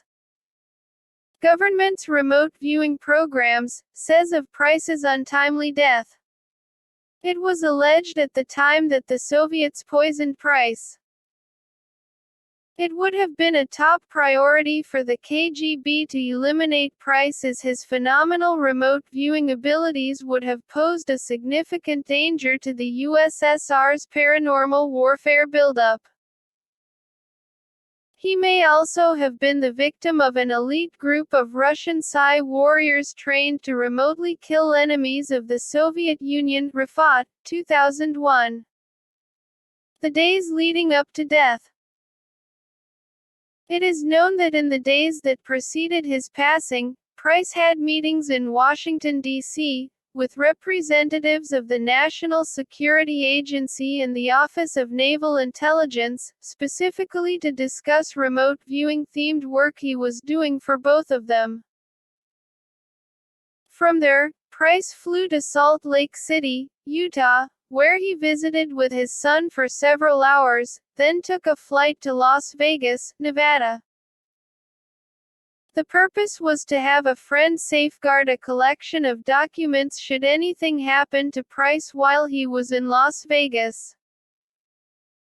And if anything did happen, that same friend was to hand the papers over to the people who ran the remote viewing program on which Price worked. Price arrived in Sin City during the late afternoon of July 13 and caught a cab to the Stardust Hotel. As he approached the desk to check in, Price collided with another man, something that, at the time, Price gave no real thought to. Very soon afterward, however, Price began to feel distinctly unwell. Weirder still, while dining with friends that night, Price announced that on the previous evening, while he was still in D.C., someone slipped something into his coffee. That Price saw them doing it, however, led him to avoid drinking from the cup, which was probably very wise of him. At about 5:00 a.m. the following morning, Price phoned his friend. Price had been feeling ill all night, and things were getting worse. He was having trouble breathing, had cramps throughout much of his back and stomach, and, when the friend arrived, was noticeably perspiring. For an hour or so, Price's friend debated on whether or not a doctor should be called, but finally decided to go ahead. By this time, however, it was already too late. Price suddenly started to convulse and stopped breathing. Although paramedics were quickly on the scene, it was to no avail. Price's heart was briefly restarted, but he expired in mere minutes and was formally pronounced dead at a nearby hospital. Concoctions that kill. So, who or what really killed Pat Price? Certainly he did have heart disease, which makes it not impossible that his death was just a tragic and innocent one. There are, however, factors that suggest otherwise. For example, there were the concerns Price made to his friend about something untoward happening to him. There was also the matter of someone dropping who knows what into Price's coffee the night before he flew to Las Vegas. And then there was the man who collided with Price in the lobby of the Stardust Hotel in Las Vegas.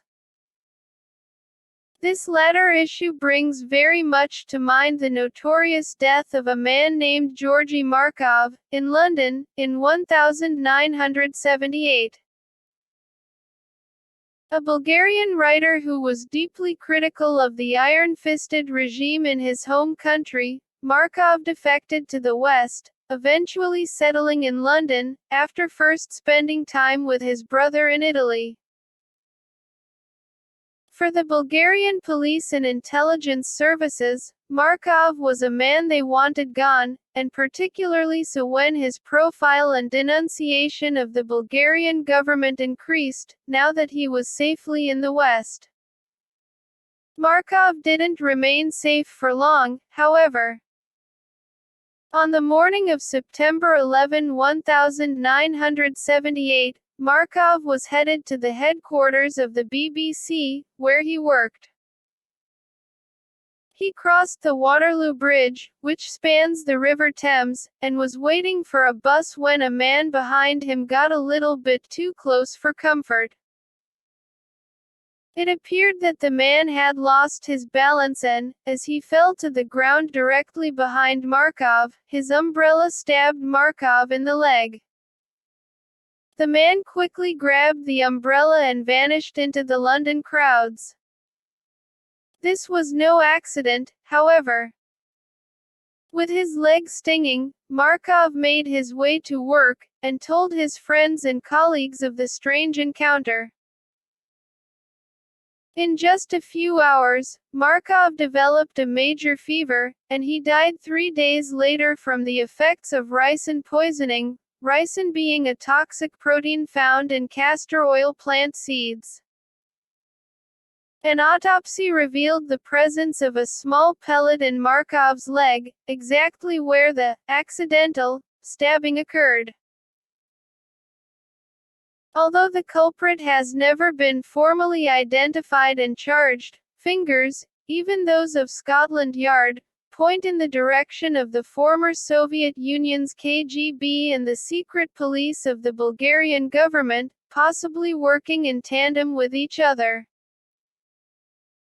Is it feasible that that collision in the Stardust Hotel in Las Vegas was actually an all too similar situation, one that was directly responsible for the sickly feeling that soon overcame Pat Price and that ultimately claimed his life? Very possibly, yes. And if Price, like Georgy Markov, had been autopsied, we might have a firm answer to that question.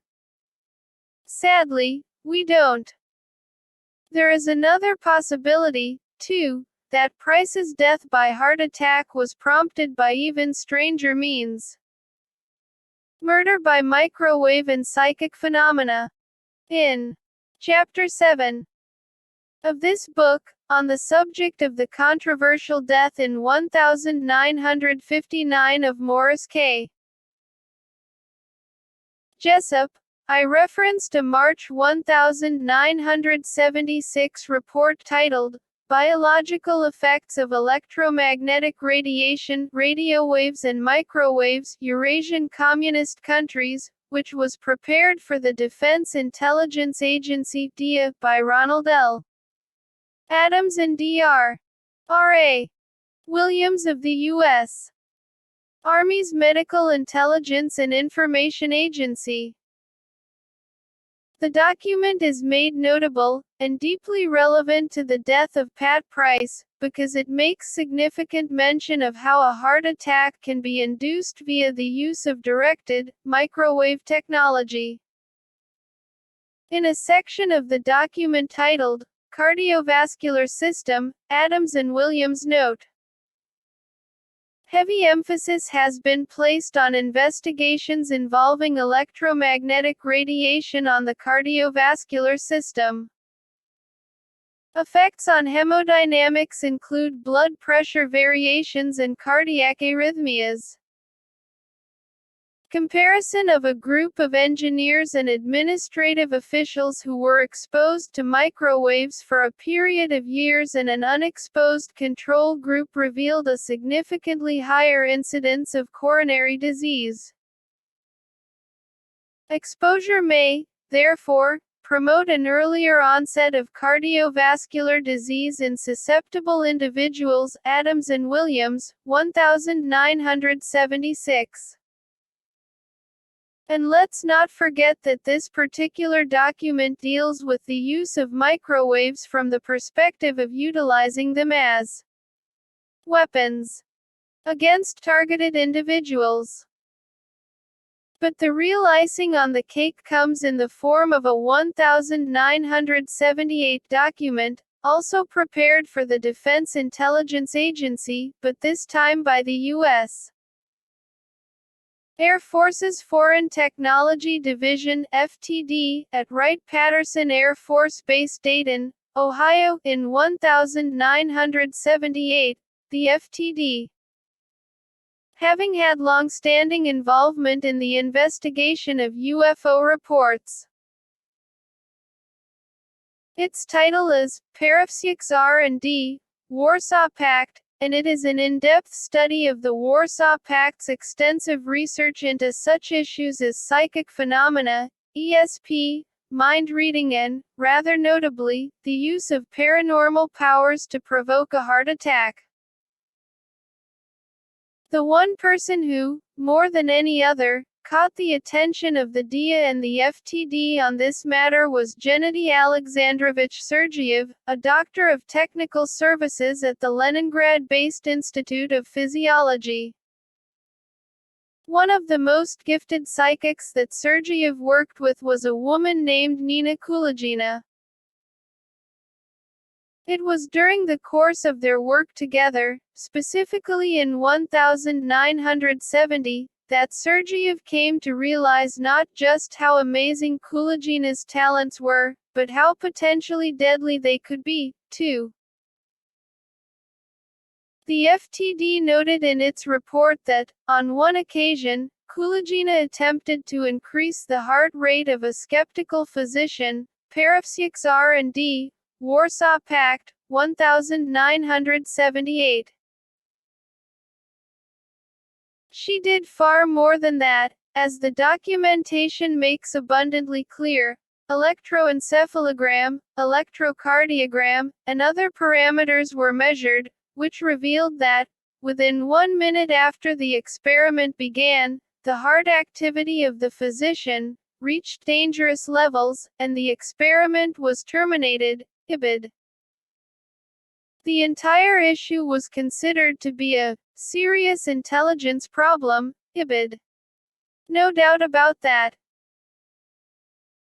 What all of this demonstrates is that both in the United States and the former USSR, research was well underway, years before Price died, to try to determine how psychic phenomena and microwaves could be used to affect heart rhythms, and possibly even to a fatal degree, by inducing a devastating heart attack.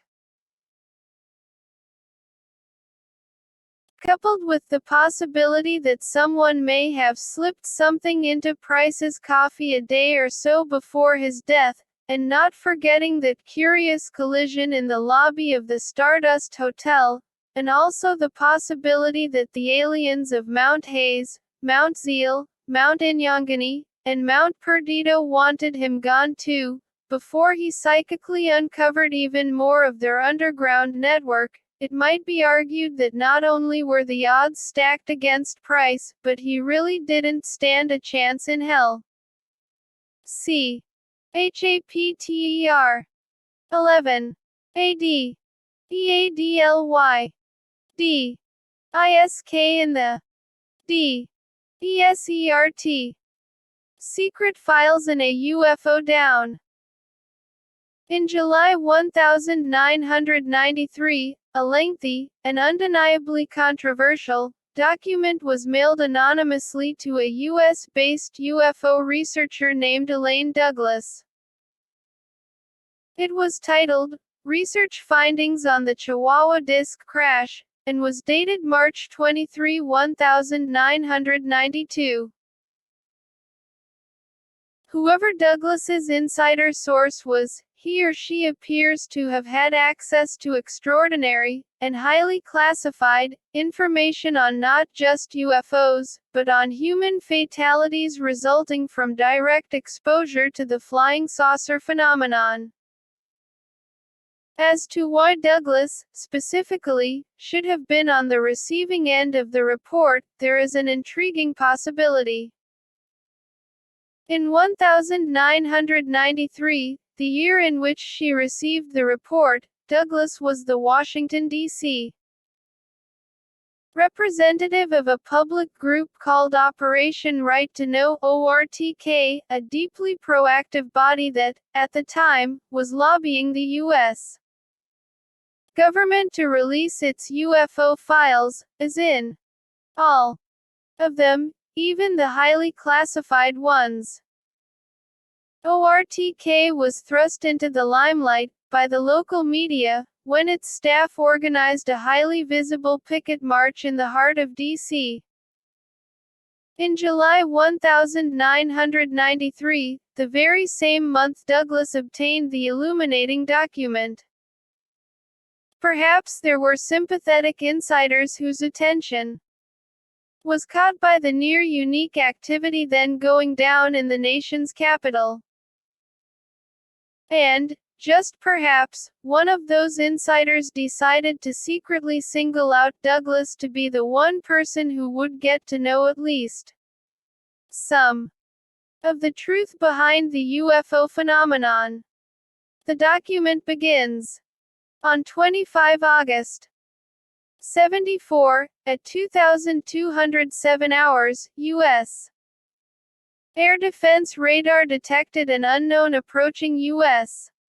airspace from the Gulf of Mexico. Originally the object was tracked at 2,200–2,530 mph knots on a bearing of 325 degrees and at an altitude of 75,000 feet, a course that would intercept U.S. territory about 40 miles southwest of Corpus Christi, Texas.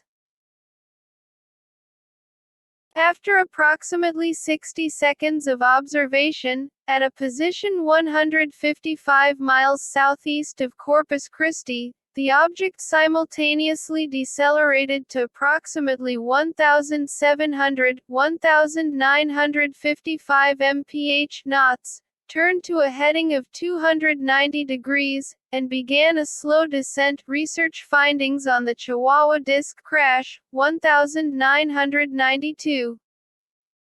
Shortly after the craft was detected by U.S. authorities, a full-blown air defense alert was secretly initiated. Before any form of aerial interception of the unknown vehicle could be scrambled, however, it suddenly turned on a course that was destined to take it away from U.S. territory and toward Mexico. Indeed, it entered Mexican airspace approximately 40 miles south of Brownsville, Texas. American military radar personnel tracked the object for approximately 500 miles, to a point near the 18th-century town of Coyame, in the state of Chihuahua, not far from the U.S. border. There it suddenly disappeared from the radar screens.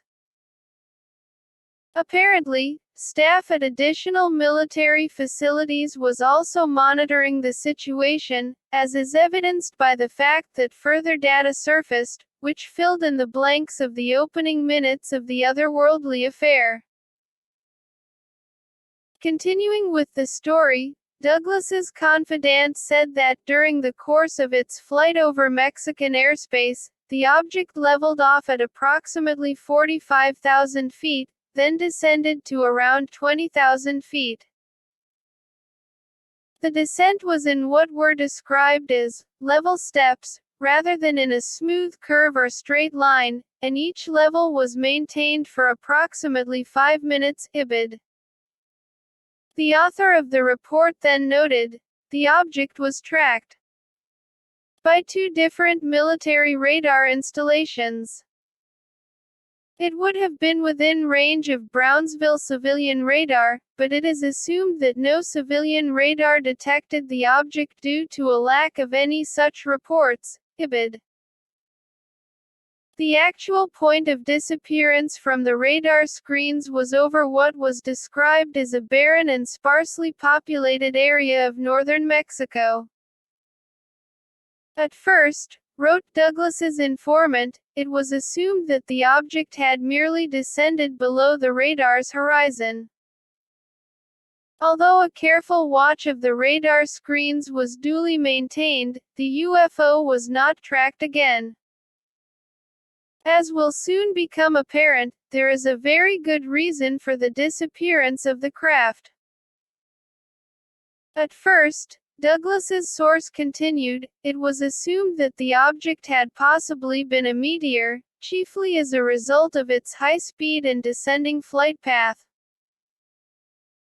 Deeply problematic with such a theory, however, is the fact that, though meteors do normally travel at high speeds, they descend in smooth arcs, and certainly not in step-by-step motion. And, as if it really needs to be said, meteors most assuredly do not make sudden, 35-degree changes to their courses. Clearly, something deeply strange and enigmatic was afoot in the night skies of Mexico. Shortly thereafter, there was a dramatic development in the story, as the document makes abundantly clear. 52 minutes after the disappearance, civilian radio traffic indicated that a civilian aircraft had gone down in that area.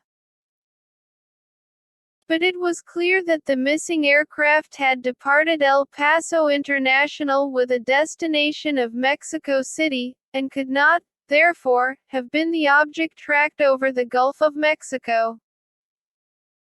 It was noted, however, that they both disappeared in the same area and at the same time. IBID. Mayhem in Mexico.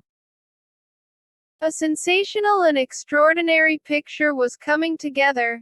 There appeared to have been a violent, mid-air collision between a definitive UFO and a small aircraft of distinctly terrestrial origins. Elaine Douglas was told this.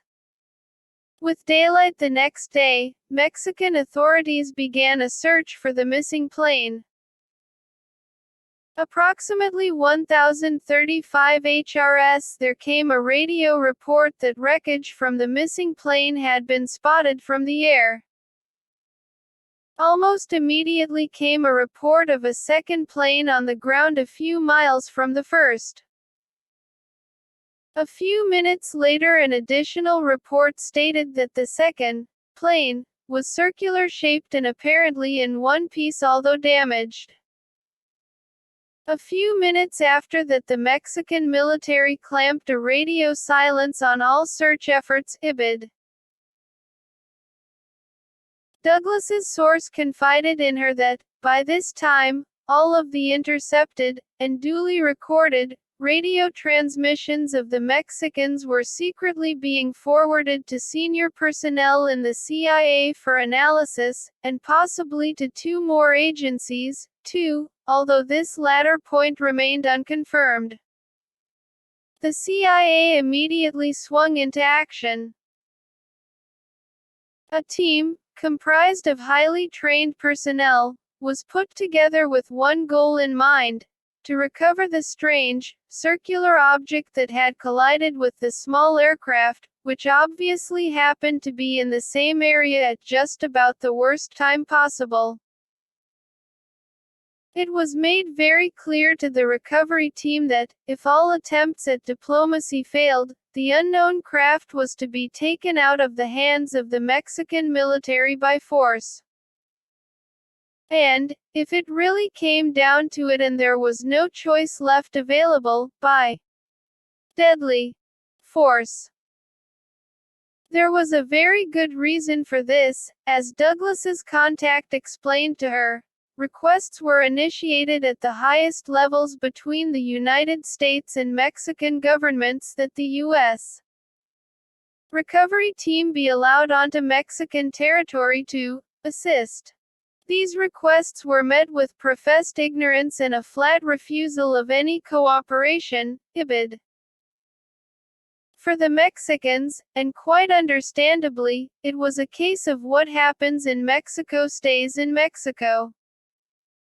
Matters then progressed very quickly.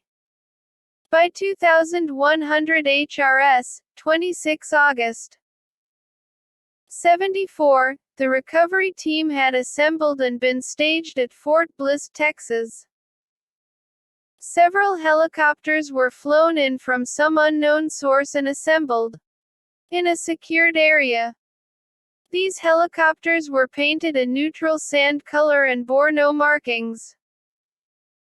Eyewitness indicates that there were 3 smaller craft, very possibly UH-1 Hueys from the description.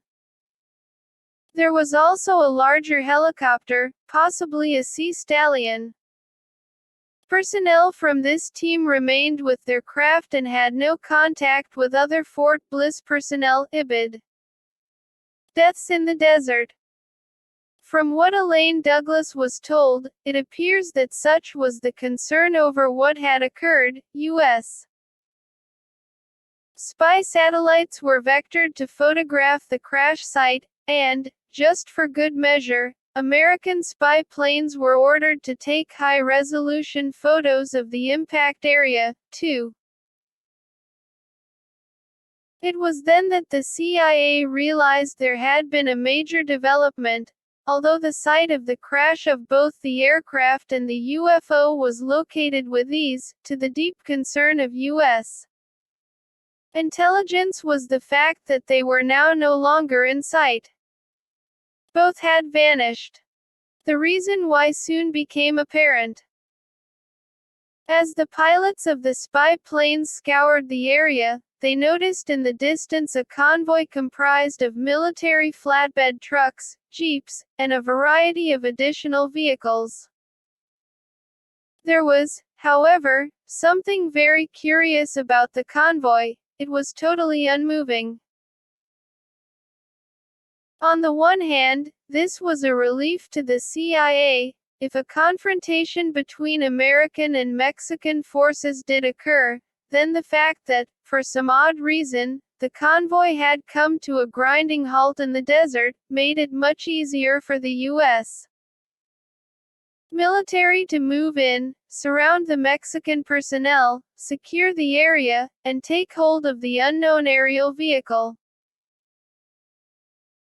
Nevertheless, the CIA knew that the Mexicans were hardly likely to give up such a prized find without a fight, and there was a profound worry that matters might descend into not just an American-Mexican confrontation and standoff, but an outright firefight of fatal proportions and an international incident.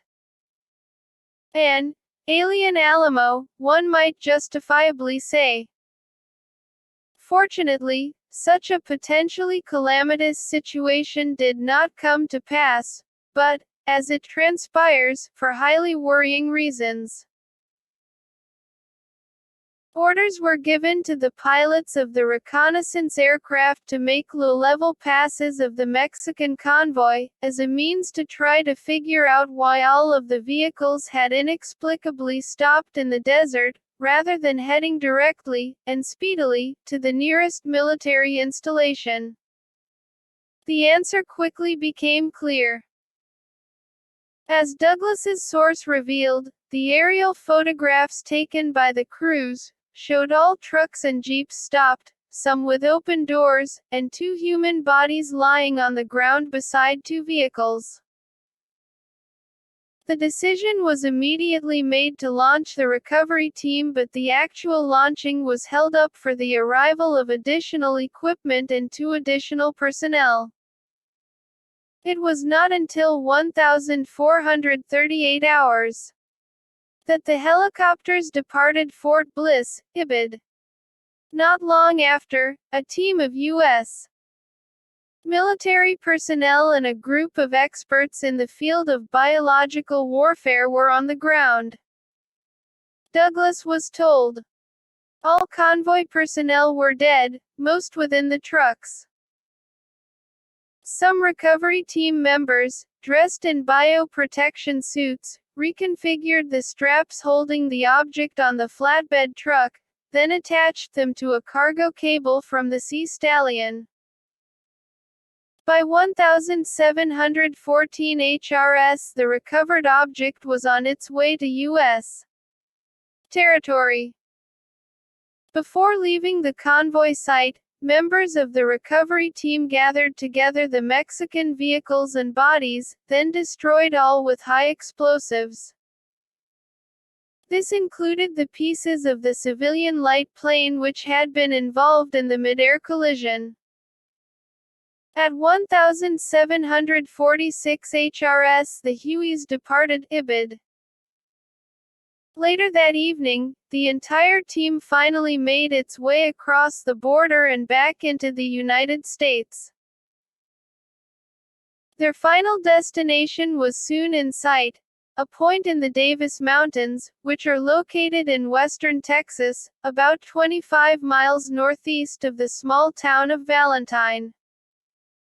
On landing, the group was told to sit tight and await further instructions. Finally, those instructions came through. A specially converted truck was on its way to a mountainous area in the vicinity of the town of Van Horn. Still under cover of darkness, the helicopter crews made one last flight, to where they rendezvoused with the truck.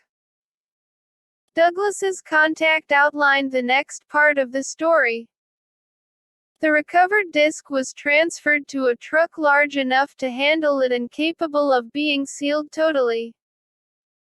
Some of the personnel from the Hueys transferred to the convoy. All helicopters then returned to their original bases for decontamination procedures. The convoy continued non-stop, using back roads and smaller highways, and staying away from cities. The destination of the convoy reportedly was Atlanta, Georgia. Here the hard evidence thins out. One unconfirmed report says the disc was eventually transferred to Wright-Patterson AF base. Another says that the disc was either transferred after that to another unnamed base, or was taken directly to this unknown base directly from Atlanta, Ibid. As for the UFO itself, it was described to Douglas as being around 16 feet in diameter, and having a weight close to 1,500 pounds. It was convex on both upper and lower surfaces to the same degree, and completely lacking in doors or windows. The thickness was slightly less than 5 feet. As for its color, it was silver, very much like polished steel. No form of propulsion was readily visible. Very visible, however, were two areas of the rim that showed significant damage, including an irregular hole, approximately 12 inches in diameter, with indented material around it. Ibid.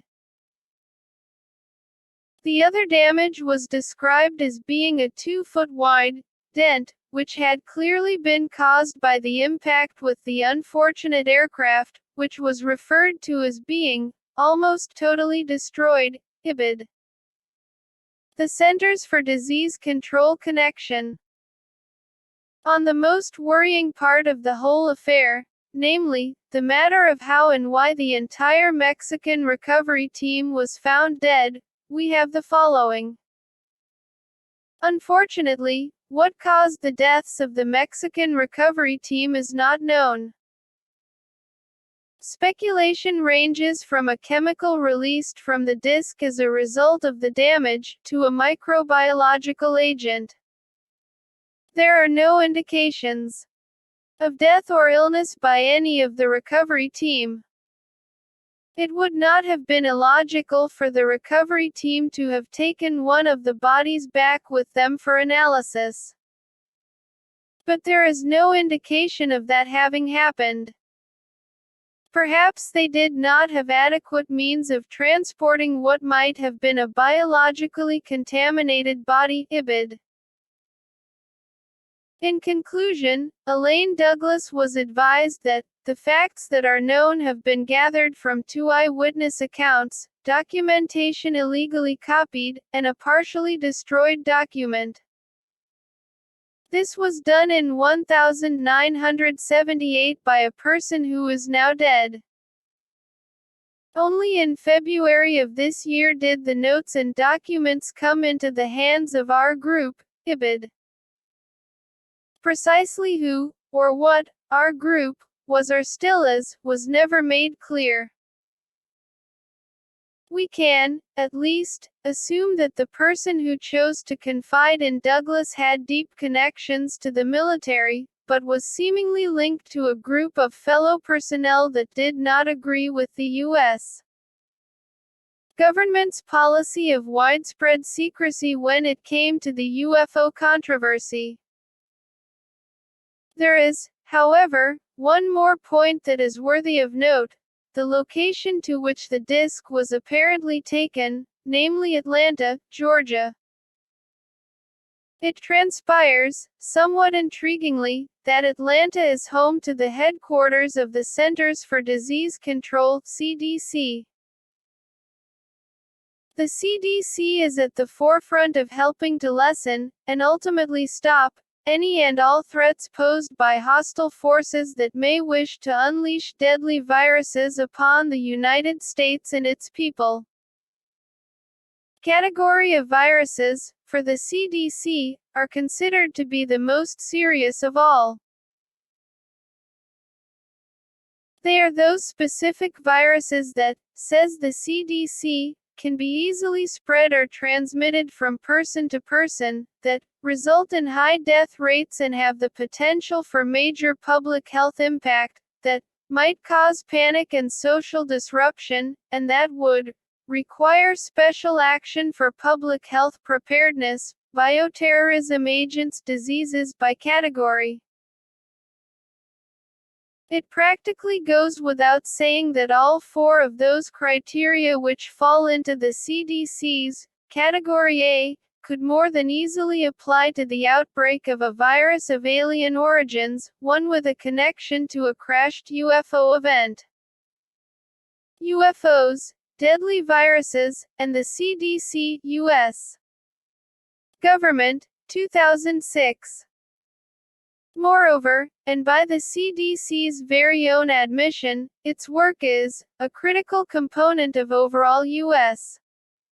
national security, ibid. The U.S.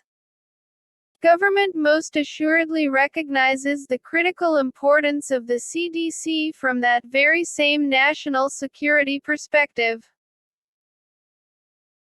Currently, the CDC receives yearly funding of approximately $1.3 billion to build and strengthen national preparedness for public health emergencies caused by natural, accidental, or intentional events, ibid. It also works closely with the Department of Homeland Security, and with FEMA, the Federal Emergency Management Agency. Considering that it was suspected by U.S. authorities that the team of Mexican military personnel was killed by a microbiological agent, and possibly even a fast-acting, extraterrestrial virus, the CDC in Atlanta would have been the absolute ideal place to transfer any infected corpses for careful examination and secret autopsy, if such were recovered. Once again, we see how, and why, the UFO phenomenon is a profoundly deadly one. C. Chapter 12. UFOs A. ND. H. Human. M. Utilations. Close encounters of the slicing and dicing kind. A strange and terrifying new phenomenon reared its foul head all across the United States in the mid-1960s. It is a phenomenon that can most accurately be described in two words: animal mutilations. For almost half a century, cattle, horses, and pigs have been found dead under deeply horrific circumstances. Eyes, internal organs, lips, tongues, blood, and sexual organs are typically targeted by the mysterious mutilators. But this is most assuredly not the work of hungry and savage wolves, coyotes, or mountain lions. Rather, the killing of the animals, and the attendant removal of bodily materials, always appears to be undertaken with surprising stealth, speed, and the benefit of advanced technology. Theories for who, or what, the mutilators might be, and the matter of their motivations, are many and varied. They include extraterrestrials that are using the purloined body parts in obscene experimentation of near Frankenstein-like proportions. Government personnel who are concerned by the possibility of new and lethal, mad cow-like viruses entering the food chain. Occult-based groups engaged in infernal rites and rituals of the sacrificial kind. Military bodies that are covertly testing sophisticated biological warfare technology on the unfortunate animals. Regardless of the answer, or, perhaps, the answers, it's important to note that there is one particular aspect of this eerie enigma that very seldom gets addressed. This is deeply puzzling, because it is arguably far more significant and serious in nature than anything involving animals could ever be. It's the phenomenon of human mutilations. Welcome to the jungle.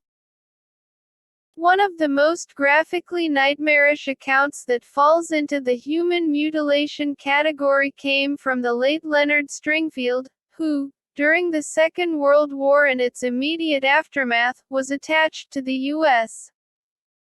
5th Air Force in a military intelligence capacity.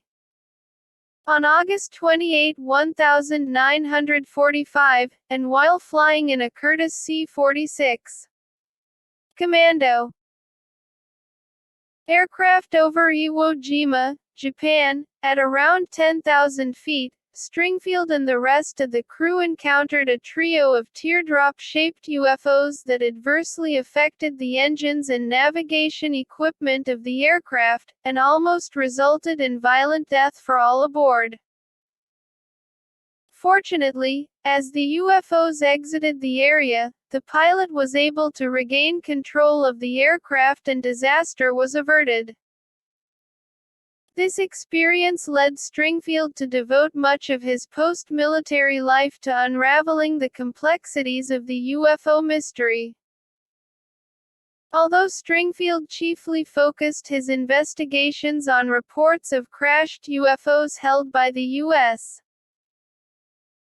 government, it was a case of a very different nature, one that was brought to Stringfield's attention in 1989, that really stands out in the fatal stakes.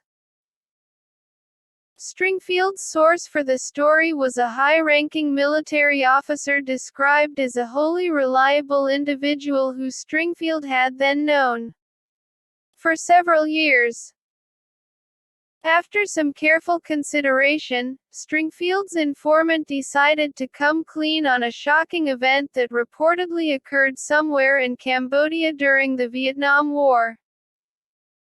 It was April 1972, and an elite and highly trained U.S. Army Special Ops type group, of which Stringfield's confidant was a member, found itself involved in nothing less than a violent and grisly confrontation with a group of extraterrestrials that can best, and accurately, be called cosmic butchers. When the event occurred, the team was making its careful and quiet way through a heavily forested area of Cambodia, to a specific area near the border of Vietnam. The location in question, it was suspected, was home to a North Vietnamese listening post that was actively intercepting classified U.S. military radio-based messages. Terminating the enemy outfit with extreme prejudice was very much the order of the day. Fate stepped in, however, and the order was never fulfilled. What did come to pass, however, was something far worse than anything the team could possibly have envisaged, even during the most violent of all confrontations with North Vietnamese troops. Meet Packers from the Stars. As the unit reached a clearing, they were shocked to see sitting on the jungle floor, and directly in front of them, a highly reflective, circular-shaped machine, with a diameter of around 50 feet and tripod-like landing gear. So brilliantly reflective was the craft that it practically acted as a mirror. Curiously, a deep hum emanated from the futuristic device, provoking feelings of disorientation and nausea in some of the team. But that was not all. Around the vehicle were a number of humanoid figures that could only be described as extraterrestrial. Their heads were large and hairless, and their wraparound eyes were utterly black. But it was not so much the appearance of the creatures that numbed the team to its core. Rather, it was what the aliens were doing, namely, systematically loading a number of human body parts and naked human corpses into large metallic bins and sealing them tight. The bodies, said Stringfield's informant, were a mixture of what were considered to be Vietnamese and white and black American troops. To its credit, the U.S. team kept its composure, quietly positioned themselves among the surrounding foliage for cover, and wasted no time in opening fire on the bug-eyed body snatchers. For the most part, this proved to be utterly futile, as the creatures appeared to be protected by suits that were near armor-plated. Nevertheless, one was said to have been killed by friendly fire and 3 by headshots. One of the troops reportedly lost his life, and several of the men were significantly burned by a ray type of weapon that was fired from within the UFO. With 1 death and several severe injuries, the team quickly backed away, at which point the aliens, seeing their chance, did likewise and ran for their craft. An opening appeared in its side and the crew scrambled aboard, while hauling the bins inside, too. The doorway suddenly closed and the UFO took to the skies, accelerating at an incredible speed after it cleared the lush, jungle canopy. In seconds, it was out of sight. The traumatized team quickly radioed the camp at which they were stationed and explained the deadly nature of what had just taken place.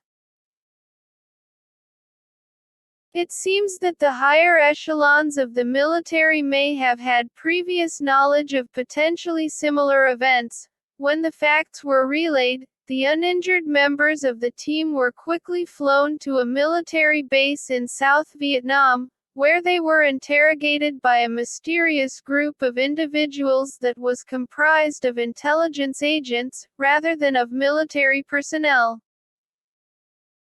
The surviving members of the unit were warned of the serious, and possibly deadly, consequences that could result if they dared to go public with what they saw and knew. Some of the men, Stringfield was advised, were subjected to deep hypnosis techniques that allowed for cover stories to be created. The reason? To help bury the real memories deep in the subconscious. There can be little doubt that this particular account is a highly sensational one. It's also an account that sounds like it might have come straight out of Predator. The 1987 movie starring Arnold Schwarzenegger, in which a hostile alien hunts down U.S. military personnel in the jungles of Central America. Nevertheless, Leonard Stringfield stood by the story, and by his high-ranking source, until his dying day in 1994.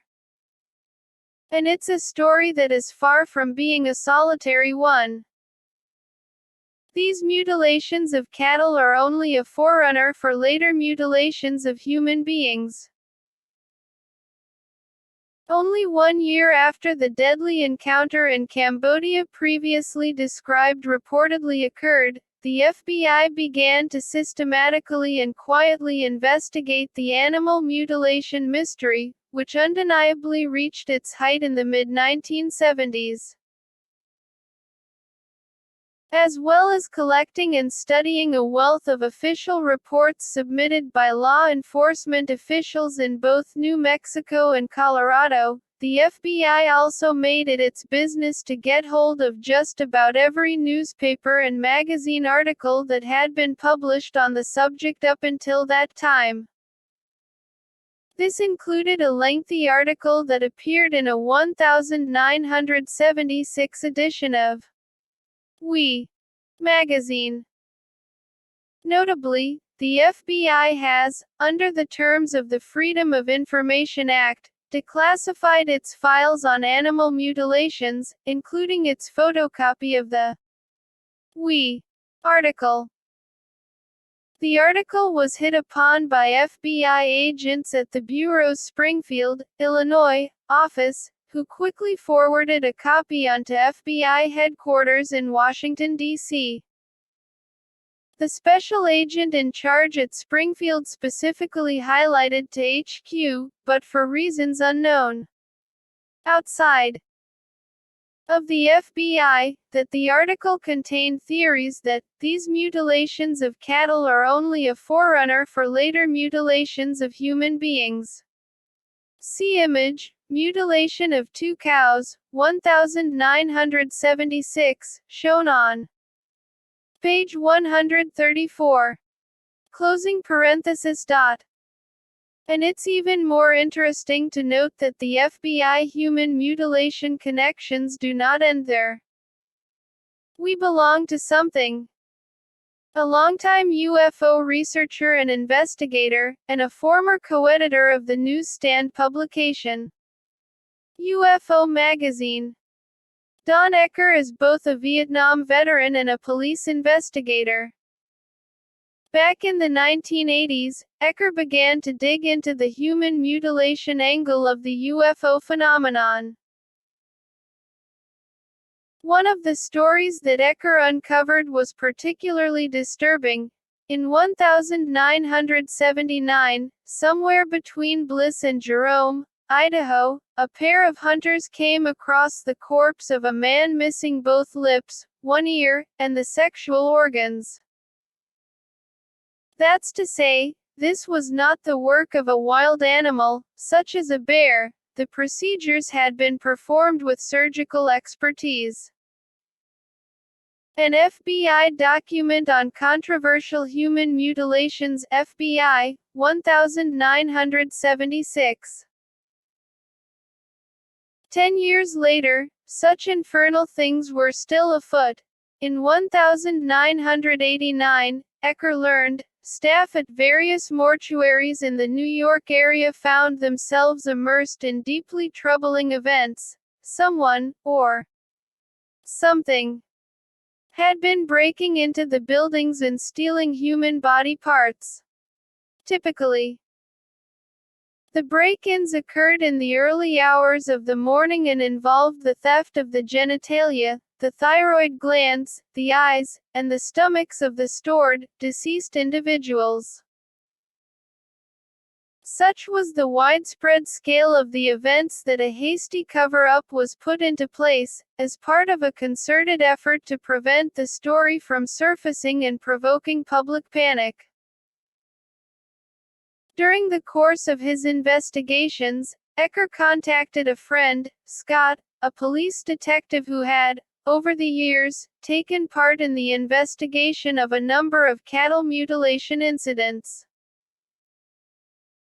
Ecker explained to Scott that he had an interest in the human mutes issue and asked Scott if there was any way in which he might be able to lend assistance, such as possibly by making inquiries with the National Crime Information Center (NCIC). Scott agreed to help, to the extent that he was able. It so happens that the NCIC, which was established in 1967 as a centralized database for information on criminal activity across the United States, is coordinated by the FBI's Criminal Justice Information Services Division. Very pleased by Scott's willingness to help out, Ecker sent his detective friend various data he had uncovered on alleged human mutilations and sat back to see what might develop. Well, something did develop, but it may not have been what Ecker was hoping for or anticipating. Only a few days later, Scott was back in touch with Ecker. Someone is sitting on something big as hell, Ecker, 1989. Not only that, a contact in the Department of Justice advised Scott that the whole matter was one best avoided, if one knew what was good for oneself. On this matter of cold-hearted extraterrestrials using us, the human race, in cattle-like style, it's perhaps wise to close with the words of the late Charles Fort, noted author of a number of acclaimed books on strange phenomena, including Wild Talents, Lo, and New Lands. He famously wrote, "I think we're property.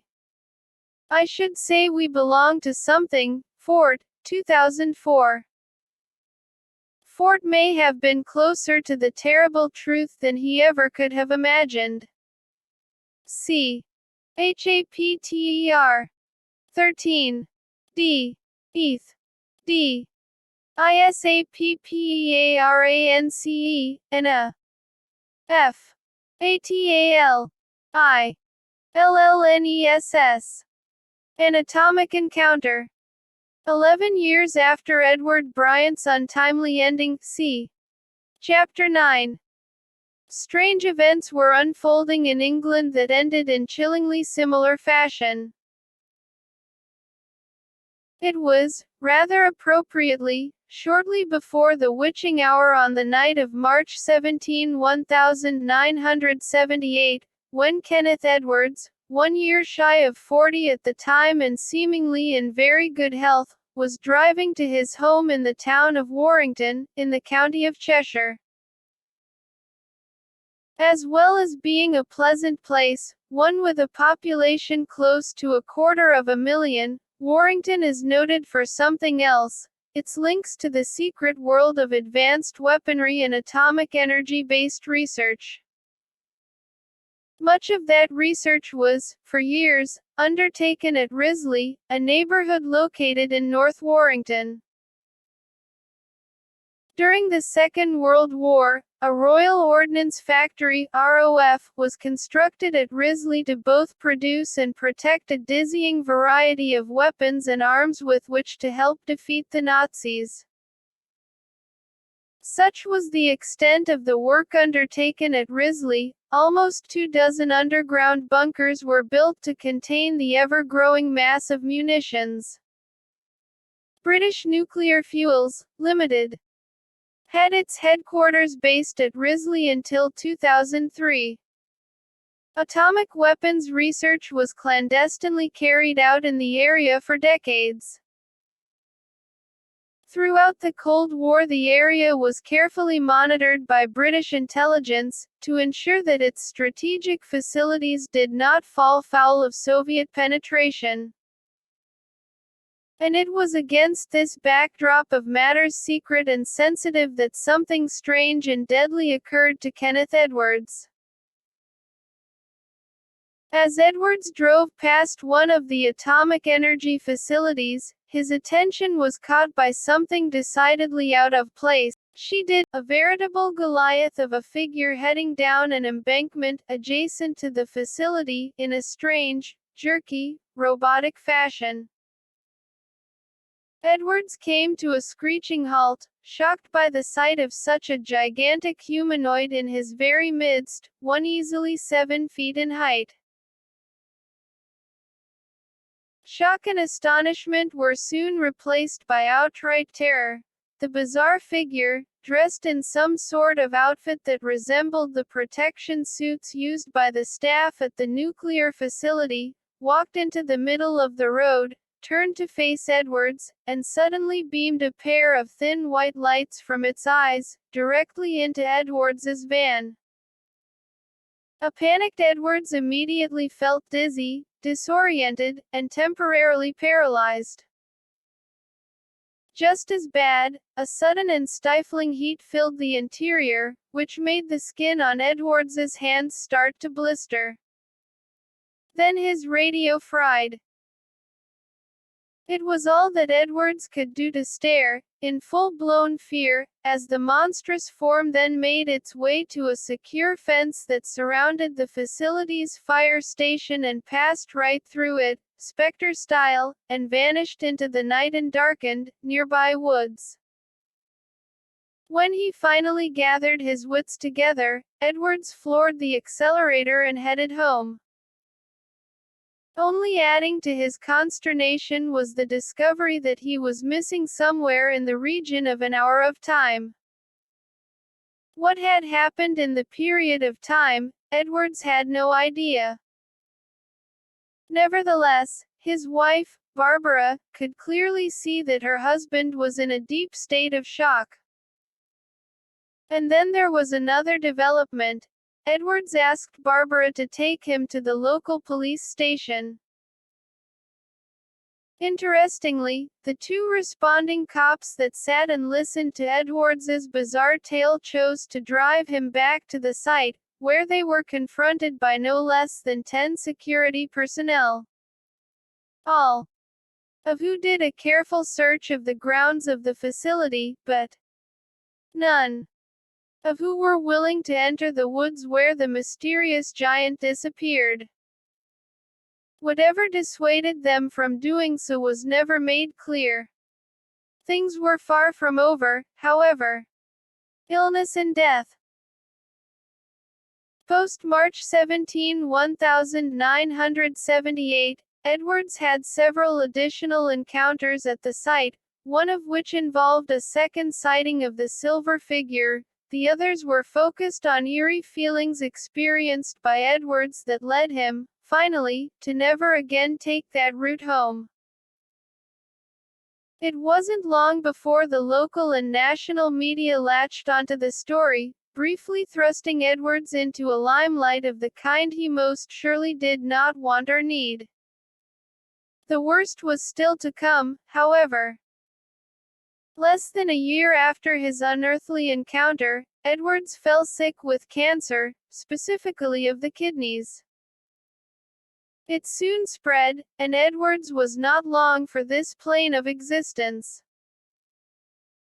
It might be said that Kenneth Edwards's encounter was with an entity born on a world far away, and, just maybe, that was exactly the case.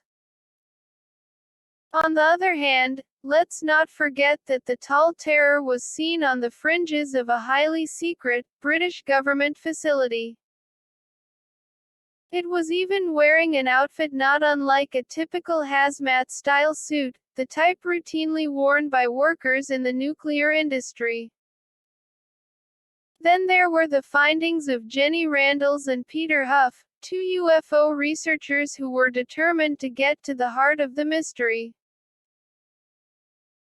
Although the pair didn't solve the puzzle, they did learn that certain strange and classified experimentation, of a sensory deprivation nature, no less, was afoot pretty much right next door to where Kenneth Edwards's Silver Man appeared. In view of this, is it feasible that Edwards became the unwitting victim of some unscrupulous and reckless project, one not unlike the so-called microwave incident that claimed the life of Edward Bryant in 1967? After all, what is more likely?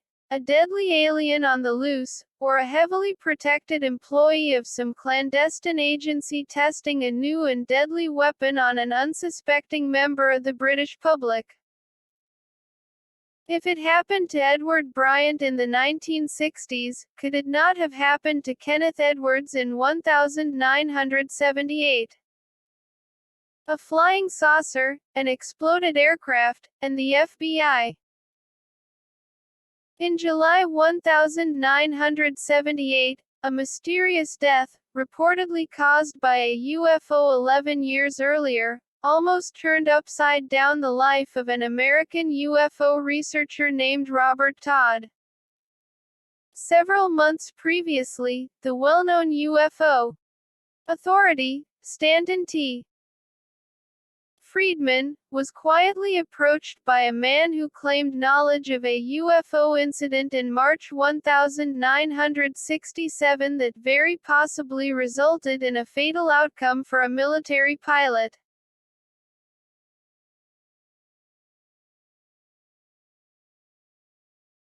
That this was far removed from being an innocuous light in the sky type report ensured Friedman asked for more details. He got them. The man in question, at the time, worked for the 6,947th Security Squadron at Homestead Air Force Base, in Florida. The 6,947th was a body of significance and importance. It was an arm of the U.S. Air Force Security Service (AFSS), and part of its job was to eavesdrop on the conversations of Cuban military pilots. Since the Cuban Missile Crisis had brought the world to the absolute brink of global nuclear war only 5 years earlier, the work of the 6,947th was imperative from a national security perspective. On the day in question, the team was scanning the airwaves, when they picked up a fascinating, but also alarming, conversation. Cuban Air Defense staff was screaming that an unknown target was approaching the coast of Cuba, from the northeast, at a height of about 33,000 feet, and a speed of close to 700 mph. The Cubans wasted no time at all in dispatching a pair of MiG-21 fighters that had been supplied by the Soviet Union. As they got within a couple of miles of the target, the team leader was able to make a visual sighting. Whatever it was no normal aircraft. Circular in shape, and highly reflective, it was, by definition, a UFO. When attempts made to contact the pilot of the UFO went unanswered, if the craft even had a pilot, the flight leader was ordered to blast the vehicle out of the sky. It was not a wise move. The pilot succeeded in locking in on the UFO's signature with his radar and was ready to let loose his impressive arsenal when, suddenly, the MiG exploded in midair. Very curiously, the aircraft did not burst into flames, but, according to the pilot of the second plane, seemed to disintegrate in the sky. There was no hope for the pilot. The UFO did not hang around. It soon reached a height of almost 100,000 feet and was lost as it headed off toward South America. Given that the work of the U.S. Air Force Security Service fell under the auspices of the Big Brother-like National Security Agency, the NSA's cleared staff was fully briefed on the deadly nature of the aerial encounter. And now we jump forward to 1978. A knock at the door.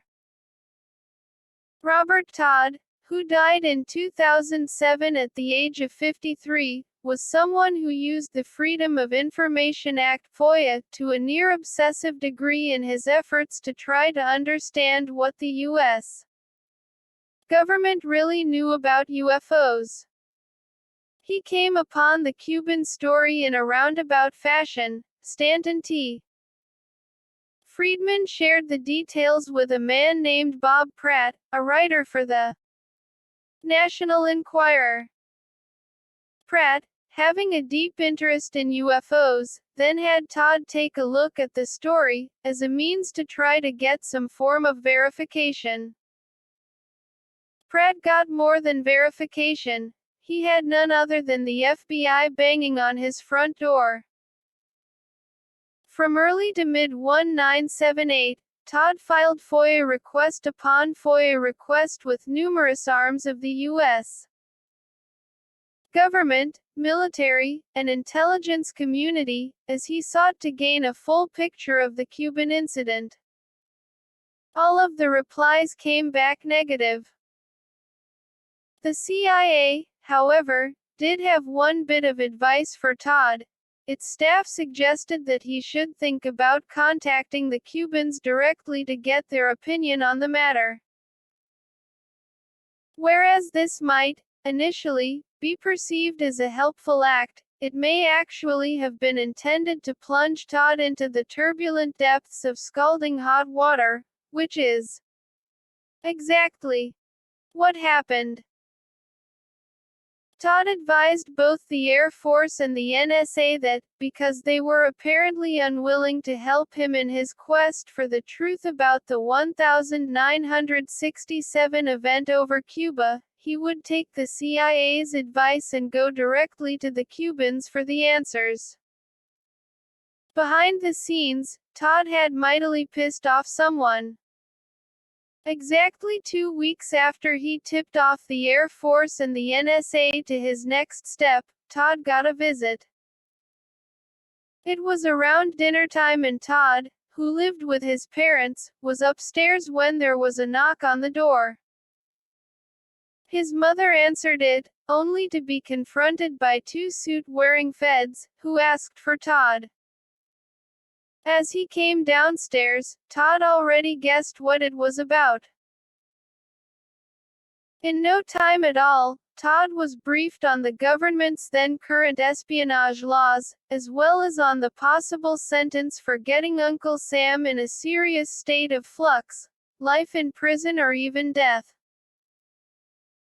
Todd also learned, during the classic good cop bad cop grilling, that the decision to have the FBI look into Todd's activities was the NSA's.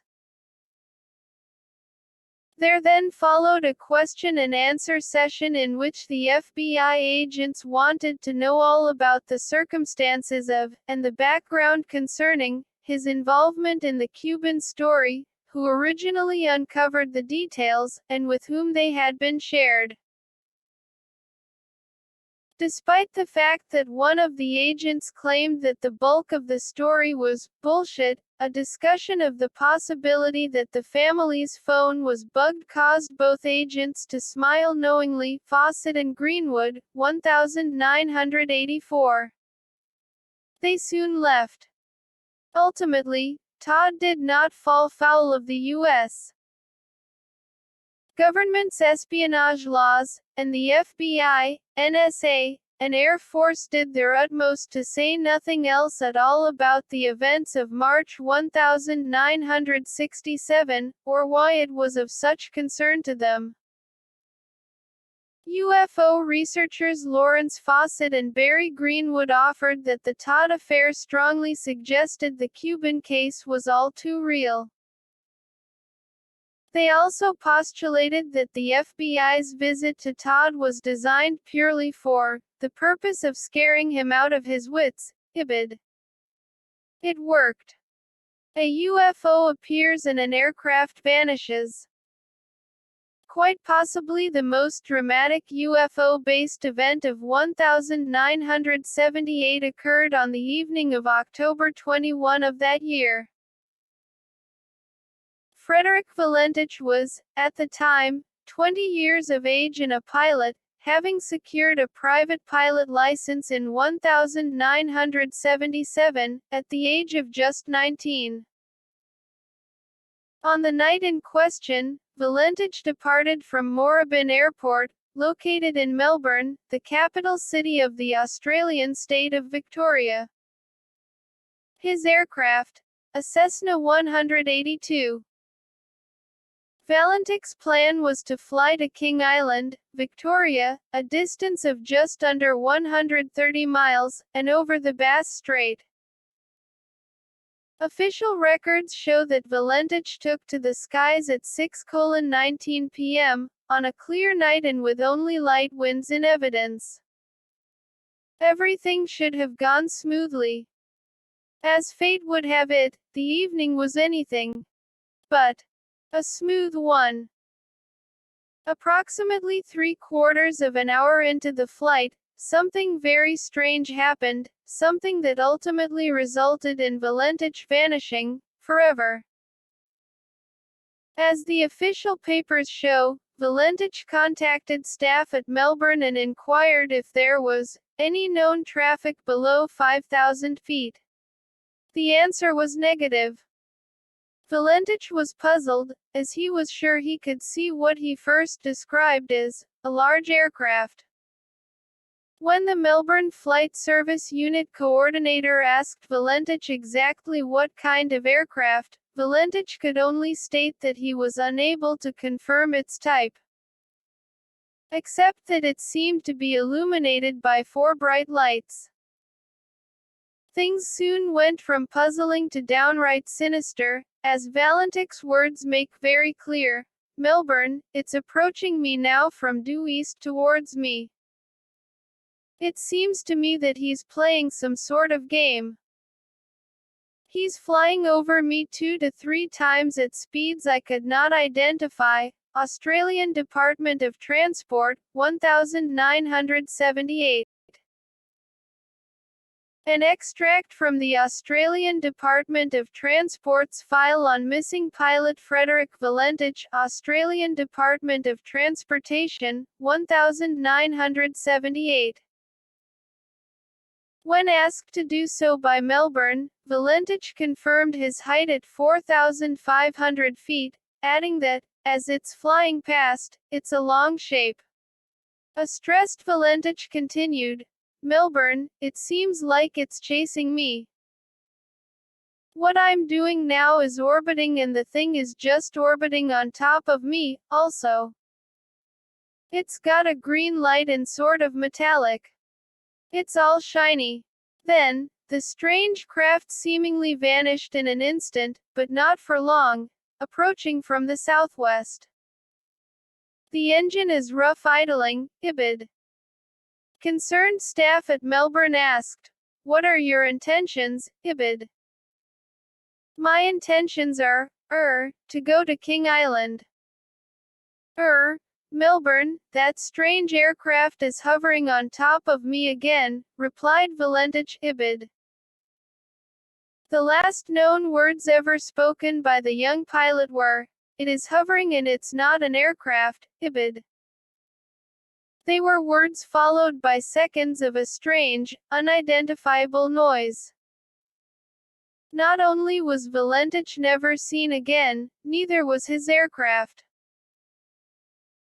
And, despite an extensive search that was launched practically immediately, and that carefully scanned both the skies above and the waters below, no adequate answer to the mystery was ever found. A detailed study of the unfortunately scant facts undertaken by Australia's Department of Transportation also drew a blank. What, exactly, happened to Frederick Valentich? The bizarre nature of Valentich's disappearance, the repeated references to the strange and unidentifiable nature of the unidentified craft, and not forgetting its ability to hover directly over Valentich's Cessna, have all led many a UFO researcher to conclude that Valentich and his plane were either destroyed by some form of vehicle from another world, or that both pilot and aircraft were the victims of a cosmic kidnapping. Theories soon abounded for what might have happened. There was the idea that Valentich staged his disappearance, as a means to make a new, fresh start somewhere else, possibly under an assumed name. Certainly, Valentich gave conflicting stories concerning the reason for his flight to King Island. Staff at Melbourne Airport understood that the purpose of Valentich's flight was to pick up a number of people and bring them back to Melbourne. Valentich told his girlfriend he was going to collect a large order of crawfish. Then there was the possibility of suicide. Although the family was adamant that Valentich had everything to live for, and certainly nothing to die for, it didn't stop such a theory from circulating and being considered. Also considered was the scenario of Valentich becoming disastrously disoriented and plummeting into the Bass Strait. In 2012, the Department of Transport's official file on the disappearance of Frederick Valentich was finally released into the public domain. It ran in excess of 300 pages, excited students of the UFO phenomenon, and gave at least some comfort to the Valentich family. If nothing else, it showed that a determined effort had been made to get to the bottom of the mystery, but that was all. There was still no answer to what really happened to Frederick Valentich on the night of October 21, 1978. And there still isn't. C. Chapter 14. A. Another. A. Damski and A. Another death. A corpse on a coal stack. In an earlier chapter we saw how, in 1965, a British man named Edward Bryant became embroiled in a UFO event that, in a strange and roundabout fashion, involved the infamous contactee George Adamski. It was an event that unfortunately proved to be fatal for Bryant. As you will recall, Bryant's encounter occurred just one day after Adamski's death. Moreover, his alleged aliens made a couched reference to the Adamski-sounding Yamski, and they even commented on day and less, which is perceived by many UFO investigators as a direct reference to Desmond Leslie, Adamski's co-author on their mammoth-selling 1953 book.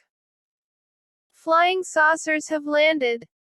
Bowen, 1969.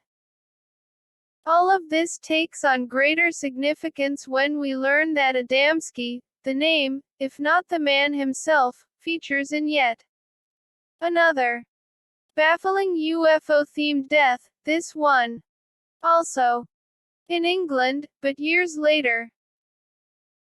It's an affair that started with a suspected murder that still mystifies to this very day and that ended in a close encounter of just about the most amazing variety possible. It started on a summer's day in 1980, June 11, to be specific. The location was the Yorkshire, England, town of Todmorden, a 17th-century locale with, today, a population of less than 15,000. For Trevor Parker, the day began as a normal one. It most assuredly did not end that way, however. Parker's father owned a coal yard in town and, while in the yard and as a torrential, afternoon downpour soaked Todmorden and its people to their core, young Parker discovered something shocking, a dead body lying on a 10-foot-high stack of coal. But that was not all. The head of the deceased man displayed a significantly sized burn. And, rather oddly, though the dead man was dressed in his jacket and trousers, he was lacking a shirt, the zipper on his trousers was undone, his shoes were tied strangely and had seemingly been placed on his feet by someone else, and the buttons of his jacket were pushed through the wrong holes. Parker quickly called the emergency services. A man named Adamski. It did not take long at all for the police to identify the victim. His name was Zygmunt Adamski and, although Polish by birth, he hailed from Tingley, Yorkshire, where he worked at the Lofthouse mining colliery. Adding to the mystery, however, was the fact that when Adamski's body was found, he had already been missing for 5 days, although the condition of the corpse made it clear he had certainly not been dead for all of those 5 days. Plus, the distance from Tingley to Todmorden, by road, was about 27 miles. How, or even why, Adamski ended up in Todmorden was equally perplexing. A major investigation was immediately launched, which is not surprising, given that murder was hardly a daily event in Todmorden. Deeper inquiries by the police allowed them to piece together at least a part of the picture of Adamski's movements prior to his disappearance, as well as collect background data on the man. Adamski and his wife, Lottie, had lived in Todmorden for decades. They were a devoted couple, and no one could understand why someone might have wanted Adamski dead. His health, however, was not good at the time he vanished. He suffered from both lung disease and heart disease, the latter, the coroner determined, being the cause of Adamski's death. All that the police were able to determine was that on June 6, Adamski and a couple of relatives over from Poland, who were in England to attend the wedding of Adamski's goddaughter the very next day, had lunch in Tingley, after which Adamski set off to run a few chores. And that's where the trail ran not just cold, but downright frozen. This did not, however, deter the police from diligently following every conceivable lead. Unfortunately, the more the authorities dug into the matter of Adamski's death, the more mysterious and confusing everything became. Earlier on the day Adamski's body was found, Trevor Parker had been working in the coal yard, and he was absolutely adamant that the body was not there at that time. This begged important questions. How, and why on earth, did someone choose the middle of the day to move a dead body? Why did they select, of all places possible, a hardly quiet coal yard in town? Why not dump Adamski's body on the wilds of the Yorkshire moors, late at night and well away from any potentially prying eyes? And how, exactly, was the corpse placed atop a 10-foot-high stack of coal at all?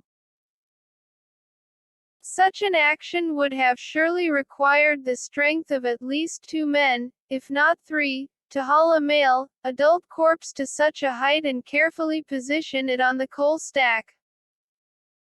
The next step was to see what the autopsy of Adamski's body had revealed.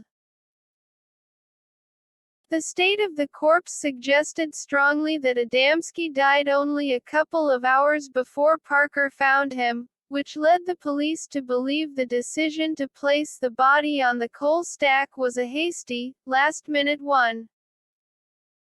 As for that curious burn on Adamski's head, well, that was another puzzle entirely. Egg-shaped, it appeared that someone had applied some form of cream designed to alleviate the effects of a burn. But, the burn was not caused by exposure to an open flame. The coroner deduced that the cause was due to something of a decidedly corrosive nature. The autopsy gave no indication as to where Adamski had been, or had been kept, in the days that preceded his death, although he did not appear to have been mistreated in any way, the burn aside. Adamski certainly hadn't gone without food, and an estimation was made he had shaved up until around the day before he died. Although the ultimate conclusion was death by natural causes, the mystery of Adamski's whereabouts prior to his final moments, not to forget the matter of how his body got to the coal stack, led even the police to strongly suspect there was far more to the story than anyone knew. The suspected killer, or killers, aside of course. Though the very name, Adamski, and his attendant mysterious burn, caused a few intrigued UFO researchers to take at least a cursory note of the affair when it first surfaced, it was later in 1980 when the mystery of Zygmunt Adamski's death was taken to whole new levels of intrigue. Policing the UFO. One of the two police officers who responded to Trevor Parker's emergency phone call was Constable Alan Godfrey. It was Godfrey, specifically, who noted the odd way in which Adamski was dressed, or, very likely, had been dressed by someone else. Most notable of all, however, in November 1980, 5 months after he was plunged into the investigation of Adamski's death, Alan Godfrey himself had a UFO encounter of fantastic proportions. It was also very much a contactee-style encounter of the type reported by the other Adamski, George, back in the 1950s, given that Godfrey's alien was not of the small, black-eyed variety that are so often reported today, but of a very human type and dressed in a flowing, gown-like outfit. Todmorden, England, the site of a mysterious death and abduction by aliens, Low 93, 2006. The strange, and quite possibly unearthly, events began during the pre-dawn hours of Saturday, November 29, 1980. Godfrey was on patrol in Todmorden at the time, his night shift having commenced some hours earlier and due to finish about 6:00 a.m. Such is the relative quiet nature of life in Todmorden, Godfrey's duties that Saturday did not involve apprehending burglars, chasing down muggers, or pursuing the drivers of stolen cars. For Godfrey and his colleague, much of the night was spent searching, unsuccessfully, for a missing herd of cattle. An hour or so before he was due to go off duty, and having failed to find the cows, Godfrey headed for the police station. At the last minute, however, he decided to have one last look for the cows. He did so alone, his colleague remained at the station. It was while traveling along the Burnley Road, a road that was still dark, due to both the time of the morning and the inclement, rainy weather, that Godfrey had what was without doubt the shock of his life.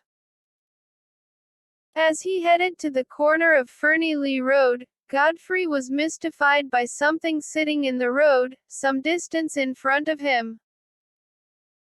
As he stared ahead, puzzled and slightly concerned, Godfrey's mind tried to place things into a down-to-earth context. For a few moments, he mused on the possibility that what he was seeing was nothing stranger than a typical English double-decker bus, albeit one stationary at a precarious angle on the road. As Godfrey closed in, however, he could see that the bus was actually nothing of the sort. It was, instead, a significantly sized egg-shaped object, with underside illumination that seemed to shimmer as it rotated at a fast rate, and that appeared to have windows running along its circumference. Rather disturbingly, Godfrey's VHF and UHF communication devices failed to work in close proximity to the object. He was all alone, in utter darkness, and unable to contact his colleagues at the police station to let them know what was going on. Nevertheless, and to his credit, Godfrey kept a cool head and quickly sketched the craft, as it appeared before him. Then, without warning, Godfrey was hit by a blinding light that clearly caused a significant degree of disorientation, because his next recollection was of driving the police car, about 300 feet beyond where he had seen the strange craft. Godfrey was in two minds as to whether or not he should report the details of what had just occurred.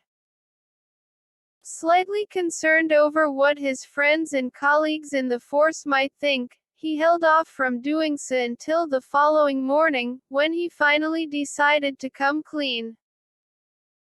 An official report was made, and that was that, or so Godfrey thought. In the days, weeks, and months that followed, Godfrey experienced a number of unusual dreams and fragmentary memories, all of which suggested his conscious recollections of what happened during the early hours of that fateful Saturday in November 1980 did not tell the whole story. The time finally came, in August 1981, when Godfrey decided it was time to try to figure out what really happened on that dark morning all those months earlier. He elected to be hypnotized, as a means to get to the heart of the puzzle, seeking the answers in an altered state.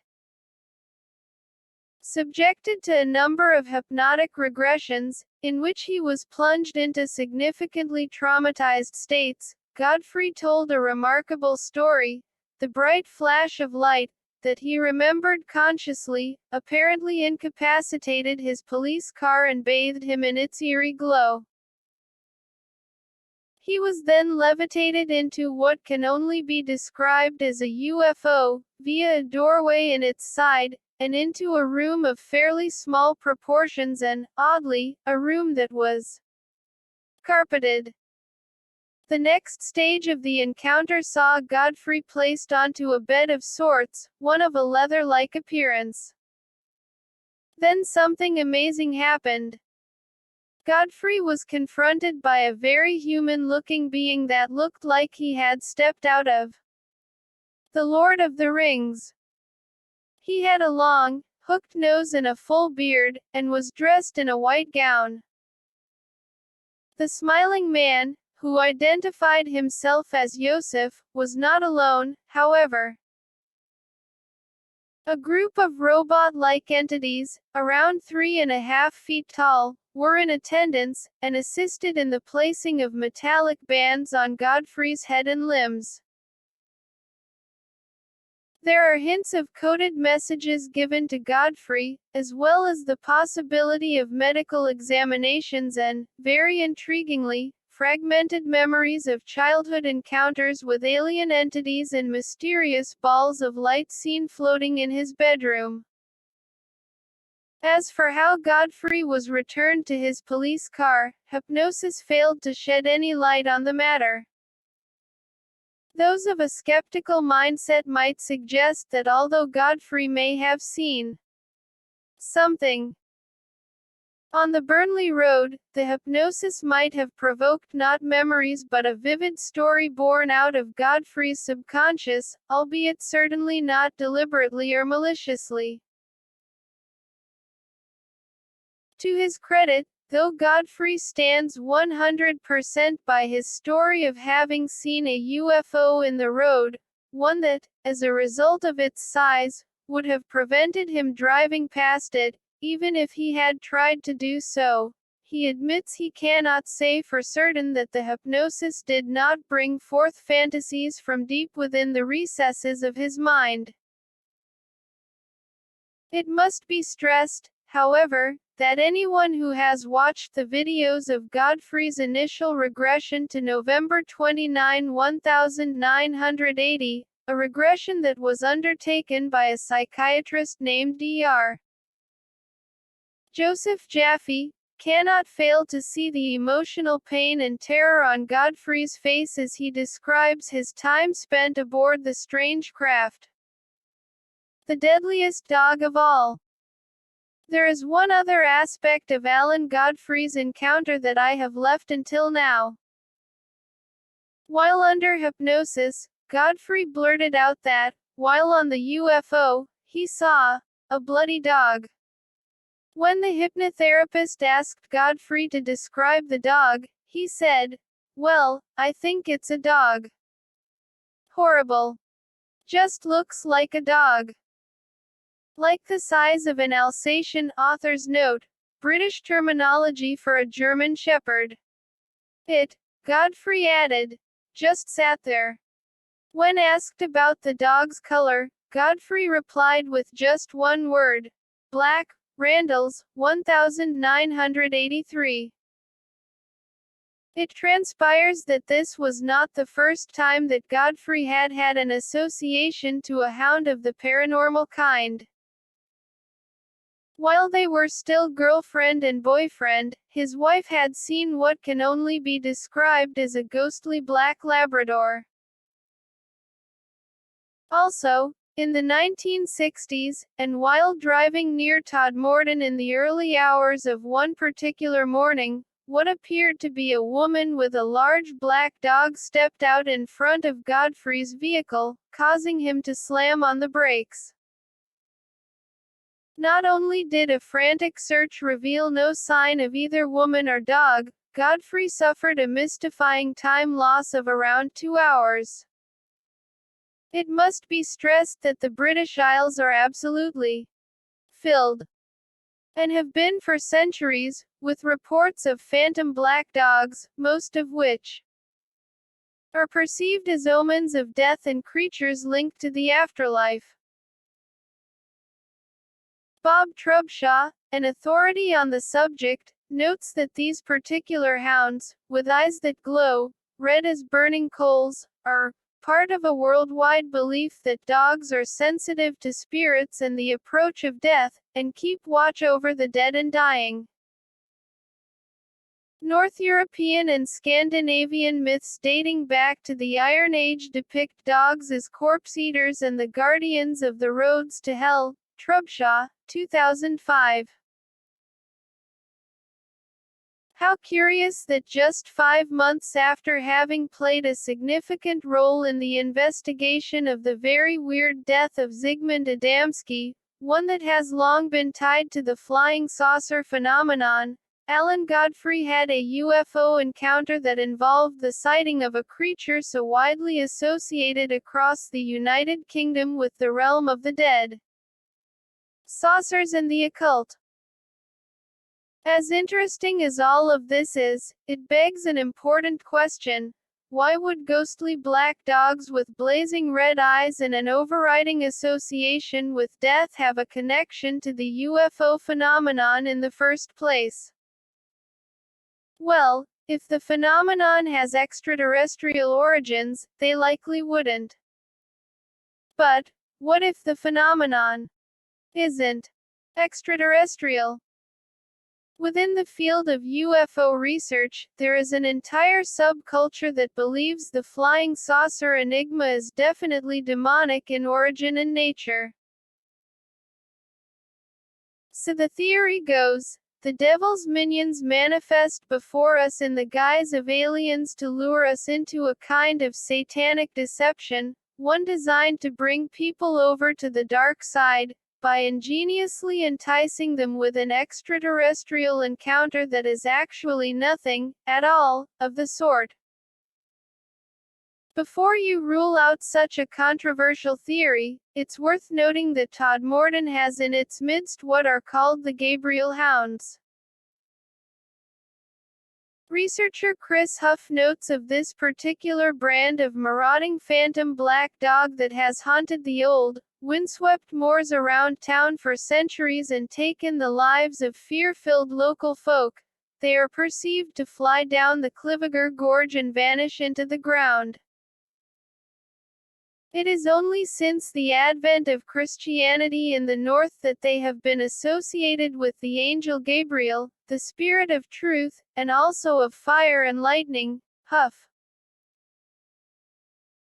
There is one other thing, too. Todmorden is home to Blackheath Barrow, a Bronze Age site, the 100-foot circular remains of which can just about be seen to this day, if one looks closely at the terrain of what is now the town's golf club. Also known as Frying Pan Circle and Roman Barrow, it's a site where numerous cremated remains of the ancients have been found in old urns. It's also a place where it was believed the dead showed themselves when certain old rites and rituals of Bronze Age man were practiced. J. Lawson Russell, a man with a passion for the mysterious places of the past, noted of Blackheath Barrow that funeral rites were regularly carried out at the site. Another intriguing belief is that although Blackheath Barrow was utilized by Bronze Age people, it was created, long before, by the fairy folk. They were diminutive entities, known for their magical powers, their predilection for stealing babies, and their ability to provoke missing time in those who crossed their paths, all of which are facets of today's so-called alien abduction lore. On this same path, one night, in 1982, none other than the wife of the landowner of Blackheath Barrow saw a strange ball of light near the old Bronze Age creation. Things then became decidedly hazy. Her next recollection was of waking up on the grassy fringes of the barrow, and with absolutely no indication of how she got there. And, lest we forget, Alan Godfrey's November 1980 abduction and subsequent hypnosis revealed that he, too, had a close encounter of the glowing ball of light kind as a child and also experienced a period of missing time while aboard a UFO. So what we have here with Todmorden is not just your average, Old English town, after all. This is a place where magical and mysterious death has dominated for countless centuries, particularly in relation to phantom black dog encounters, a phenomenon Alan Godfrey was acutely aware of and linked to. We also have an old Bronze Age structure, one allegedly built by supernatural dwarfs, where strange aerial lights have been seen and where a woman experienced missing time at the dawning of the 1980s. It cannot be said with any degree of certainty that all of this talk of supernatural death, lethal hounds of the paranormal kind, and the weirder aspects of the Alan Godfrey affair make it more likely than not that Zygmunt Adamski's death was due to the actions of non-human entities, whether from the stars or from some hellish realm. All of the above does demonstrate one thing, however. Todmorden is, and has been for time immemorial, a place steeped in matters relative to death of the most mysterious kind. C. Chapter 15. T. He. H. IGHWAY2. H. L. Conspiracy in the Lone Star State. Imagine the scene. It's late one December evening in 1980 and you are driving down a long stretch of tree-enveloped road in southeast Texas. Your attention is suddenly drawn to a strange light in the sky. You stare at it intently and in puzzled, and slightly alarmed, fashion. No wonder, as this is not a normal light in the slightest. Rather than appearing like the kind of illumination one would expect to see on an aircraft, this light appears to be nothing less than a mass of fire in the sky. In an alarmingly quick time, the light descends perilously close to the ground, as in barely 25 feet above the surface of the road, at which point you're now able to make out the shape of a strange, diamond-like object, one with a blue row of lights, and flames wildly emanating from its underside. By now both amazed and terrified, you bring the car to a sudden halt. As a Christian, your first thought is not that you're seeing a UFO, but the second coming of Jesus. Wrong. The Son of God, it's not. It's far more like the devil himself. Then matters really heat up, as in literally.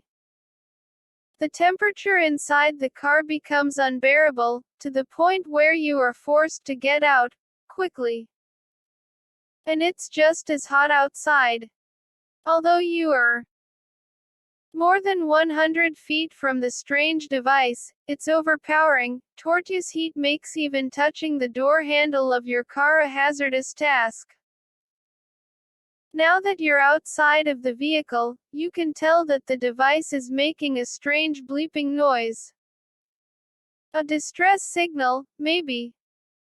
Suddenly, the fiery object begins to move, albeit in cautious and noticeably shaky fashion. You jump back into the car and start to follow it, slowly and deliberately.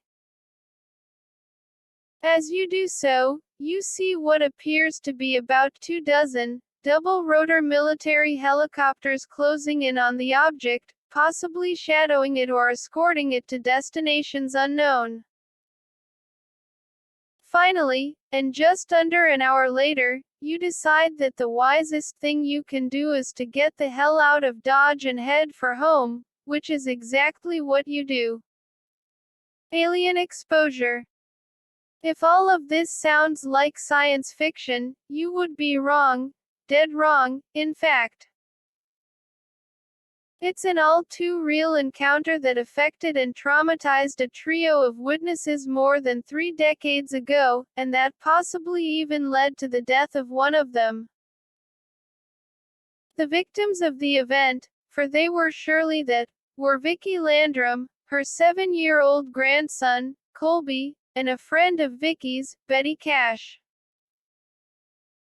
The location was Cleveland Huffman Road at Huffman, Texas, not too far from Houston, and the time when all hell broke loose was just about 9:00 p.m. The three had been out eating on the night in question. The dinner was good. The dessert, however, proved to be terrifying. The aftermath was even worse.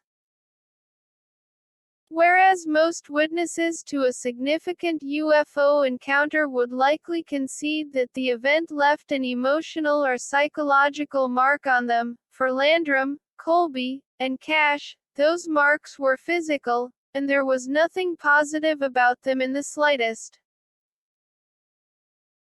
Many of the symptoms were similar to those that one might associate with a particularly bad case of food poisoning. They suffered from dehydration, severe diarrhea, headaches, incessant sickness, and an inability to keep anything liquid or solid down. But, whereas food poisoning generally clears up in a day or so, this was not the case here.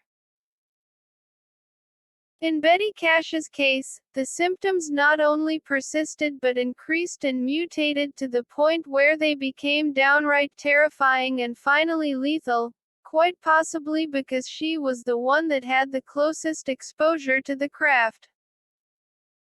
Within just days of the encounter, Cash, to her horror, broke out in sores, all across her body. On top of that, her hair began to fall out. And we're not talking about a few strands here and there. Entire patches of her head became exposed as the days progressed. It was, by then, time to hit the emergency room. Altogether, Cash spent nearly a month in hospital in the aftermath of the exposure to the vehicle from, well, somewhere. Cash was scared, and the doctors were baffled. Then news came that perhaps Cash was anticipating, but most assuredly didn't want to hear. There was a possibility, and certainly a suspicion on the part of some of the medical personnel who examined Cash, that she had been exposed to dangerous levels of radiation. Only a few weeks earlier, Cash had been celebrating Christmas with her family. Now, however, her life was in turmoil and upheaval. Looking for answers.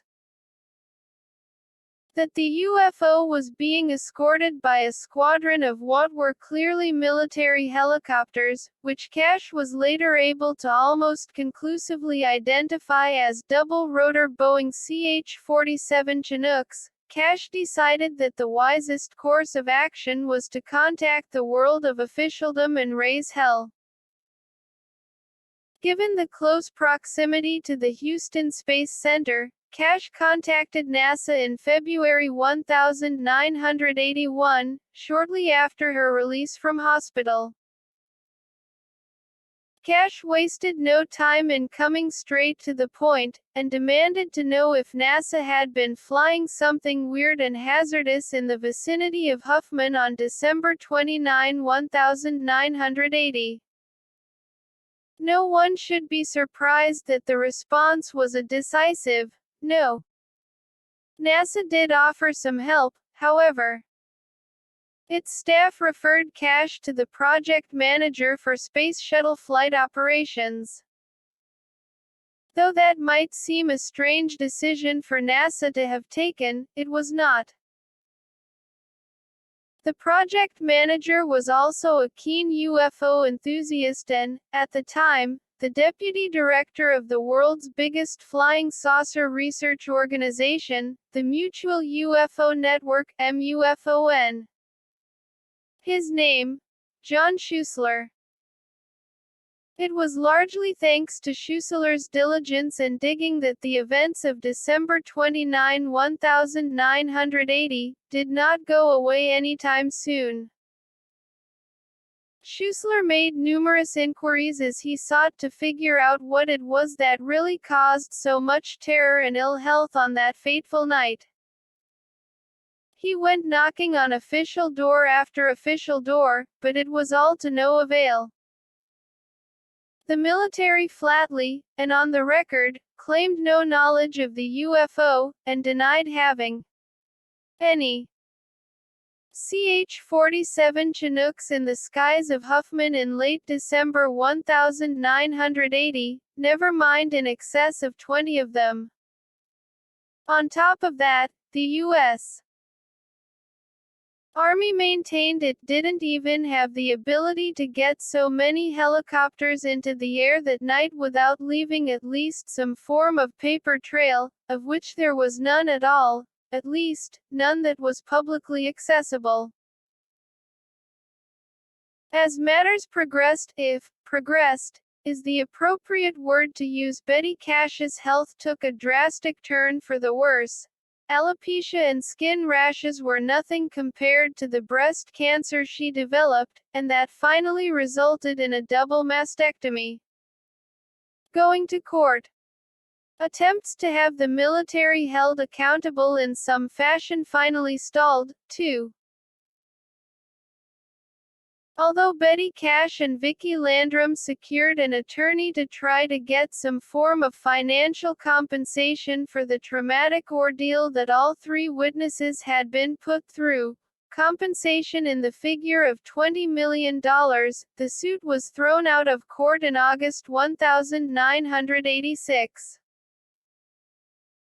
The reason for the dismissal, whatever the true nature of the unidentified, wobbling, fiery object, no evidence was brought before the judge that proved the craft originated with some arm of U.S. officialdom.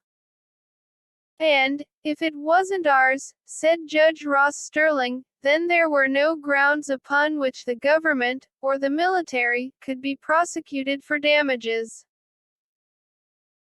Outrageously, as a result of the lack of evidence suggesting the military knew far more than it was saying, the judge wouldn't even begin to hear what Landrum and Cash's lawyers had to say. Ultimately, the matter of what truly happened down in southeast Texas 2 days before the end of 1980 was never resolved. Betty Cash and Vicki Landrum stood by their story, while young Colby preferred to remain in the background. Officialdom steadfastly denied it, and John Schuessler continued to try to open yet further doors to the truth. Today, more than 30 years down the line, that truth has still not surfaced. As for poor Betty Cash, there was no positive outcome. Her health never recovered and, in somewhat eerie fashion, the Grim Reaper took her. Exactly 18 years after that night near the town of Huffman. An insider spills the beans on the matter of what it was that caused so much damage and destruction to the lives of 3 innocent individuals. A fairly strong case has been made that the UFO was some form of highly advanced vehicle of the military, even if such a theory has consistently had scorn poured on it by the U.S. government. Before we get to the matter of the unknown craft itself, there is the far from insignificant matter of that veritable armada of helicopters. Mystery helicopters, or black helicopters, and phantom helicopters, as they have infamously become known, are a staple part of ufology. They are very often seen at so-called cattle mutilation sites, in relation to surveillance of those who claim to have been abducted by aliens, and at alleged UFO crash sites. Collectively, this has given rise to the theory that some clandestine arm of the military is operating a helicopter-based, quick response unit, one that is designed to deal with UFO-themed matters of a serious and national security affecting nature. It's a theory that may well be right on target. Tom Adams spent much of the 1970s and 1980s digging very deeply in the matter of unidentified helicopter links to the UFO and cattle mutilation issues. In doing so, he stumbled upon the testimony of Tony, a helicopter pilot based at Fort Hood, Texas. Late one night, in December 1980, a night that Tony distinctly recalled was after Christmas Day but before the New Year, he and a number of his colleagues were ordered to fly a covert mission to what we now know to be around Huffman, Texas. They were advised to keep a lookout for an unusual aircraft, one that the pilots of the choppers would be required to try and keep as close to the ground as possible. Adams, 1991. That even meant the precarious possibility of having a crew actually hover directly above the craft and carefully use the weight of the helicopter to force it downward, to the ground. Tony added that when they reached the area and caught sight of the aerial device, which wasn't hard, as it was throwing off sparks like a 4th of July sparkler, they shadowed it from anywhere between 7 to 10 miles, after which they were suddenly ordered to abort the mission. Ibid. Days later, Tony learned further details from some of his colleagues. The craft was by definition a UFO, but it wasn't made by bug-eyed aliens. From some faraway galaxy, it was all the work of Uncle Sam, an experimental aircraft that experienced problems and that led to the need for an emergency team to hit the area with extreme speed. As for the reason the mission was aborted, whatever the nature of the malfunction, it was ultimately rectified, something that allowed for its controllers to complete their mission, which was possibly a test flight of the futuristic-looking vehicle, one that may even have been nuclear-powered. On a very similar path, Betty Cash's physician, Dr. Brian McClelland, went on record as stating that he had a source who advised him the exotic aircraft was an experimental, nuclear-powered craft known as the Wasp-2. A near-identical claim to that of Tony was made by a shadowy, military source known as Falcon, on a 1988 television show. UFO Cover-Up. Live. Is it, therefore, possible that Betty Cash, who unwisely chose to walk toward the craft as it hovered precariously in front of her, was exposed to deadly radiation at the time of her encounter, something that caused so much sickness, hair loss and, finally, a fatal dose of cancer? It's not impossible. However, researcher Brad Sparks prefers another, but no less intriguing possibility. He notes that if Cash really was bathed in so much radiation that it led to blistering, loss of hair, nausea, and vomiting, then she should have died within weeks, rather than having had ongoing, post-event medical problems for years. Sparks has offered the theory that Cash, the closest one to the UFO, was possibly exposed to a chemical agent, many of which mimic the effects of ionizing radiation. Either way, the end result was the same. As a result of her close encounter of quite possibly a very earthly kind, Cash's health suffered not just adversely but, finally, to a fatal degree. The Rendlesham Forest Angle. There is one final matter to address on the curious saga of Betty Cash and Vicky and Colby Landrum, and it relates to the time frame, late December 1980.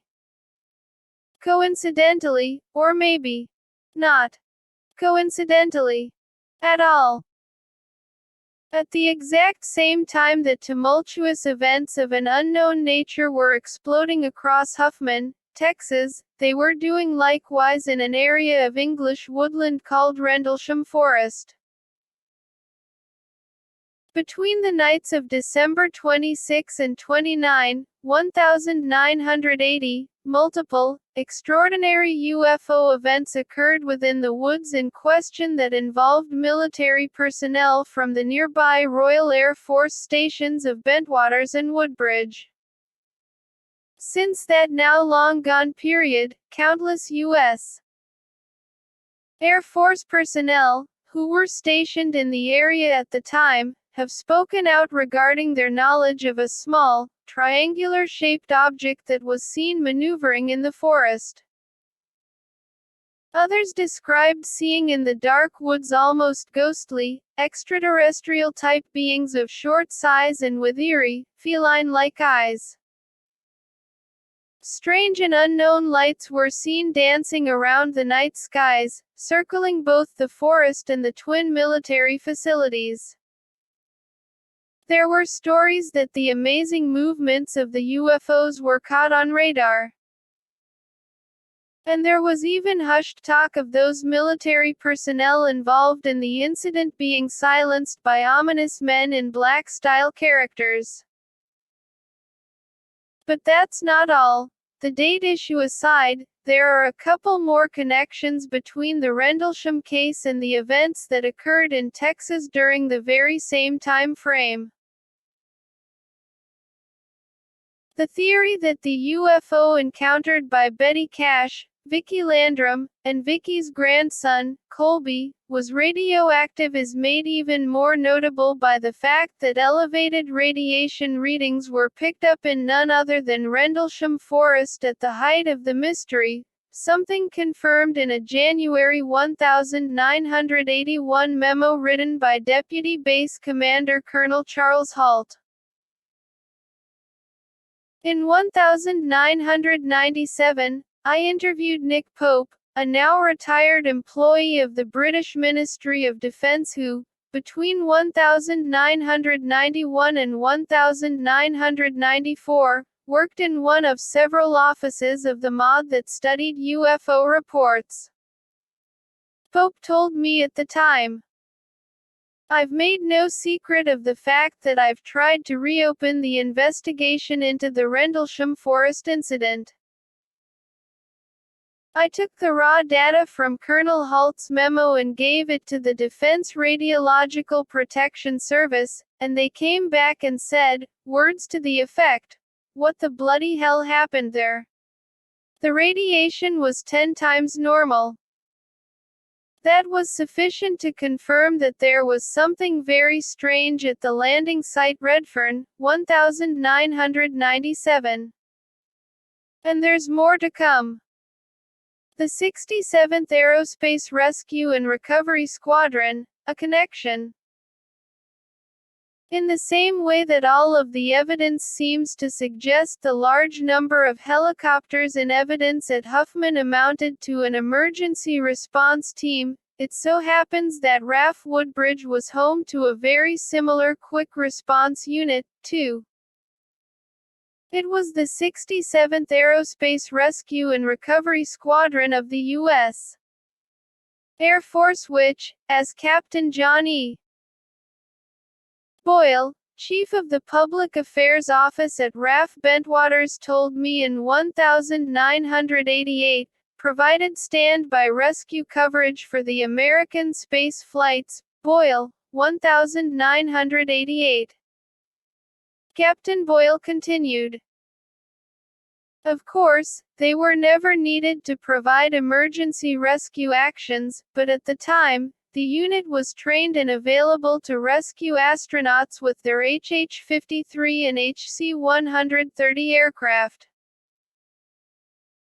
In early 1988, the 67 AARs was redesignated as part of the 39th Special Operations Wing, their primary mission changing from that of rescue to supporting U.S. Special Operations Forces. Their secondary mission remains that of search and rescue, and they would provide any assistance necessary in future space missions. IBID. Today, the unit goes by the moniker of the 67th Special Operations Squadron and operates out of a British Royal Air Force base called Mildenhall, in the English county of Suffolk. Rather notably, its staff has close links to the NASA's Lyndon B. Johnson Space Center in Houston, Texas, just a short drive to the town of Huffman, where 3 lives were affected to a terrible degree in December 1980.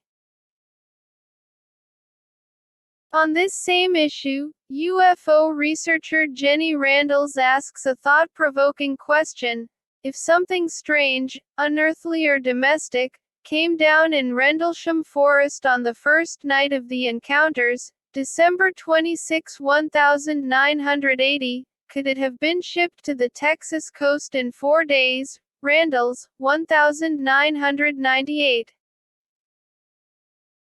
She notes that, as Huffman is so close to the coast near Galveston, the object could have been picked up from an aircraft carrier and ferried to its destination by helicopters belonging to some highly covert military operation. IBID. Although some might suggest that such a thing is far too fantastic for words, let's look at the facts. Both the Huffman and the Rendlesham events occurred at the same time. The Cash Landrum case had an emergency response component in the form of a squadron of helicopters, albeit admittedly one from who knows where. RAF Woodbridge had its very own such unit, the 67th Aerospace Rescue and Recovery Squadron, which had ties to the Houston, Texas-based Lyndon B. Johnson Space Center, which, at a distance of only 47 miles from Huffman, makes matters all the more intriguing. The chances of us knowing what it was that Betty Cash, Vicki Landrum, and Colby Landrum encountered in December 1980 on a darkened stretch of Texas road diminish just about as quickly as the years roll by. Perhaps the craft was indeed a highly classified device of the U.S.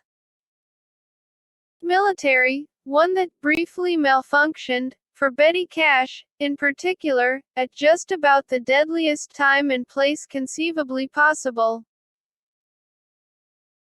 On the other hand, maybe the secret aircraft angle was introduced to cover up something else, the recovery of a craft of non-human origins that came down in Rendlesham Forest, England, and that was secretly and hastily shipped to the United States.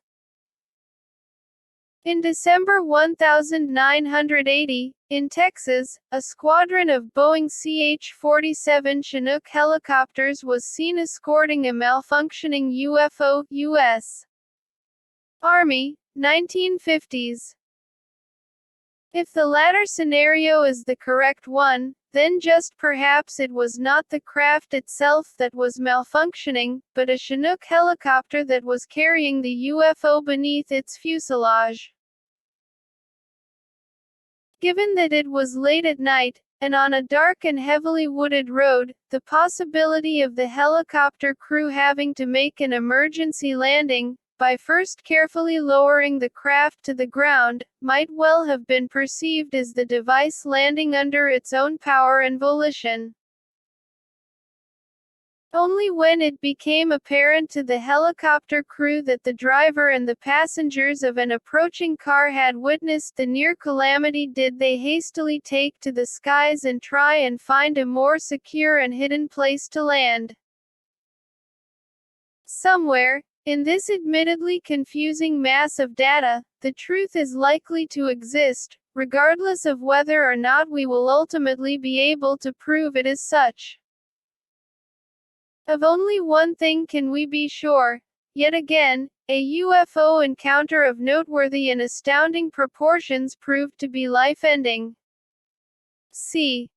HAPTER 16 S. TAR W. Rs of the D. EADLY K. IND SDI, guarding the skies. From the mid-1980s to the early 1990s, a significant number of individuals working for a leading defense contractor in the United Kingdom died under highly suspicious and dubious circumstances. That many of them, chiefly computer programmers and scientists, were attached to projects allied to U.S. President Ronald Reagan's famous Strategic Defense Initiative (SDI) program of the 1980s, has led to an astonishing theory. Those whose lives came to sudden ends were killed by a deadly foe of unearthly proportions. To be sure, it sounds like wild science fiction. Quite possibly, however, it may be equally wild science fact. It was in March 1983 that President Reagan announced his plans to create a futuristic defense system designed to ensure the Western world remained free of nuclear attack by the Soviets. The Strategic Defense Initiative was its official title, though the project is far better known by its nickname, Star Wars. The idea, which finally got off the ground in 1984, was a decidedly far-reaching and alternative one. Essentially, the plan involved deploying powerful laser-based weapons into the Earth's orbit. That, in essence, would provide a collective shield that could skillfully and decisively destroy any incoming Soviet or Chinese nuclear weapons. The program was not just ambitious, it finally proved to be overly ambitious. Ultimately, the Strategic Defense Initiative program collapsed under its own weight and a lack of adequate technology to allow it to work in the fashion that Reagan had enthusiastically envisaged. Nevertheless, it wasn't entirely abandoned. During the Clinton administration, it became the Ballistic Missile Defense Organization, and is today known as the Missile Defense Agency, MDA. Although the MDA is a vital component of America's defense and security, it's a far cry from the Star Wars like SDI-based imagery of hundreds of laser-firing weapon systems positioned high above the United States. But, in its very earliest years, SDI was seen as a winner by many. And, as a result, that a leading British defense contractor was recruited to come on board and help develop the vital technologies that the project sorely needed. But was it really the Soviets that Reagan was worried about? Ever since the SDI program was announced, rumors have circulated to the effect that it was a far stranger enemy that was plaguing the mind of the president, an enemy that wasn't even human or fully understood, in terms of its origins and motivations. SDI, the theory goes, was planned to take on not an internal threat, but an external one, an evil, extraterrestrial empire, no less. UFOs, strange deaths, and the Strategic Defense Initiative, U.S. Government, 1985. UFOs and Star Wars. It's a notable fact that President Reagan made a number of intriguing statements relative to the UFO phenomenon in the mid-1980s, when SDI research was at its height, and specifically from the potential threat it posed to each and every one of us.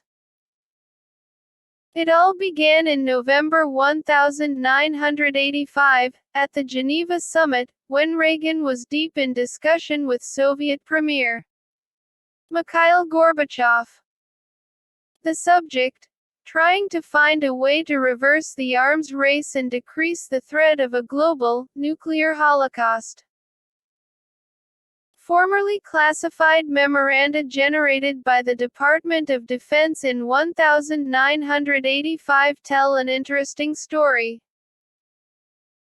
Reagan said that while the General Secretary was speaking, he had been thinking of various problems being discussed at the talks.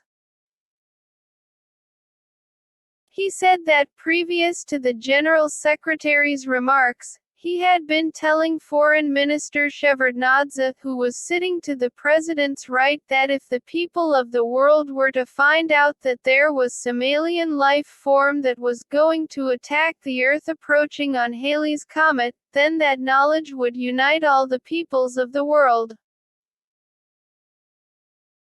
Further, the president observed that General Secretary Gorbachev had cited a biblical quotation, and the president is also alluding to the Bible, pointed out that Acts 16 refers to the fact that we are all of one blood regardless of where we live on the earth, and we should never forget that. Reagan's extraterrestrial fixation, 2009.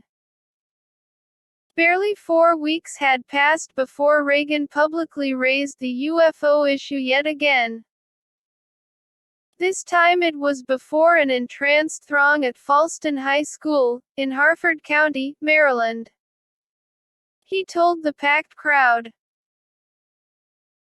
"I couldn't help but, when you stop to think that we're all God's children, wherever we live in the world, I couldn't help but say to Gorbachev just how easy his task and mine might be if suddenly there was a threat to this world from some other species from another planet outside in the universe. We'd forget all the little local differences that we have between our countries, and we would find out once and for all that we really are all human beings here on this earth together. Well, I guess we can wait for some alien race to come down and threaten us, but I think that between us we can bring about that realization. Cameron, 2009. And Reagan was far from done with alluding to the world that, just perhaps, there might be an extraterrestrial threat waiting in the wings to assume control of the planet. It was September 21, 1987 when, before none other than the United Nations General Assembly, Reagan told a captivated audience. In our obsession with antagonisms of the moment, we often forget how much unites all the members of humanity. Perhaps we need some outside, universal threat to make us recognize this common bond. I occasionally think how quickly our differences worldwide would vanish if we were facing an alien threat from outside this world. And yet, I ask you, is not an alien force already among us? What could be more alien to the universal aspirations of our peoples than war and the threat of war? Ibid. Was there really a connection between the SDI program, Reagan's comments, and deadly aliens lurking and machinating in our very midst? Although the hypothesis that Reagan's Star Wars program was designed to stave off a potential alien attack on the Earth is controversial in the extreme, it is an undeniable reality that others have made near-identical claims. War of the Worlds. The late Colonel Philip Corso, of the U.S. Army, and someone who claimed to have worked with alien technology recovered near Roswell, New Mexico, in 1947, said that at the height of the Cold War, the military found itself fighting a two-front war, a war against the communists who were seeking to undermine our institutions while threatening our allies, and, as unbelievable as it sounds, a war against extraterrestrials, who posed an even greater threat than the communist forces. So we used the extraterrestrials' own technology against them, feeding it out to our defense contractors and then adapting it for use in space-related defense systems. Corso and Burns, 1997. Corso continued, in a fashion that leaves no room for misinterpretation on his words. It took us until the 1980s, but in the end we were able to deploy enough of the Strategic Defense Initiative, Star Wars, to achieve the capability of knocking down enemy satellites, killing the electronic guidance systems of incoming enemy warheads, and disabling enemy spacecraft, if we had to pose a threat. It was alien technology that we used. Lasers, accelerated particle beam weapons, and aircraft equipped with stealth features. And in the end, we not only outlasted the Soviets and ended the Cold War, but we forced a stalemate with the extraterrestrials, who were not so invulnerable after all. Ibid. It must be noted that Corso has as many believers as he does disbelievers in his controversial claims. But there is one thing that goes far beyond a mere claim. When President Reagan was pushing his SDI dreams, and curiously dropping little hints and clues about dangerous extraterrestrials in our midst, the Grim Reaper came calling upon dozens of British scientists and computer experts with more than a few SDI links themselves.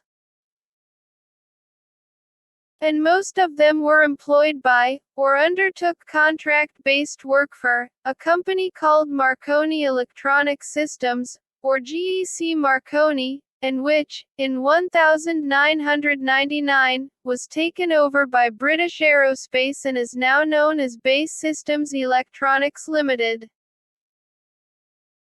It's a company whose research is at the forefront of cutting-edge technologies in the fields of advanced weaponry, electronics, lasers, underwater-based weapon systems, and space satellite components. We have already seen how, in the early 1970s, Marconi was embroiled in a couple of strange deaths with UFO connections. In the 1980s, however, it was prestigious contracts connected to Ronald Reagan's Strategic Defense Initiative that kept Marconi's personnel busy, when they weren't mysteriously dropping like flies, that is. The death list begins, and gets bigger and bigger. The earliest case on record that appears to tie into the undeniably strange saga occurred in March 1982. The victim was Professor Keith Bowden, who was then age 46. A scientist with significant computer simulation skills, he undertook a sizable amount of work for Marconi in the early 1980s, that is, until death unfortunately decided to make an appearance. It came in the form of a car accident in which Bowden's BMW crossed a highway and plummeted onto an old stretch of unused railway track.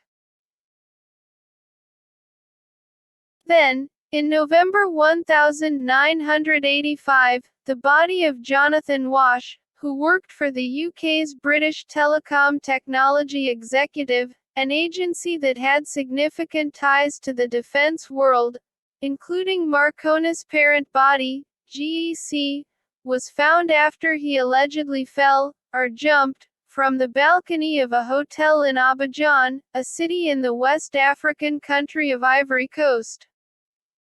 The verdict was a straightforward suicide. Moving ahead 1 year, on August 4, 1986, 24-year-old Vimal Bhagwanji Dajibai, a computer programmer who worked at Marconi Underwater Systems, threw himself off the huge Clifton Suspension Bridge, which spans England's River Avon. The 240-plus foot fall ensured that Dajibai's death was inevitable. The verdict of the coroner was, as was the case with Jonathan Wash, suicide, something that deeply puzzled his family, as a result of Dajibai's strong personality and driven ambition. 2 months later, in October, Arshad Sharif, also a computer programmer and also linked to Marconi, killed himself in horrific fashion. The 26-year-old tied one end of a lengthy piece of rope around a tree, then got inside his car, tied the other end of the rope around his neck, started the engine, and hit the accelerator. Death was instantaneous. Right around the Christmas period in 1986, Dr. John Britton, a scientist in the British defence industry, found himself in a ditch after losing control of his car. Utterly baffled as to what had happened, Britton remained deeply uneasy about the whole affair, but not for long. On 12 January 1987 he, too, was dead, allegedly from self-induced carbon monoxide poisoning in his garage. It must be said here, as an aside, that Britton's death by carbon monoxide poisoning, following on directly from an inexplicable car accident, exactly mirrors the circumstances surrounding the 1959 death in Florida of UFO researcher Morris K. Jessup. And still on the UFO issue, Elimination of non-military personnel. Coincidence or not, in October 1986, right in the middle of a cluster of Marconi deaths that spanned from August to December of that year, English UFO researcher Jenny Randles was contacted by a former British Army source, Robert, who claimed access to highly classified U.S. military files and UFOs, crashed flying saucers, alien autopsies, and the U.S. government's most guarded UFO secrets of all. They were also files that dealt with controversial deaths in the UFO field. Such was the potential importance of the revelations. Randles and a colleague, Peter Huff, met with Robert in the town of Eccles, England, not far from where Randles was living at the time. As Randles and Huff listened intently, an amazing story tumbled out. As Robert explained, the files in question were originally computerized and stumbled upon, a year or so earlier, by a computer specialist doing repair work at Wright-Patterson Air Force Base, in Dayton, Ohio, an installation with numerous UFO links, and the alleged resting place of more than a few crashed UFOs and preserved extraterrestrial corpses. Recognizing the significance of the papers, the man managed to print around 600 pages, which was said to have been a small portion of the overall total. The man was friends with Robert's commanding officer, CO, who was on an exchange program in the States, and secretly passed the files on to the CO, who managed to get them out of the country into the UK. Supposedly, Robert was told, the very same computer technician died shortly afterward in a highly suspicious car accident, one blamed on drunk driving. When I interviewed Randles about this issue, in 1997, she told me what happened next. Robert's CO explained that he was due to take on a new position within the British Army and he needed to offload the UFO files. Was Robert the man for the job? As it transpires, Randles explained to me, yes, Robert was the man for the job. After reading the mass of documentation, however, and realizing the gravity of the situation in which he now found himself, ostensibly in the illegal possession of highly classified U.S. military files, Robert quickly became a worried man, a very worried man. Redfern, interview with Jenny Randles, 1997.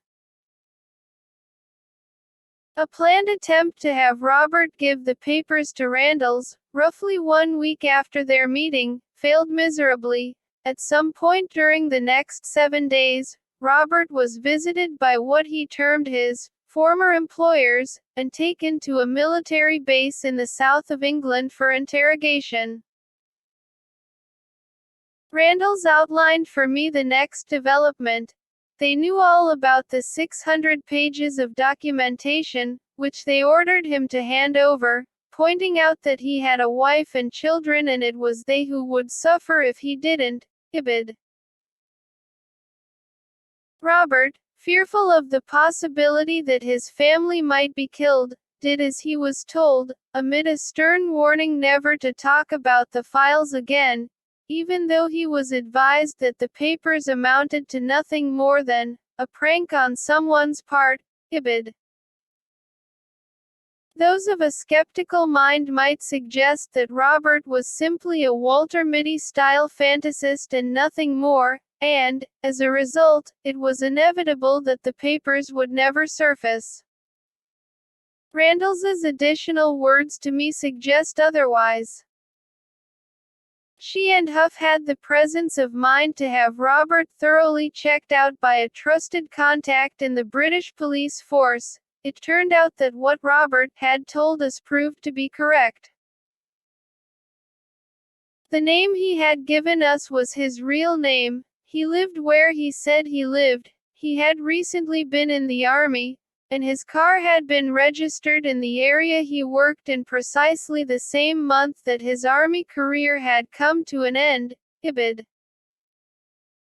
Though the very odd, and almost Machiavellian, affair was over, one particular revelation from Robert really stuck in Randall's mind.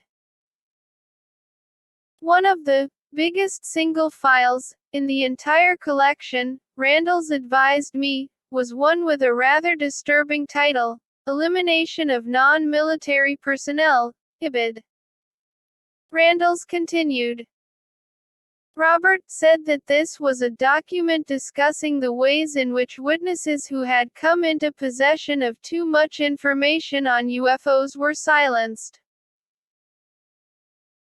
And although this sounds very much like something out of a spy film, from his detailed discussion of a number of case histories in the file, the one tactic that was used most often, particularly with people in influential positions, was to offer them high-paid jobs in government departments. They had pretty much determined that, where money was concerned, people usually comply. But there was a discussion of the so-called men in black, people going around warning people about national security and intimidating them into silence. However, Robert told us that this tactic was only used on those whose instability was considered to be significant enough that, if they ever told their story publicly, it would not be considered credible. Ibid. For all that, and if all else failed, Randall's added to me, there was one final option, termination. Ibid. Robert quietly told Randalls that although, according to the files, this tactic wasn't employed too frequently, those that were charged with carrying out such assassinations were well trained to ensure that any UFO-related deaths appeared to be due to suicide or accident. Ibid. There is something else, too. Wright-Patterson Air Force Base, from where the seemingly classified files originated, played a significant role in the development of President Reagan's SDI program. When Reagan announced his Star Wars vision, one of the first official bodies tasked with researching the feasibility of SDI becoming a reality was the Air Force Office of Scientific Research, OSR, the origins of which date back to 1951. Critical to the research was a sub-project of OSR that operated out of Wright-Patterson, one whose SDI-themed work revolved around ultra-high-speed computing, laser technology, outer space propulsion systems, and advanced sensor-based equipment. Is it only a coincidence that Wright-Patterson was home to highly classified files and UFOs, SDI-based work, and documents detailing murders made to look like suicide or accident? And was it only a coincidence that Jenny Randalls was alerted to all of the above at the same time those SDI Marconi deaths in the UK reached fever pitch level? Marconi continues to be a deadly company to work for. Not long after Dr. John Britton died, around Christmas 1986, there was the very strange affair of Avtar Singh Jita. He worked on classified programs for the British Ministry of Defence with ties to Marconi, and curiously went missing from Loughborough, England, on January 8, 1987. A full-scale manhunt was launched to find Singh Jita. Fortunately, he turned up alive and well, albeit very confused. Not surprising, as he finally surfaced, 4 months later, in Paris, France, unable to account for how or why he came to be there. It was almost as if someone, or Something had taken control of Singita's mental faculties and dictated his every move and action. It was the matter of Singita's vanishing act, and the deaths of Vimal Bhagwanji Dajibai and Arshad Sharif, that led John Cartwright, at the time the defense spokesman for the Liberal Social Democratic Alliance, to state that, as far as the deaths were concerned, and given the sensitive nature of the work on which the now dead personnel were working, things had gone far beyond mere coincidence. Cartwright received a somewhat predictable response from Lord Trefgarne, the government's defense procurement minister, who conceded that although there was a small degree of oddness to the affair, an official investigation was not warranted. In fact, and in very intriguing words, Trefgarne added that not only was an inquiry unwarranted, it was also considered undesirable. But, undesirable to whom exactly, was never made clear. It's also notable that in the very same year that Cartwright raised his concerns, the British Observer newspaper reported that the United States was then significantly emphasizing the need to protect those computer programmers employed on the SDI project. How intriguing that the United States was expressing concern about the safety of computer programmers with SDI links, when such people were dying left, right, and center in the UK. Someone in America's official infrastructure, it seems, was already exhibiting unease about the Marconi situation on the other side of the pond. During the time period that Singita was missing, the life of a man named David Sands came to a violent end.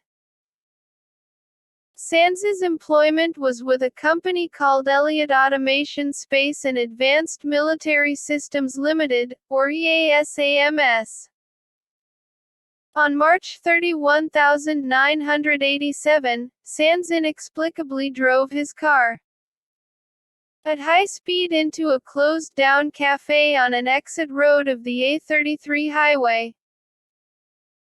That Sands had placed 2 containers of gasoline in the trunk of his car ensured his death was both terrible and fiery.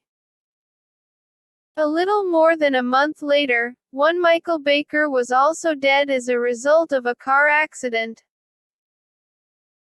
Baker was an employee of Plessey, a company that, in 1999, was absorbed into BAE Systems when British Aerospace merged with Marconi Electronic Systems. While driving with friends on May 3, 1987, Baker seemingly lost control of his car on a clear stretch of English road. The car careered across the highway and flipped over. Fortunately, Baker's friends both survived. He, however, did not. Death was reportedly due to violent trauma to Baker's brain. His friends chose never to speak out publicly on the circumstances surrounding the crash. On March 25, 1988, Trevor Knight, an engineer with Marconi, apparently killed himself by locking himself in his garage, attaching a hosepipe to the exhaust of his car, and dying from the fatal effects of carbon monoxide. Knight's family was baffled by his death, given that he had never displayed any evidence of having suicidal tendencies. Brigadier Peter Ferry, also of Marconi, committed suicide in the summer of 1988, as did Alistair Beckham, an employee of the aforementioned Plessey. Both men electrocuted themselves. Wholly outrageously, and also in 1988, the British Ministry of Defence claimed that the growing public interest in the ever-increasing list of deaths was due to nothing more than media sensationalism. Then, In the latter part of 1991, the body of a Marconi employee named Malcolm Putty was found floating in the waters of an English canal, only days after he told work colleagues he had uncovered something incredible that he wished to share with his bosses. What, exactly, Putty stumbled upon, and why it was so incredible, remains unknown to those outside of Marconi's highest echelons. The deaths detailed here are merely the proverbial tip of the iceberg when it comes to the matter of the Marconi affair. To date, the number of British citizens with ties to Marconi who ended up dead under questionable circumstances between 1982 and 1991 is in excess of 30. For officialdom, suicides, accidents, and natural causes were the only answers. Not everyone was in accord with that unswerving stance, however. When the gin strikes. One of those who saw a direct connection between the deaths of the Marconi personnel and the UFO phenomenon was Gordon Creighton, a diplomat, an intelligence officer, and the editor of Flying Saucer Review magazine. In 1989, I interviewed Creighton about the flurry of Marconi deaths that the mainstream British media had already widely picked up on. Interestingly, Creighton's opinion was twofold. First, Creighton felt that though at least some of the suicides and accidents were exactly that, the victims were driven to kill themselves via what Creighton termed a form of mind control. That's to say, chemical cocktails and directed energy weapons, perhaps not unlike those that may have been used on Morris K. Jessup decades earlier, were utilized to adversely manipulate the personalities of the victims, placing them into hypnotic-style states of depression and anxiety that allowed the minions of government to kill them as they saw fit. Redfern, 1989. Then there was the second angle. Creighton suggested to me that, never mind the government, there was a concerted, worldwide effort on the part of an unearthly alien menace to try to ensure that the Strategic Defense Initiative never got off the ground, too. And the best way to do that was by killing those who were working on the program. Rather interestingly, Creighton did not believe the UFO phenomenon had extraterrestrial origins. Instead, he suspected the entities behind the phenomenon were nothing less than jinn. Definitively paranormal in nature, jinn are key entities within the lore and teachings of Islam that appear repeatedly in the Quran, and that inhabit a world very different to ours, one of a different dimension, it might be suggested. The jinn are not our friends. Quite the opposite. They are driven to provoke havoc, mayhem, and death for the human race, something they are extremely adept at doing. One can understand why hostile, paranormal entities might want to have seen SDI shut down, but why would elements of British intelligence follow a similar path? According to Creighton, there were certain figures within the British government who felt the wisest course of action was not to try to defeat the Jinn Armada with President Reagan's SDI program, but to form a truce, granted, an admittedly uneasy one, with the visitors from beyond the veil.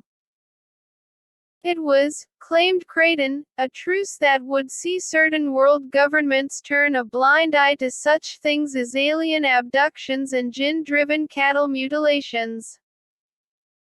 In return, the nightmarish creatures would hold off from a planetary takeover. They had one proviso, however: SDI had to go. In this scenario, said Creighton, agents of British intelligence were responsible for the killings of some of the Marconi people, specifically to try to accord with the wishes of the Jinn that the Star Wars project and its staff should not be allowed to proceed with their work. Ibid. Is it possible that in the United Kingdom highly classified research was undertaken in the 1980s and 1990s to kill people via highly advanced mind control phenomena? If so, might those killings have been achieved by supernaturally rendering the victims into significantly altered states of deep depression and moroseness, states designed to push them down roads filled with engineered car accidents and suicides? Certainly, when we look at the deaths of many of the Marconi scientists, we see repeated examples of sudden and decidedly out-of-character behavior, such as that exhibited by Avtar Singh Jita, who fortunately avoided death but found himself wandering around Paris, France, in a definitive daze in May 1987, Michael Baker, whose death, also in May 1987, was caused by head trauma, and Malcolm Putty's 1991 death in the depths of a British canal. Were the numerous and varied deaths of the dozens of Marconi personnel, many with links to President Ronald Reagan's Strategic Defense Initiative, really the result of the combined efforts of both government agents and Jinn, one perhaps using regular tools of assassination and the other employing amazing, unearthly mind powers? As incredible as it may sound, and to paraphrase The X-Files, the threads of the story are out there. We may not, however, like where those same threads ultimately lead. C. Chapter 17. T. He. T. Entacles of the O. Ctopus. Death in the Night. At first glance, it appeared to be nothing stranger than a tragic suicide, a man found dead in the bathtub of room 517 of the Sheraton Inn in Martinsburg, West Virginia, with significant slashes to his wrists. He left a poignant note, begging his loved ones to forgive him for his actions. A used wine glass gave a good indication of how the man spent his final few hours. His name was Danny Casolaro. He breathed his last breath on the night of August 9, 1991. There was, however, something about this particular, alleged suicide that suggested there was more to it than simply the actions of a desperately depressed man. At the time of his death, Casolaro, a 44-year-old freelance journalist and author, was hot on the trail of a well-hidden, powerful group of people. And, by all accounts, they were not to be messed with. That is, unless one had a warped yearning to end up prematurely dead, which, as circumstances dictated, was Casolaro's ultimate and exact fate. About 18 months before his death, Casolaro was on the lookout for something fresh and exciting, something that would test his investigative skills to the max. To his joy, but also to his cost, Casolaro found it. It all began with a company called Inslaw, which was owned by a former employee of the National Security Agency, William Hamilton. As an expert in computer software, Hamilton created a program, called Promise, for the U.S. Department of Justice DOJ that was designed to significantly aid in the tracking of criminals. The only problem was that the Doge accused Hamilton of inflating his fees for creating his program and quickly cancelled payments. A long and protracted legal battle ensued, one that Hamilton failed to win. As Casellaro began to dig ever deeper into the story of Inslaw and Promise, he discovered that bootlegged versions of Hamilton's program were being peddled, by shadowy forces within the official infrastructure, to countless overseas nations, including Israel, Iran, and Iraq.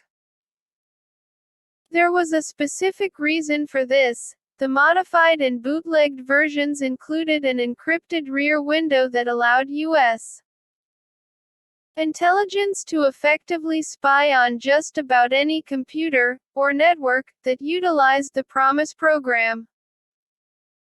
In that sense, Hamilton's creation was the perfect tool of espionage on America's enemies.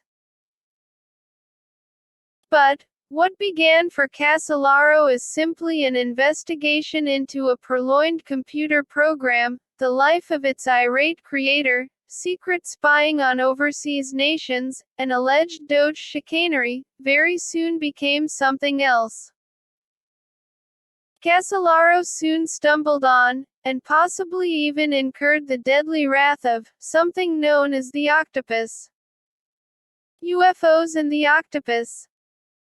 In his notes, Casellaro described the octopus as an organization that, for more than 50 years, had manipulated on a truly massive scale governments, the oil industry, banking empires, and the dark world of organized crime were all at the mercy of the octopus.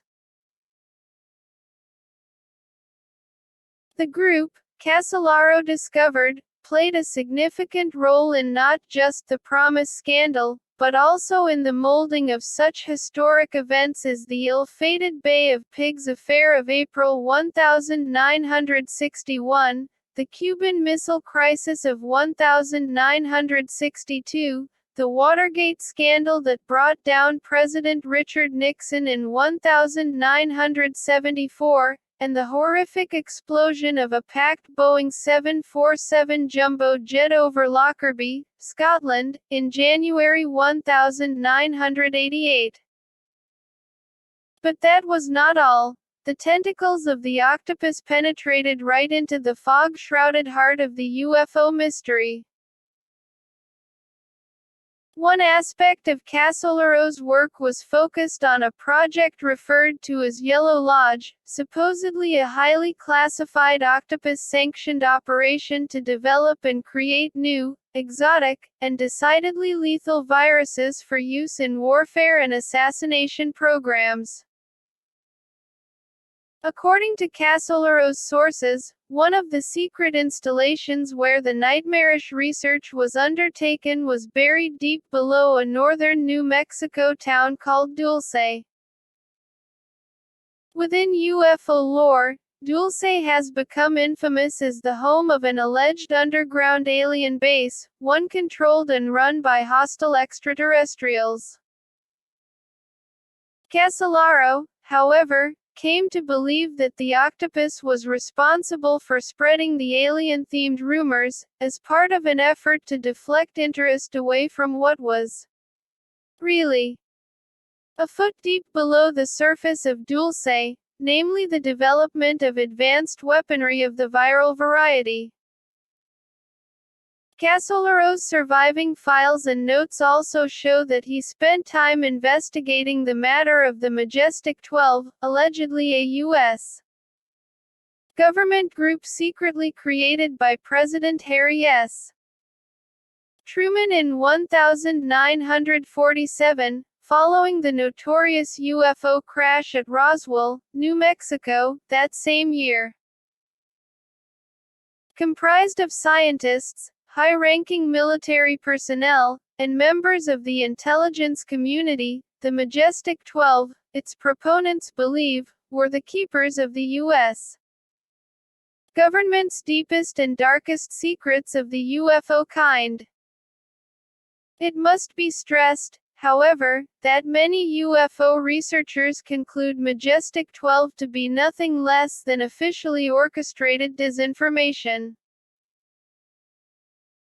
With all that in mind, and given what Casolaro discovered about the duplicitous and manipulative situation in Dulce, New Mexico, it's not at all impossible that the octopus may have played a role in the creation and dissemination of a Majestic 12-driven hoax. The purpose: to keep the UFO research community away from still classified programs of a military, rather than alien, nature taking place in New Mexico in the late 1940s.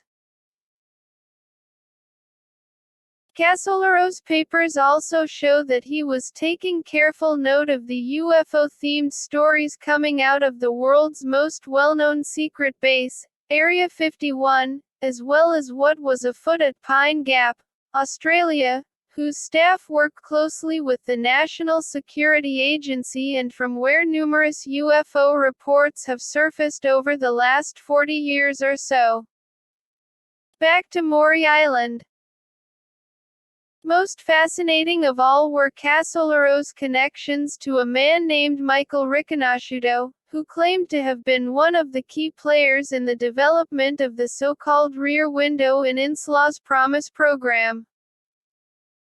But Riconosciuto was far more than just a hired hand in that particularly murky affair.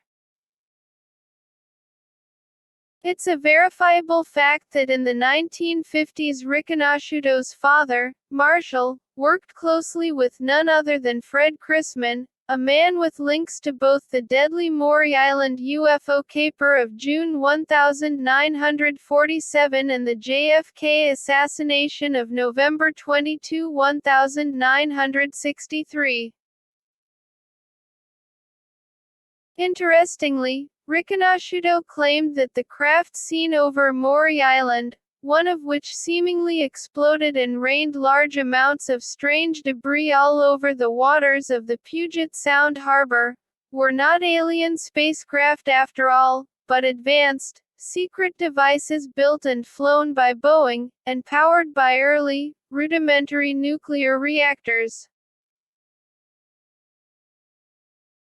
The data supplied by Riconosciuto, the material relative to the Majestic 12 controversy, and the information concerning what was afoot at Dulce, New Mexico, created in Casolaro's mind a scenario in which, since its very earliest years, the UFO subject had been brilliantly exploited to camouflage highly secret programs of a distinctly terrestrial nature, and the octopus seemed to be deeply involved in that very same manipulation. Had his death not gotten in the way, it's very possible that Casolaro would have succeeded in exposing the shocking truth regarding how an entire UFO-themed mythos was created to protect the truth and secrecy surrounding futuristic aircraft and advanced weapons systems. But, unfortunately, death did get in the way. Spiraling to the end.